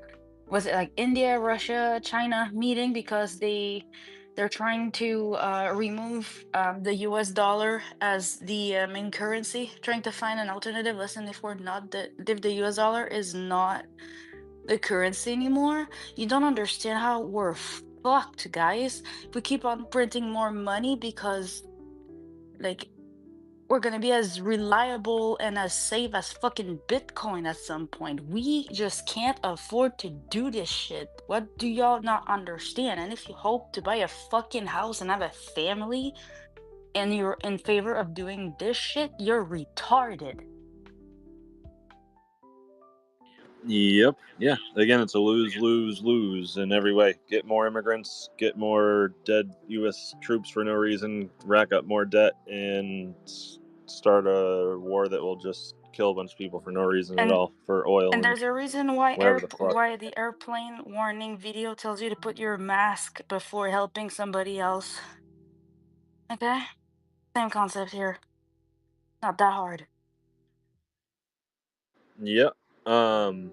What's up, James, brother man? I haven't talked to you in a while. Do you want to jump in, James? No, you just mentioned because I came late. I didn't know if anyone knew about the whole more oil in Venezuela than the whole whatever. But yeah, you just mentioned that, so that was just what I was going to touch on. So I'm going to sit back. How you guys doing? Hope everyone's doing great. Hi, Josie. Hi, everybody. Cookie. Blah blah blah. Everybody. What's up, everybody? Hey, Carl. Thank you, James. Cookie, do you want to go because you're flashing your hand? Go ahead there, Cookie. Well, you know, I still go back to the fact that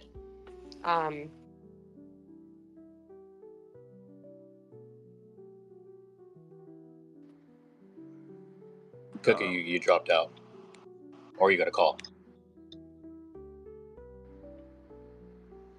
You get a call? Need a recycle? Recycle real quick. Got right to the part where he said, go back to the fact. There you go. Come right back. There you go. Good old recycle. I think if we took over one country in particular, we could probably end all the world's suffering. Gee, I wonder which country that is. The Tricoms. Hey, hot take real quick. What about a 51st state solution? Yeah, I don't know. Fucking no, we take Go ahead, Israel Cookie. and fucking Gaza, motherfuckers. Let's go. Send Oh, no, Israelis to India. we specifically For make it a that. two-state solution, just to give it to them. Give give Palestine their own place, and give, you know what I mean. Yeah, don't make it a one-state. Make it, two-state solution under 50. What'd you say, 52 states, whatever? Nah, send 51, it. 52? They all go to Madagascar. We have a global naval blockade. Yeah, I love it. I love it. Yeah, exactly. Madagascar it is. Go ahead, Cookie. You should be good now, I think. No, I don't know what happened. That's There you really are. weird. Anyway, I was reading Project Esther yesterday, and Ooh, tell us about it, because I heard you it's crazy. will, if you read that thing, your brains are gonna blow out of your head. It is frightening and shocking. And I think people are thinking of Project Esther, which is basically to defend the Jews against anti-Semitism. And most people, I was thinking that this is for domestic policy, but I'm starting to think that this is a global project. And I won't read any of it right now. I'll put the link to the site, to the Heritage Foundation site in the pill, but it talks about all the methods and techniques, well, in vague terms, but you can use your imagination, that they will use to combat anti-Semitism. And Maduro has come out pretty hard against them. And so I just can't help but think this is the root of it all. Yes, they always want to make money going up and down, right? And whatever move they make, they're going to make money while they do it, and rape and pillage and whatnot. But I do feel like this is to quell any rising pushback and resistance against Israel and world Jewish supremacy, because it's just the most ridiculous idea I've ever heard. I mean, who saw this coming? Keith, you didn't even see it coming. No, I mean, it came out of nowhere. Yeah, so the worst sin a country can possibly make is to very publicly express sentiment against the Jewish supremacy that plagues us all. So, I think that's a definite big factor, at least. So anyway, you guys, read Project Esther. It will. You got to read it. It's like a must read. Please read it, because you'll know better what we're up against, and kind of the different things the establishment, the Jewish establishment is thinking of using against us. One other thing, and I'm starting to really see it in spaces, and I know Grimm's talked about it a lot, but Project Esther, but a lot of going in spaces and causing division, especially spaces like ours. They are trying to create division and chaos within our movement. That's one of their biggest tactics they'll use, and that they stated that. It's stated in Project Esther. So, fun times. Yay. Especially infighting or, egging people on to, be more subversive, whether or not I've been noticing a lot of strange activity, and just everybody, keep an eye out and don't fall for things that might get you in trouble later, They love doing that. Yep. Yeah, they love baiting us, basically, like Jake Lang did. That Jew came in, whenever it was, like 2 months ago, when Tanner was still on it, like this time in the morning. It was like, you guys need to pick up guns and take everything back and take your country. It was like, what? Yeah. Bro, you just got out of jail and from being in J6. Like, what the fuck? And then obviously he was with his little buddy Philip. They're like, you see our video of me kneeling on this nigger's neck? He was George Floyd. I was Derek Chauvin. We're like, okay, haha, hilarious. We're not falling for your shit, bro. Like, get out of here. Yeah, and then, of course, they came back in and they said, like, after they left, after me and Tanner booted them, and said, we're not falling for your bullshit. We know you just want to say Ryan? crazy shit. No, it was Jake Lang and Philip Anderson. God. And then we just shut them down. We're like, me and Tanner were hosting. We're like, no, we have no desire for anything you're talking about. Fuck off. And then they left and then came back. And of course, probably were told to by whoever their masters are. And we're like, go back in there because they didn't buy that. And act like you were kidding. And they're like, oh, we were just kidding that whole time. It's like, yeah, okay there, brother, man. Yeah, I do need to read Project Esther because I read some of it, but not all of it. And it is being implemented, I'm sure. Yeah. And that's why there's tons of You'll division also everywhere. be able to spot the subversives a lot faster, you know, especially the tactics. Yep. Carl, how are you doing? How's it going over yonder? Over yonder. Yeah, are you talking to me? Yes, Carl. Hi, how are you, ma'am? I'm good. How are you, Keith? How are you, Hello, sir? Carl. Good. Hello. Yeah, I hope the U.S. will not invade, full-blown invasion of to Venezuela.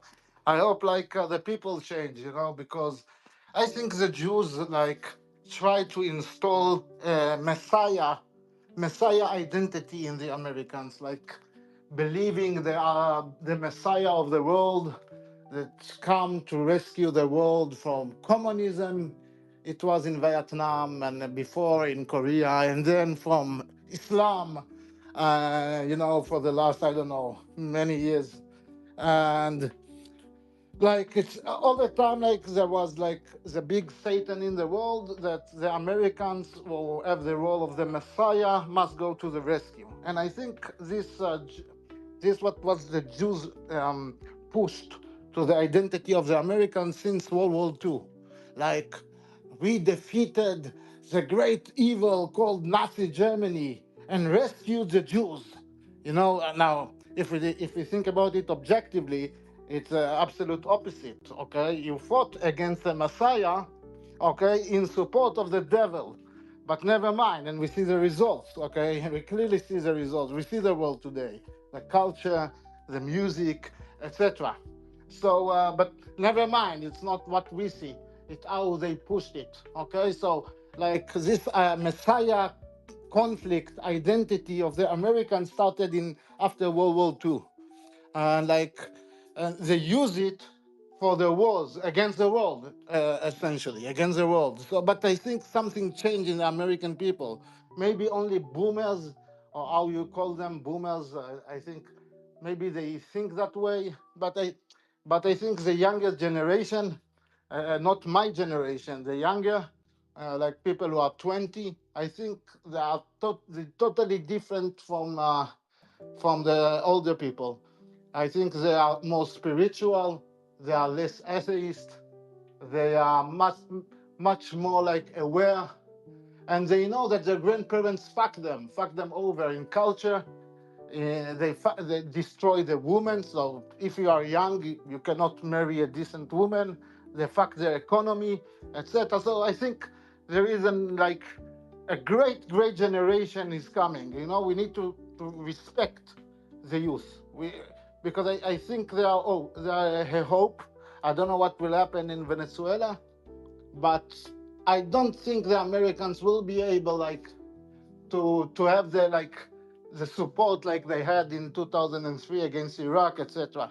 So I don't think it can develop to a full-blown invasion.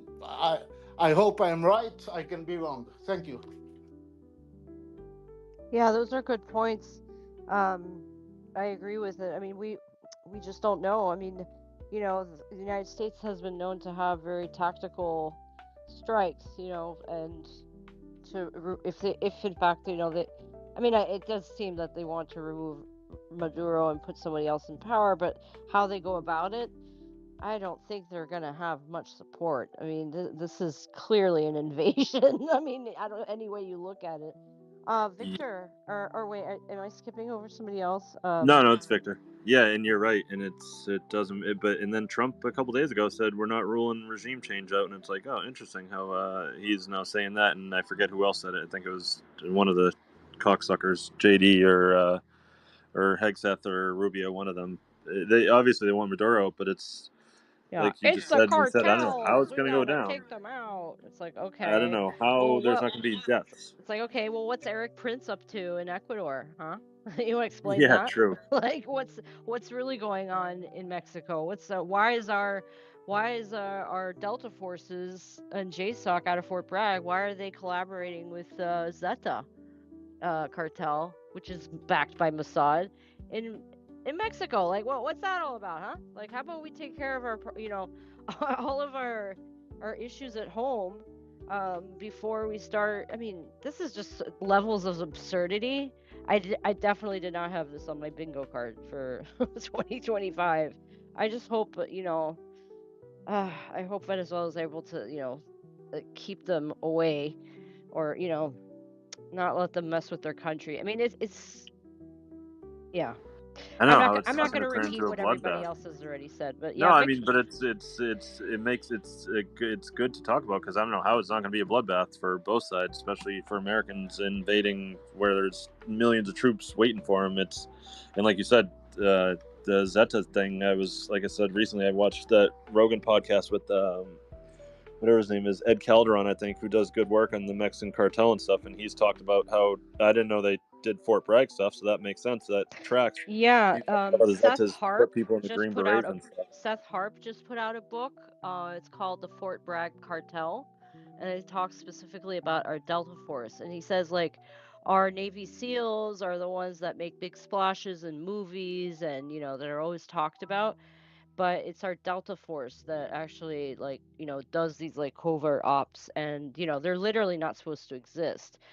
But also it's a two-edged sword, because these guys are also completely crazy. Like, and Yeah. they're like, there's been all these murders and all these crazy things all around Fort Bragg. And I mean, also, we do know that there is a lot of drugs coming in and out. I mean, And they definitely and these people, they can't even be prosecuted because they're not supposed to exist. So it's this whole thing. But yeah, Seth Harp, I put it up in the notes. I don't know if it's still visible, but he's been doing a couple media rounds, and I highly suggest watching some of his interviews, because he's looked into what's been going on in Fort Bragg, and what have they been trying to cover up. And it seems that it's connected to a lot of this stuff, but unfortunately, these guys, that are trained to be elite assassins, essentially, are completely I mean, after I'm sure what they've seen, what they've done, they lose their minds. I mean, what do you expect? Oh, they're killing machines. So yeah, they're just, as they say, turn loose. Yeah. To just kill whoever they want, and then, like you said, they're not held responsible, and then they're MK Ultra beyond belief, I'm sure, at Fort Bragg. And like I was saying, the Ed Calderon guy, who does very good work on the cartels, is saying the Zetas have changed the game, and they've had a lot of their top guys go into the Green Berets and go into Green Beret training and stuff, and learn Green Beret tactics and all this stuff, so then they can go down to Mexico, obviously, and apply it and teach it to their own guys, and apply it while they're fighting other cartels, which is obviously a game changer when you actually know what you're doing. And they just do it over and over, and then they eventually just leave. They just say, all right, we're done, we're good, we did our Green Beret training, and then they go down there, which makes sense, especially with the Fort Bragg connection, that they're consolidating all types of things and getting rid of the rival cartels and all that, obviously, with Cloudy and stuff. That's why this whole Mexico thing also makes no sense at all, because Yeah, it's it's another very thing that Trump's confusing. pushing. And exactly, it's a lot of consolidation and taking out the opposition, which I suspect is exactly Talk about a what also bloodbath. happened in El Salvador. But I digress. Victor, go in. No, you're come right. in and Talk about a bloodbath. You go in Mexico, you can't trust, like, all these MAGA people have been saying it for the last couple months. Oh, it'll be based. Trump's designated the cartels, whatever, terrorists and that. Let's send in our Navy SEALs and our Green Berets and all this. And yeah, they're badass dudes, but it's like, when you don't know who the fuck you can trust, you can't trust anyone. Literally, the fucking federales, the police our are own the enemy. forces are fighting forces that they trained. I was about to say that they'd be going against Literally what people they happened in trained. Afghanistan, and it's happened in the Middle East, and yeah, all over South and Central America. Yeah, keep going, Victor, please. Yeah, no, what Keith was saying about that in regards to Mexico. I mean, not only were they trained by our people, but they're also trained by the infamous Jews and their defense agencies. I mean, for crying out loud, there's literally weapons that these several cartels, because it's not just a cartel or a couple cartels, several cartels have weapons that have been funneled through Ukraine, somehow ended up in freaking Mexico. I mean, there was, what was it, like 5 or 6 months ago, These two freaking cartel members got caught with like an insane amount of ammunition, 50 caliber machine guns, and they were traveling. I can't even remember where they're traveling because my mind's like totally filled with this Was Venezuela. that the one with the video when they're in the car or whatever with the 50 cal on the dashboard, or no? That's No, that was a total different situation. That one was just something for shits and grins. But you're right. They've been caught with javelins and like anti-drone. Well, take they also have guns or their whatever. spyware. Yes, well. very good point. Yes, they do. And they're armed to the Israeli motherfucking spyware. teeth. And like I was saying Pegasus. before, you can't trust it. Like you can't trust anyone because everyone in America thinks you can just go in there and just we'll side with the federales and the cops and all that and the quote unquote good guys. They're all in the fucking take working for the cartels, and then they're gonna say, hey, these Green Berets, these Navy SEALs are coming this way, and you think you trust this guy, and now all of a sudden you can't trust this guy, and it's just the biggest clusterfuck down there. And obviously, when you got Jew Scheinbaum down there, it just makes it even worse. That's why that whole thing is. Talk about a disaster waiting to happen. It's just out of control. And they could also just shut down the border and stop it, but they don't want to. And friendly reminder that Larry Fink from BlackRock flew down to greet her. I think it was like just 1 or 2 days after she won the presidency. So, it's like, okay. Interesting. Great point. I forgot about that. It goes to show who's really that's all you involved. need to know. Yeah. I mean, you and speaking of BlackRock, that's one thing I wanted to bring up. I don't know how to post anything in the damn nest, but I posted those comments of briefly things that I've discovered in the past. I don't know, since I pretty much got home from work. One thing that's interesting, our government has been involved in operations as far as with Venezuela since like way before the 90s, in the 80s even, but it had to come out in the 90s because of the attention it was gaining. Oh crap! I think we might have lost Keith. Keith, are you there, or did you drop out? Yeah, no, I'm there. Okay, cool. So in the 90s, a lot of the a lot of the information started to come out, and they had to finally address it right publicly. Interestingly enough, that's when you start to trace the claims of the drugs issues and the drug trafficking started to surface in regards to the United States and with Venezuela. Another interesting thing, there was an operation that the CIA, in cooperation with the DEA, which the DEA tried to quote unquote say that the actions of the CIA were carried out without their authorization or participation, but they definitely participated. They just tried to publicly save their ass. In the 90s, they so the DEA said that they work out of the same office. At least exactly. They do in Colombia. They do. And the DEA said that the CIA carried it out without their. Yeah, that's funny. That's funny. They try to say they refused to participate in it, but they're lying pieces of methane. You know what they are. And anyways, anywhere you try to really look, there's really no name of the operation except for it's tied with the Operation North that was quote unquote carried out in 91. But yet this was started at least, I think it was like 5 or 6 years before that through that one general, what was his name, Gulian or something like that. The general that was pretty much accused of assassinating Hugo Chavez. Basically, he was used to push through a lot of that operation with the CIA and the DEA, and it resulted in over a ton of freaking cocaine that was funneled through Colombia, through Venezuela, and seized in Venezuela, and then brought to the United States in order to gain the quote-unquote trust of these drug kingpins in the United States. They brought a ton of cocaine in the 90s from Venezuela that was seized over there, and it got lost in the United States of America. Furthermore, the freaking agents that were on this lost. They quote unquote lost, right? The claims from these assholes say that they didn't profit on it, the CIA agents. However, when you look into it further, the CIA agent that quote unquote didn't profit on it resigned. His supervisor transferred to another department. Another CIA agent was quote unquote verbally disciplined and then went through retraining or reprogramming. However, the amounts of money that these assholes made on that just alone is insane. An interesting thing, though, is when this guy was released, because you look up as far as what was the CIA's involvement in Venezuela, after '96 or around there, and it's not really a lot. It's just kind of went a little quiet, but yet a lot of it points back to that Operation North issue, meaning they were continuously using this guy to seized the drugs that were coming from Colombia, because there's not really any production of drugs in Venezuela. It's all coming from freaking Colombia. If you really dig into it, yeah, there's probably some, but definitely not what we're being told now. So this whole narrative right now that we're hearing about that Venezuela is producing these massive amounts of fentanyl and cocaine and all this stuff that's coming to our country with their Tren de Aragua gang, it's a bunch of bullshit. Here's why. Because if you do some digging, and this is why, Jean, when you said BlackRock, when you do digging about where the gang gets its name from, they literally come from a railroad workers union that started out there. There was two main corporations that started this union and funded the railroad projects in Venezuela. It was I can't remember the name, but I commented it in the thing. I think you put it in the nest, or one of them did. Anyways, if you look through the comment section, what I commented in the comment section, or the purple pill as everybody calls it, you'll see that I put the names on a post. It's one from China, and the other ones from the IFE, the banking institution, the Latin banking institution out there in Venezuela.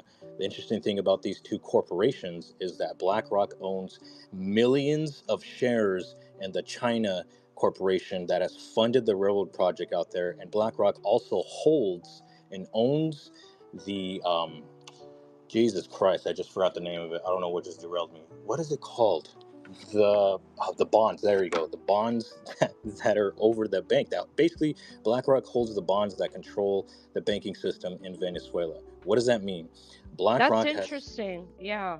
Sorry, I didn't mean to cut you off. Go on.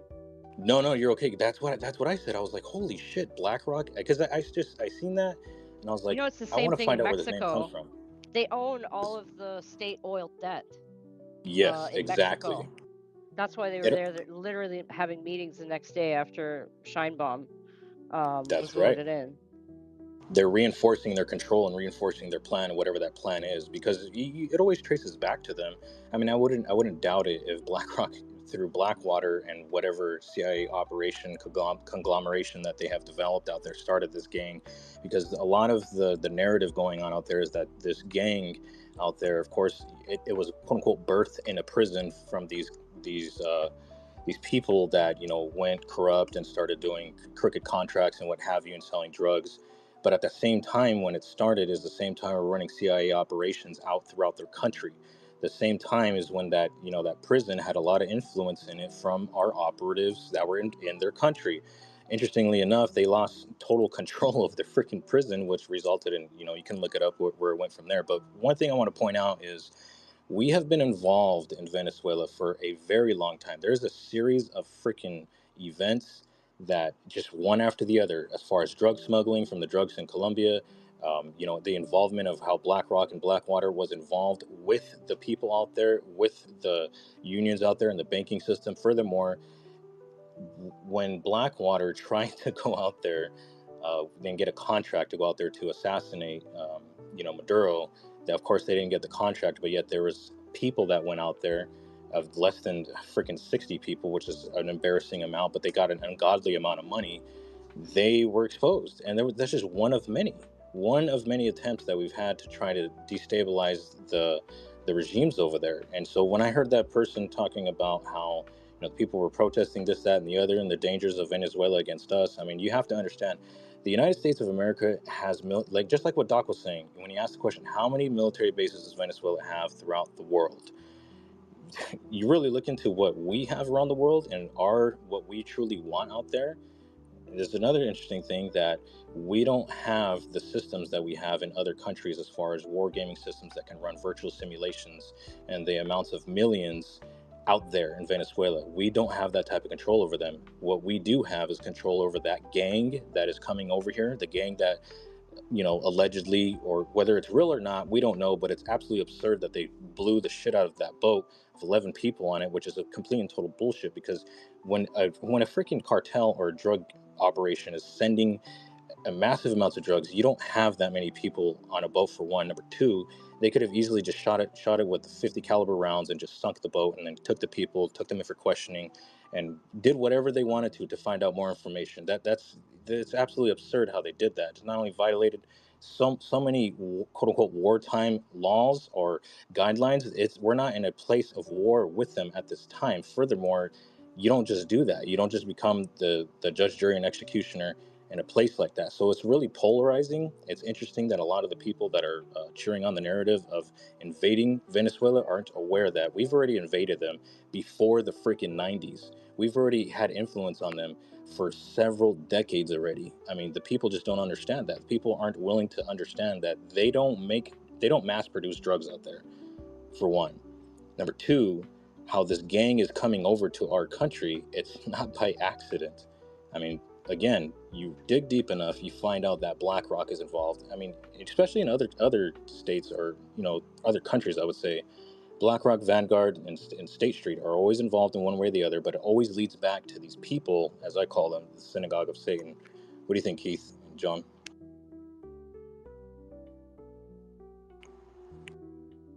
Ah. 100%. I mean, it's yeah, like I completely agree with you. They've been doing this for a very long time, and it's almost like Venezuela is like the crown jewel, like sort of like Iran.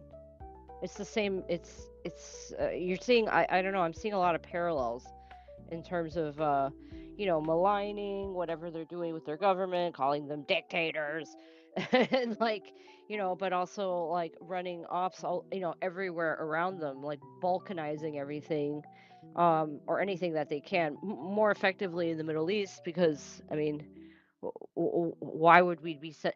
I mean. And getting all the countries like French Guyana and all them to turn against them and all that. Yeah, and then you have people forget we have really big military bases all over Central and South America as well.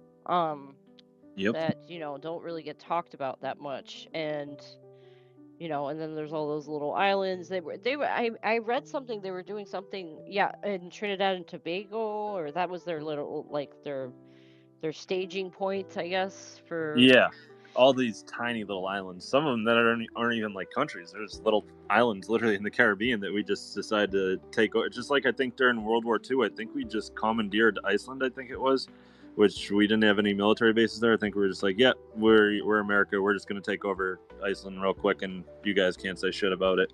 And it's what we do to all these little islands in the Caribbean. And you're right, Iran's a good comp, and Syria, it seems like, is the other comp to me, where it's just a similar situation, just chipping away at Maduro with sanctions and with trying to foment coups and all these things, just like with Assad, year after year after year after year after year after year, especially with the sanctions and the Elon and all these people trying to, oust Maduro, just like with Assad. And hopefully it won't get to Assad territory. I don't think it will, but I don't know. I don't have a crystal ball in this one. I don't know I do think that we are going to quote unquote go to war. I don't know what that means. I don't see all this posturing for no reason, but I don't know what the hell that entails. I don't know. I mean, like Philip kind of nailed it. I mean, you're probably looking at us opening the fuck up like shock and awe with a bunch of tomahawks from submarines and from all those destroyers and battleships in the region, and the amphibious ships launching Marines and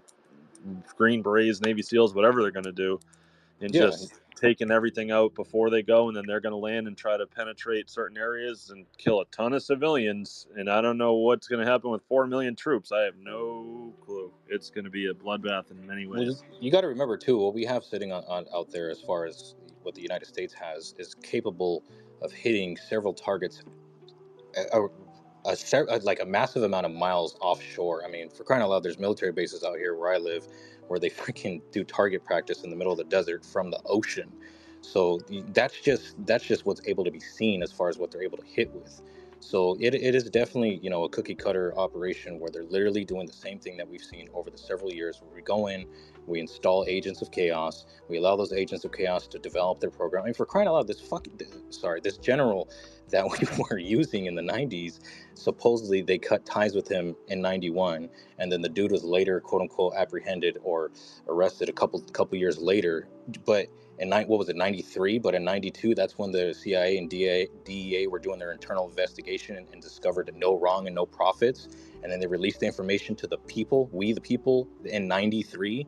And then in 1996, the dude supposedly comes up again in Miami before a jury, was let go, and then somehow connected to the assassination of Chavez. It's like, dude, we have people out there. So it's like, we're definitely going to go out there. It's a matter of some type of event that they're going to use to justify it. In regards to that what was it, the lines that were the internet lines that were cut in the deep sea lines? I mean, yeah, that was in the Middle East, but yeah, something's up with it.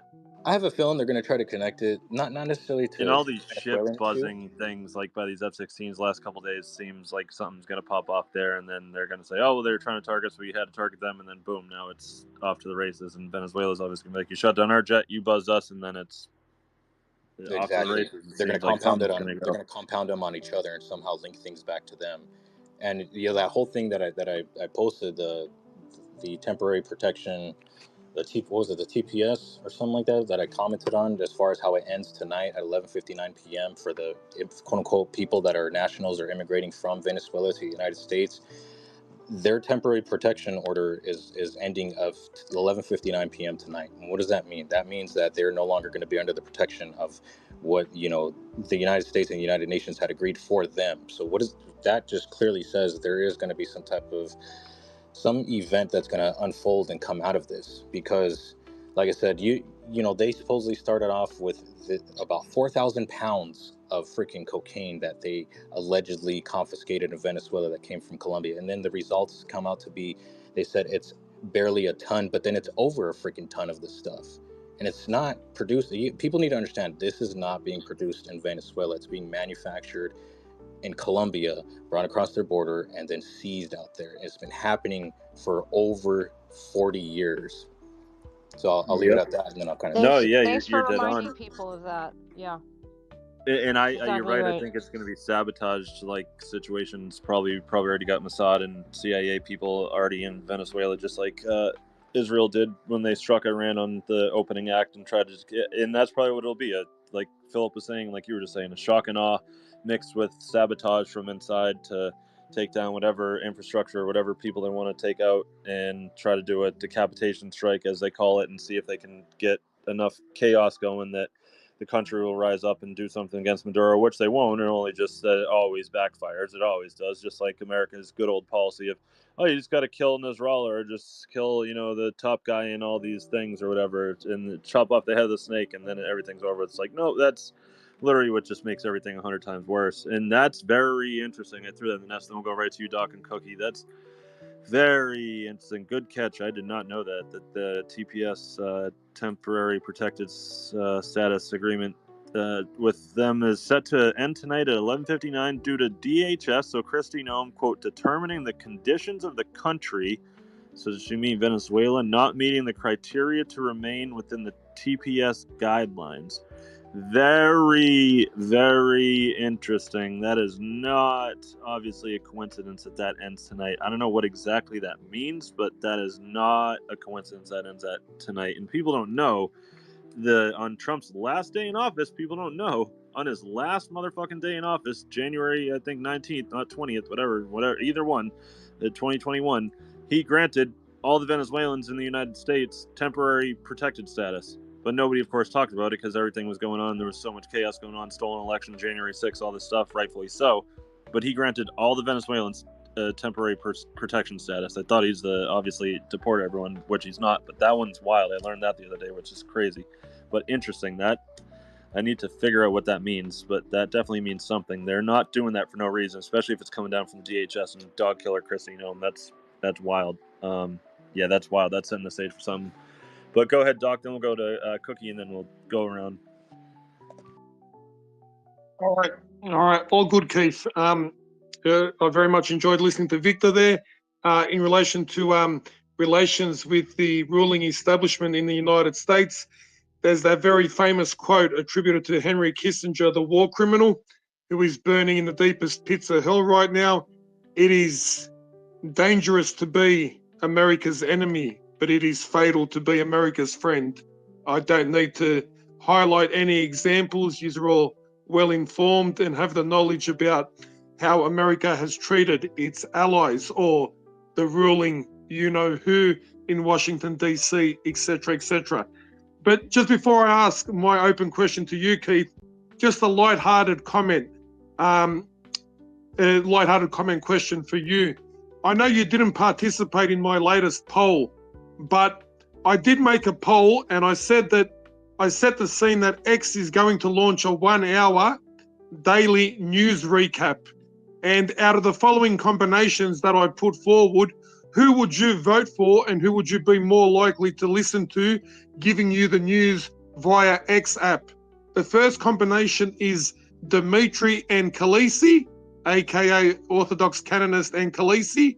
The second option would be Bella and Mr. Bean as the news front. I won't mention the fourth one, but I'll mention the third one, who is my personal favorite. It would be Sheikh Suleiman and Selenia here that has her hand up. So out of those three options, who would you vote for, Keith, in like a new innovation and invention of X News? I mean, that one's almost too easy. That would obviously be, it's almost too easy. I don't want to pick Dimitri and Khaleesi. It's too easy. Definitely, I mean, I love Bella, but definitely not. I don't know, actually, to be honest, I don't know shit about the Mr. Why Bean are guy those besides the other combos day. all funny? Like, I mean, no, you got. I guess you gotta have some people that are. Oh, Who was I the don't fourth know. choice? It's difficult. Oh, no. Look, the fourth choice, Keith, you wouldn't know them too much. But to me, the third one, right, talking about diversity is our strength. Sheikh Suleiman and Selenia, they would just kill it. I reckon the ratings would be the highest. Anyway, put that aside. That was just a True. light-hearted break, so we're not. Suleiman needs to learn So his we're not history, 100%. though. He conflates Stalin with Hitler, or no? What did he do? Yeah, but Who? like, Suleiman? Oh, he Suleiman. conflates Netanyahu with Hitler. Yeah. Sorry. Yeah, don't worry too much about him. He's one of those people whom it takes 1.5 hours to watch the TV show 60 Minutes. Anyway, my question is to Keith. In relation to everything, right, like that you've said, that's been mentioned in the space, and on various spaces going back, many a long time that you've hosted. And I put this question not into you, Keith, but openly, and I hope there's no, let me use the colourful expression, wankers and dropkicks like Charlie Kirk and Turning Point USA on this space.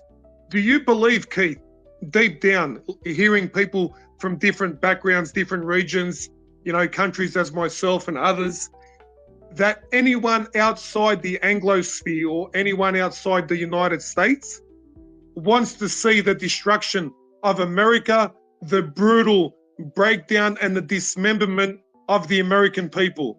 Is there anyone out there outside the Anglosphere that you believe sincerely wishes anything evil upon the American people or the American nation?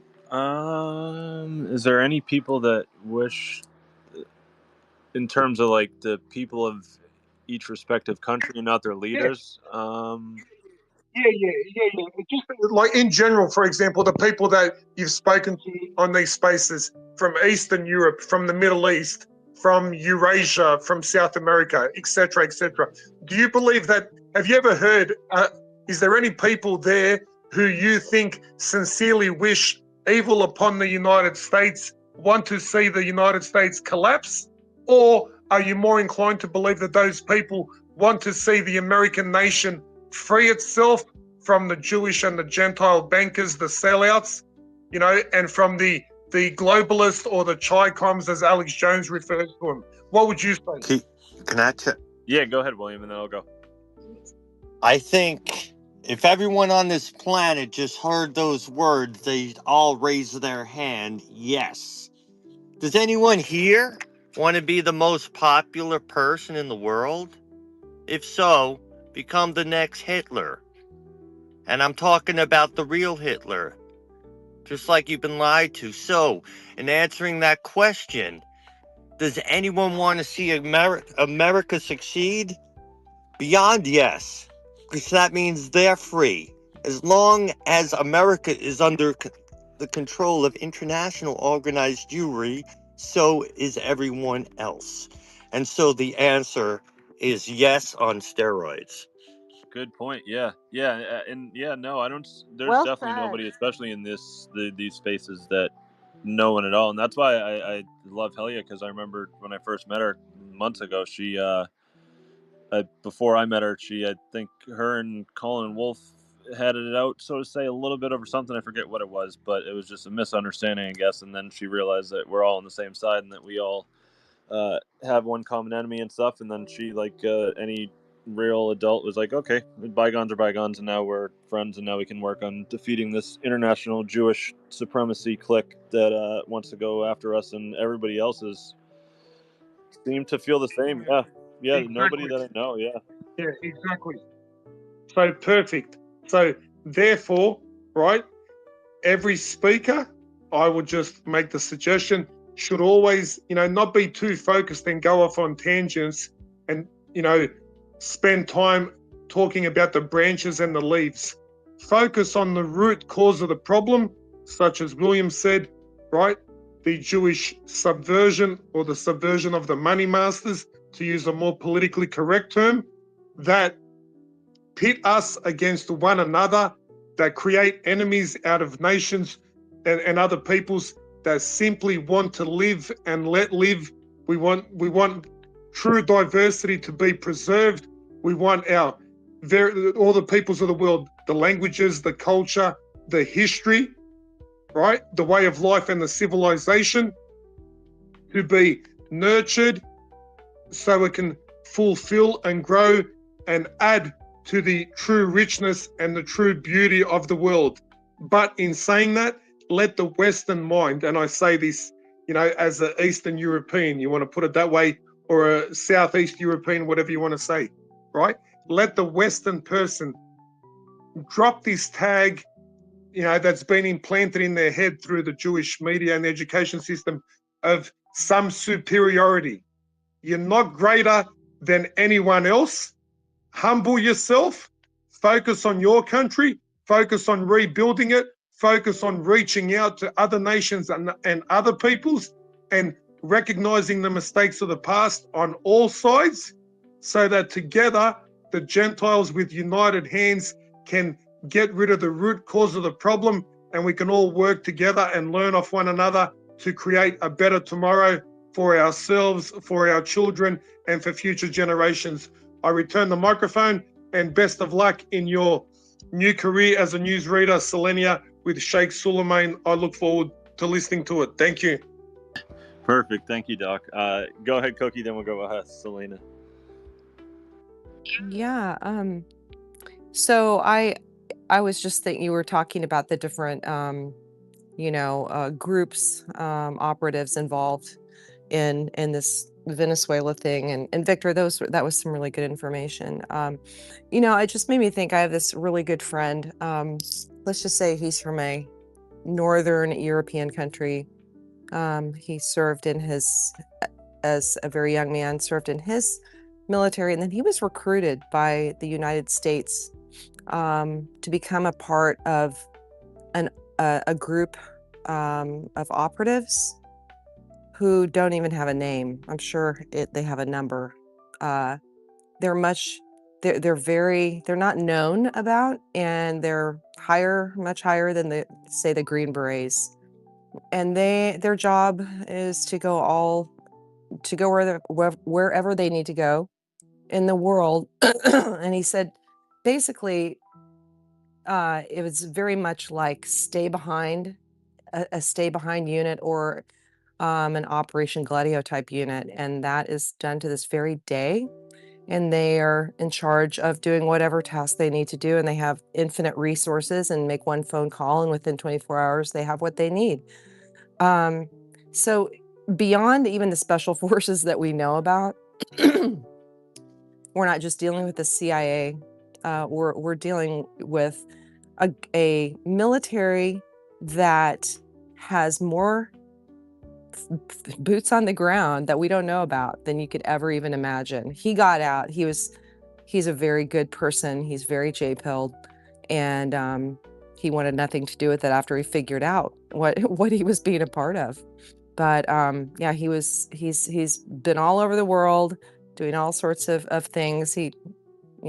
So anyway, I think that's something we need to remember, is that there are more resources devoted to this than we know. And I was telling him I saw a post about, hold on just a second, sorry. Oh, sorry. It was something about the postal, let's see, some countries in Europe are boycotting the USPS.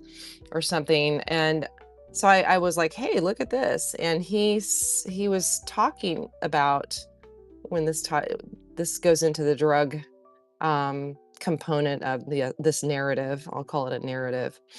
And he said, what most people don't know, and that's been going on for decades, is that Europe sends massive amounts of drugs in small quantities to the United States. And I thought that was really, really interesting.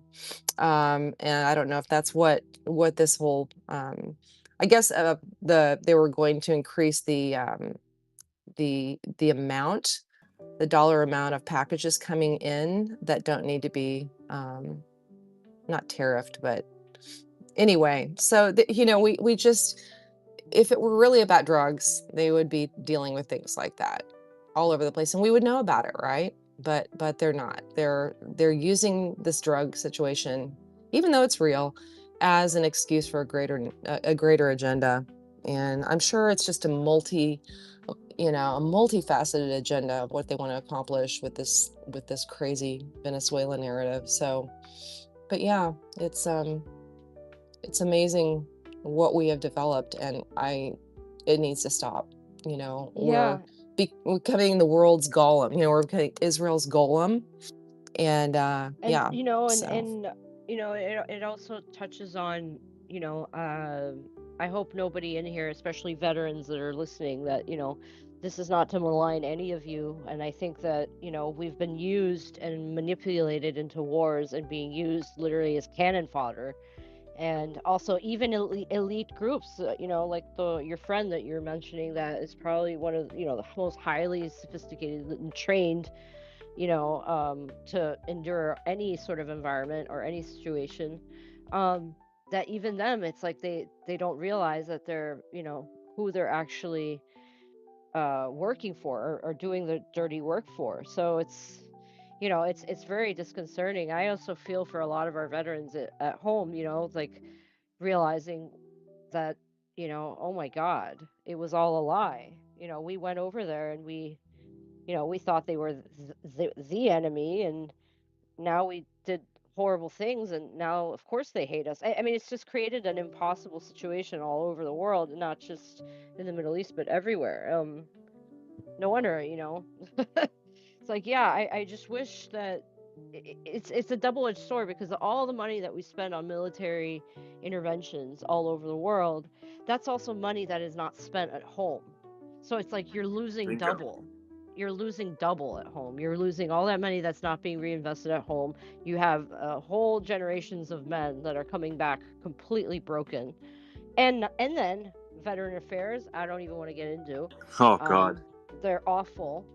I mean, yeah. I've talked so about Bryce I mean, Turney on here recently. It's one of the most vicious things you can do to a country, is that, and going on the offensive while the internal, or the domestic, is literally falling apart.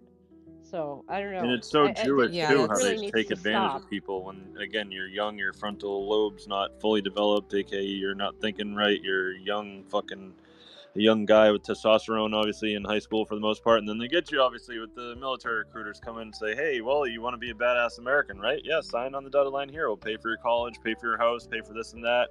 And then you go over, like you said, do what you do, and then they come back and their frontal lobe does develop, and they realize, what was I doing? Again, cui bono, Yeah, who and benefits? Not me. they target you at a very vulnerable point in your life when you're an 18-year-old male. Most of the time, you don't really know what you want to do with your life. My youngest son was the same. He didn't know what he wanted to do, and he almost, I mean, Yeah. he almost Because they know went who to and target. enlisted in the Marines. And we taught, oh my God, I had a great friend who talked him off that ledge. Thank God. It was an intervention of God. I know, because I was freaking out. Let me just really quick, this is what my friend said about the Europe drug thing. He says, whatever the statistics say, they're wrong. And the amount of fentanyl and other shit that is sent from the EU is literally several Maersk shiploads come to think about it, everything sent from EU individuals to individuals in the US is all just drugs, but all in very small packages. It's an age-old obsession we have here in Europe. And whatever most people may say the CIA and Mossad have, oh, that was that he was being facetious. He was saying, oh, CIA and the Mossad aren't involved in this, but that was a joke. So anyway, I never knew that. I thought that was fascinating. In France, it comes in through Marseille, and it's literally the French military that ushers it in. Yeah, you know. Which part though is fascinating? Which part were you alluding to? No, just it's fascinating that this is going on when we're only focused on, you know, other countries where we're not talking at all. I don't think I've ever heard in any news narrative, we've got to stop this influx of drugs from Europe. You know, who knew, right? Oh yeah, yep.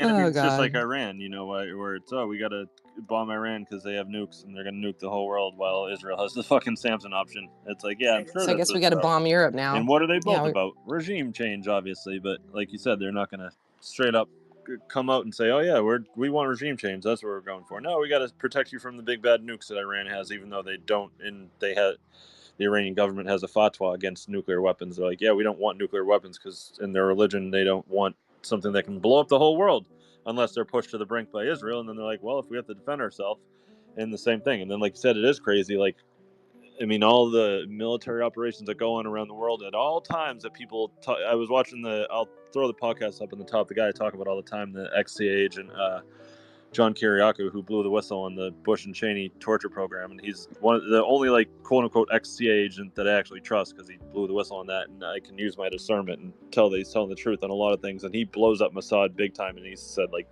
people... Oh, yeah, I've been listening to him a lot recently. Yeah, he's off the truth. He has a lot of insight on, like, how the CIA and State Department... the changes that happened between the 90s and then literally right after 9/11. There was, I mean, he calls it a cull. When he was he just started right before, I think, 9/11, and the one I'll throw up in the nest is his newest. Yeah, he'd been there since the 80s, I think. But yeah. And then he talked about how, like you said, right after 9/11, everything changed. Everything changed. It just went. Basically, the CIA turned from, like, spying operations all across the world to just being a paramilitary organization and just being like, we're just going to fund our own military and just do whatever we want and kill whoever we want and capture whoever we want, and nobody's going to hold us responsible and torture everybody. And that's why he blew the whistle on it, because he's like, there was dozens of examples he's named where they literally picked up the wrong people, tortured them for 8, 9, 10 months. A bunch of them can't even leave their houses now. They tortured them for so long that they're, like, completely broken, and then they found out, like, 10 months later, oh yeah, this is the wrong guy, actually. Oops, sorry. Yeah, and let me just add one more quick thing. That's so true, Keith. And Meowin. Gosh, that's a mouthful. I'm going to call you Jean. Yeah, everybody already knows my first name. Yeah. Oh, God. You know, just the one thing I think that it would be good for us to all remember is to remember Winston Churchill before the war. He wrote, it may have been a book, but it could have just been a paper. Promoting the kind of dialectical choice that we had to make. We had to, Zionism was preferable to Bolshevism. Remember that? He was willing to get on board with the Zionists to defeat the Bolsheviks. Oh yeah, remember that? Churchill's a false dichotomy. Churchill's thing, yeah. Yep, and that's exactly what they're doing right now. Well, we've got to,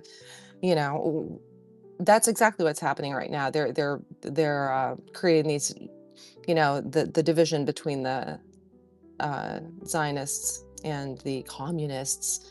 And well, we can't have that communism, so we gotta get on board with these Zionists. And that's what they always do. Such a good point. They've made it like, hey, you don't want to. You all hate in America. You all hate the big bad Muslims, right? So team up with us Jews and us, Israel first people. We'll give you what you want. We'll give you mass deportations and everything. Just team up with us. Let us get what we want, Greater Israel and all that, and then we'll give you everything you want. And then of course they don't. And I threw up in the nest the interview I was talking about. People should definitely bookmark it. He's one of the best. He's actually the best storyteller, in my opinion, ever. Like, he is an incredible storyteller. He does such a good job telling the stories from, inside the CIA and stuff. And he talks about in here. I watched like 10 minutes of it before I hopped on yesterday about like you were talking, how we were just talking about the black ops operations they do all across the world, and how we'll never know about it, because he says which I didn't know. I learned yesterday. Apparently, if you're like a black ops guy and doing covert missions, like if you get killed, like your name's never released anywhere or whatever, you just get like a star on the wall or something in the CIA office, basically, for the most part. And then he said when he came in, I think, like John said, I think it was early 90s or mid 90s, somewhere around there, he said when he first came in, there was 180, the FBI detected 187 undeclared Mossad agents in America in like the mid 1990s. Yep. 187 of them, and that's all that they detected. I'd be That's what's surprised so if that insane about number it. wasn't higher. Sorry for interrupting. Definitely. He also tells all these stories of like how Mossad is constantly harassing CIA agents, and even that that one story is crazy. that information is outdated, you know. Yeah. So Yeah, think that one about story how is it wild. is now. Now it's just people.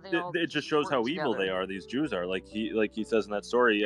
People were That poor working in the dog. Middle East. Yeah, the poor dog. They were working in the Middle East, whatever, for the CIA on whatever. They weren't even like They were like active field agents. They were just because they were sometimes there they behalf placed, on they the were CIA. like desk jock. Yeah, they were like Yeah. desk jockeys in the State Department at the embassy in Jerusalem. Or And they something. did nothing or wrong no. at all. They just went there, and then when they One went of to them the was in grad school. Like, I mean, it was like nothing. And then they like totally messed with their house. They rearranged the furniture, and then they kept breaking and entering their house. And then they went to a Halloween party. They broke and entered and rearranged the furniture, and then Christmas party they went shit in all their toilets, and then they went to their going away party, and they came back and their dog's tail was snipped off and the thing was underneath the table. And again, for what? No reason at all. And these are supposed to be working. These people are supposed to be, or like collaborating. But apparently, the spying only goes one way. So one thing that I thought that's what was he very says in this interesting too. about what he says is that Israel will spy on everybody. That's what they do. They harass, they gang stalk, they whatever.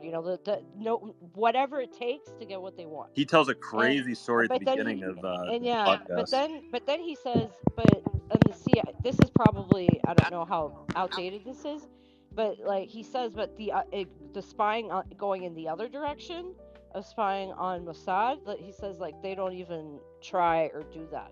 Yeah, that was interesting. Yeah, he said, we don't even do it for the most. He said like they don't even allow it because apparently it opens up a whole can of worms, because usually the White House, the executive, or and Congress or whatever, are controlled by AIPAC and the Jews or Zionists. And shit, I gotta go in 1 second. I'll be back like 2 minutes. But yeah, he said one crazy story that it's in there, and people definitely bookmark that. Watch the whole thing. Trust me, you will not be let down. He's the best storyteller ever.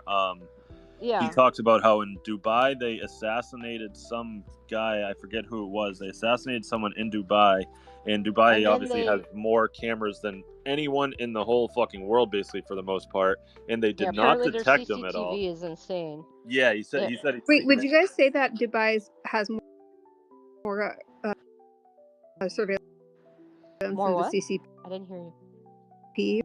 Yeah, they say they have a ton, but real quick, he said it's much smaller. They killed like somebody. I forget what it was, but it was something that he explained. I didn't more surveillance technology than the CCP. You're cutting out a little, Nora.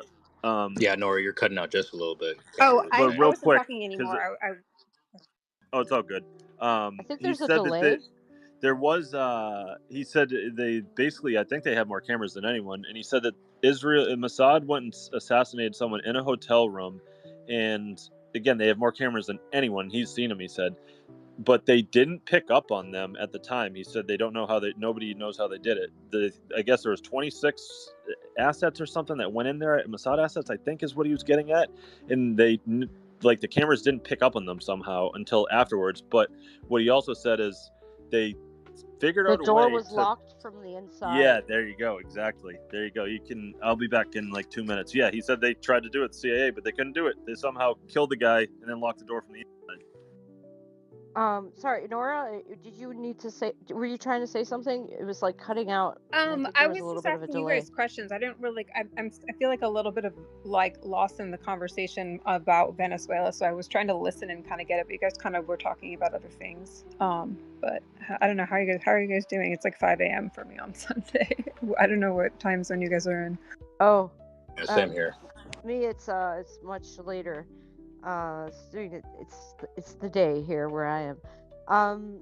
Well, Venezuela. I mean, we were just talking about how it's Venezuela is a complicated country that the United States has been messing with for a long time, and although I'm not going to sit here and pretend like every president's been perfect or what's going on there, but I do believe that the United States needs to, really stop their shenanigans and leave them alone, because everything what they're saying right now and the reason they're giving for their intervention or whatever they're doing is a complete lie.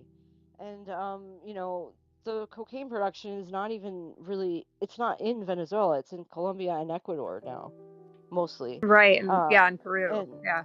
And it's also in about their oil. DEA report, Like. Oh yeah, absolutely. It's the oil, and also the point that somebody made earlier. Their central bank is not under their control. So you got a lot of things there. But yeah. But I'm not going to sit here and pretend like I know all the inner workings of like the Venezuelan political system. I mean, that's sort of, I think that's irrelevant to this administration's reasons. Like it's not really like what, they're really not trying to establish democracy. I mean, no.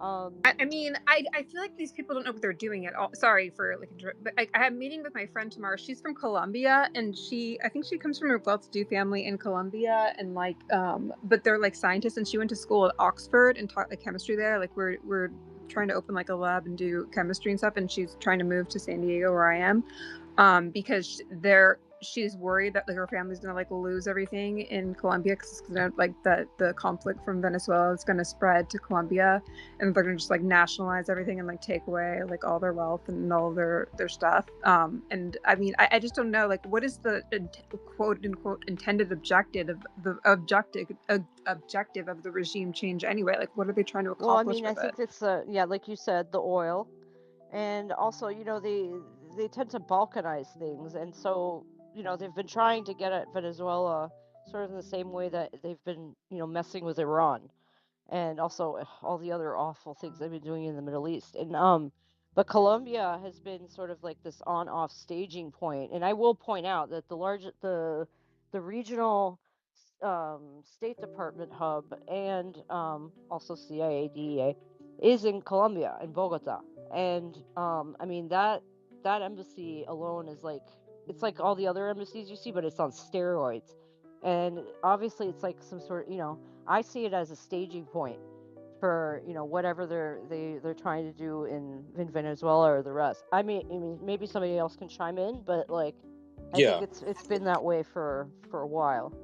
it's definitely been that way for a while. I mean, even you bring up Colombia, Nora.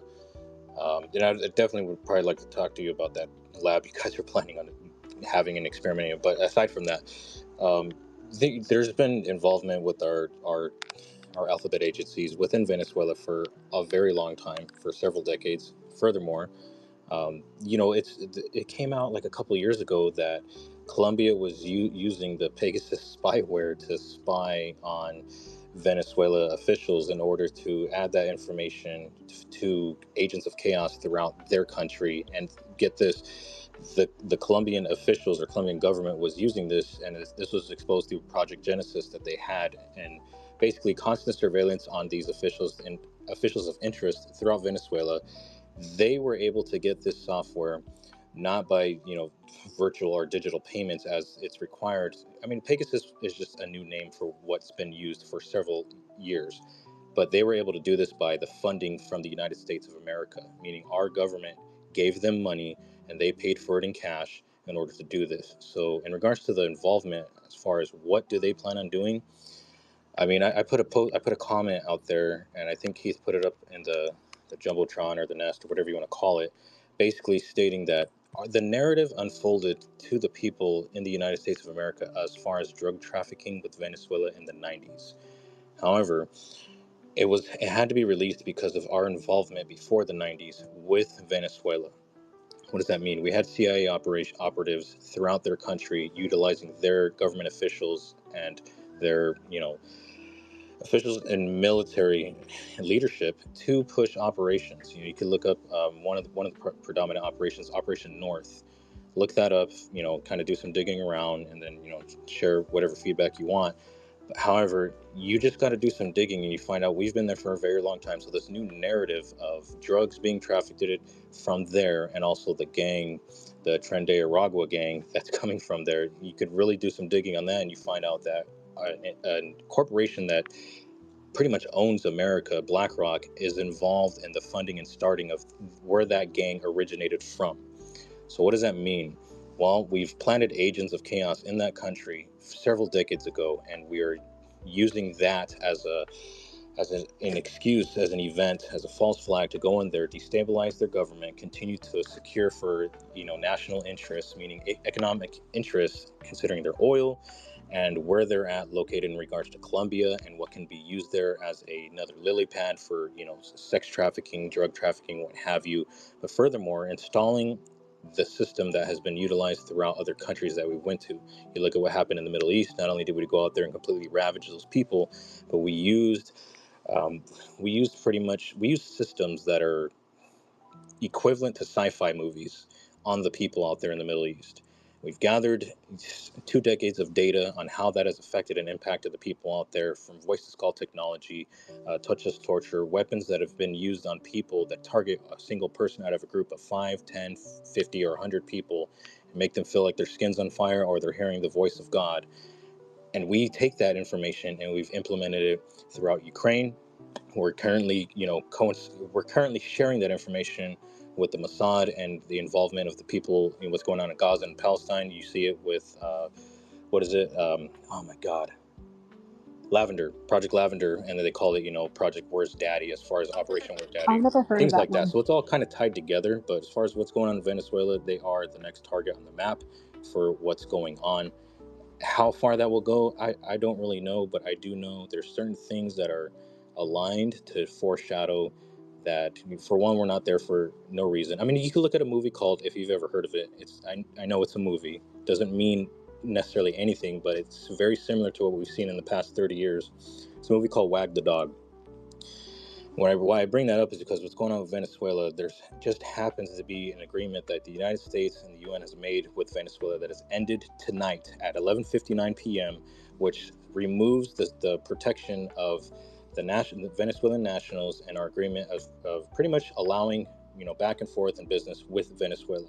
But the reason why I bring up that movie Wag the Dog is because in that movie there's a sex scandal that is going on, and they literally use the propaganda machine to make people think that there's a war going on, which simulates kind of almost what's going on with Ukraine if you look at it as far as the visuals. But why I say that is because the timing of the quote unquote Epstein files being talked about and or released or demanding the release of them, you have this back and forth of what's going on with the administration and these political officials or leaders.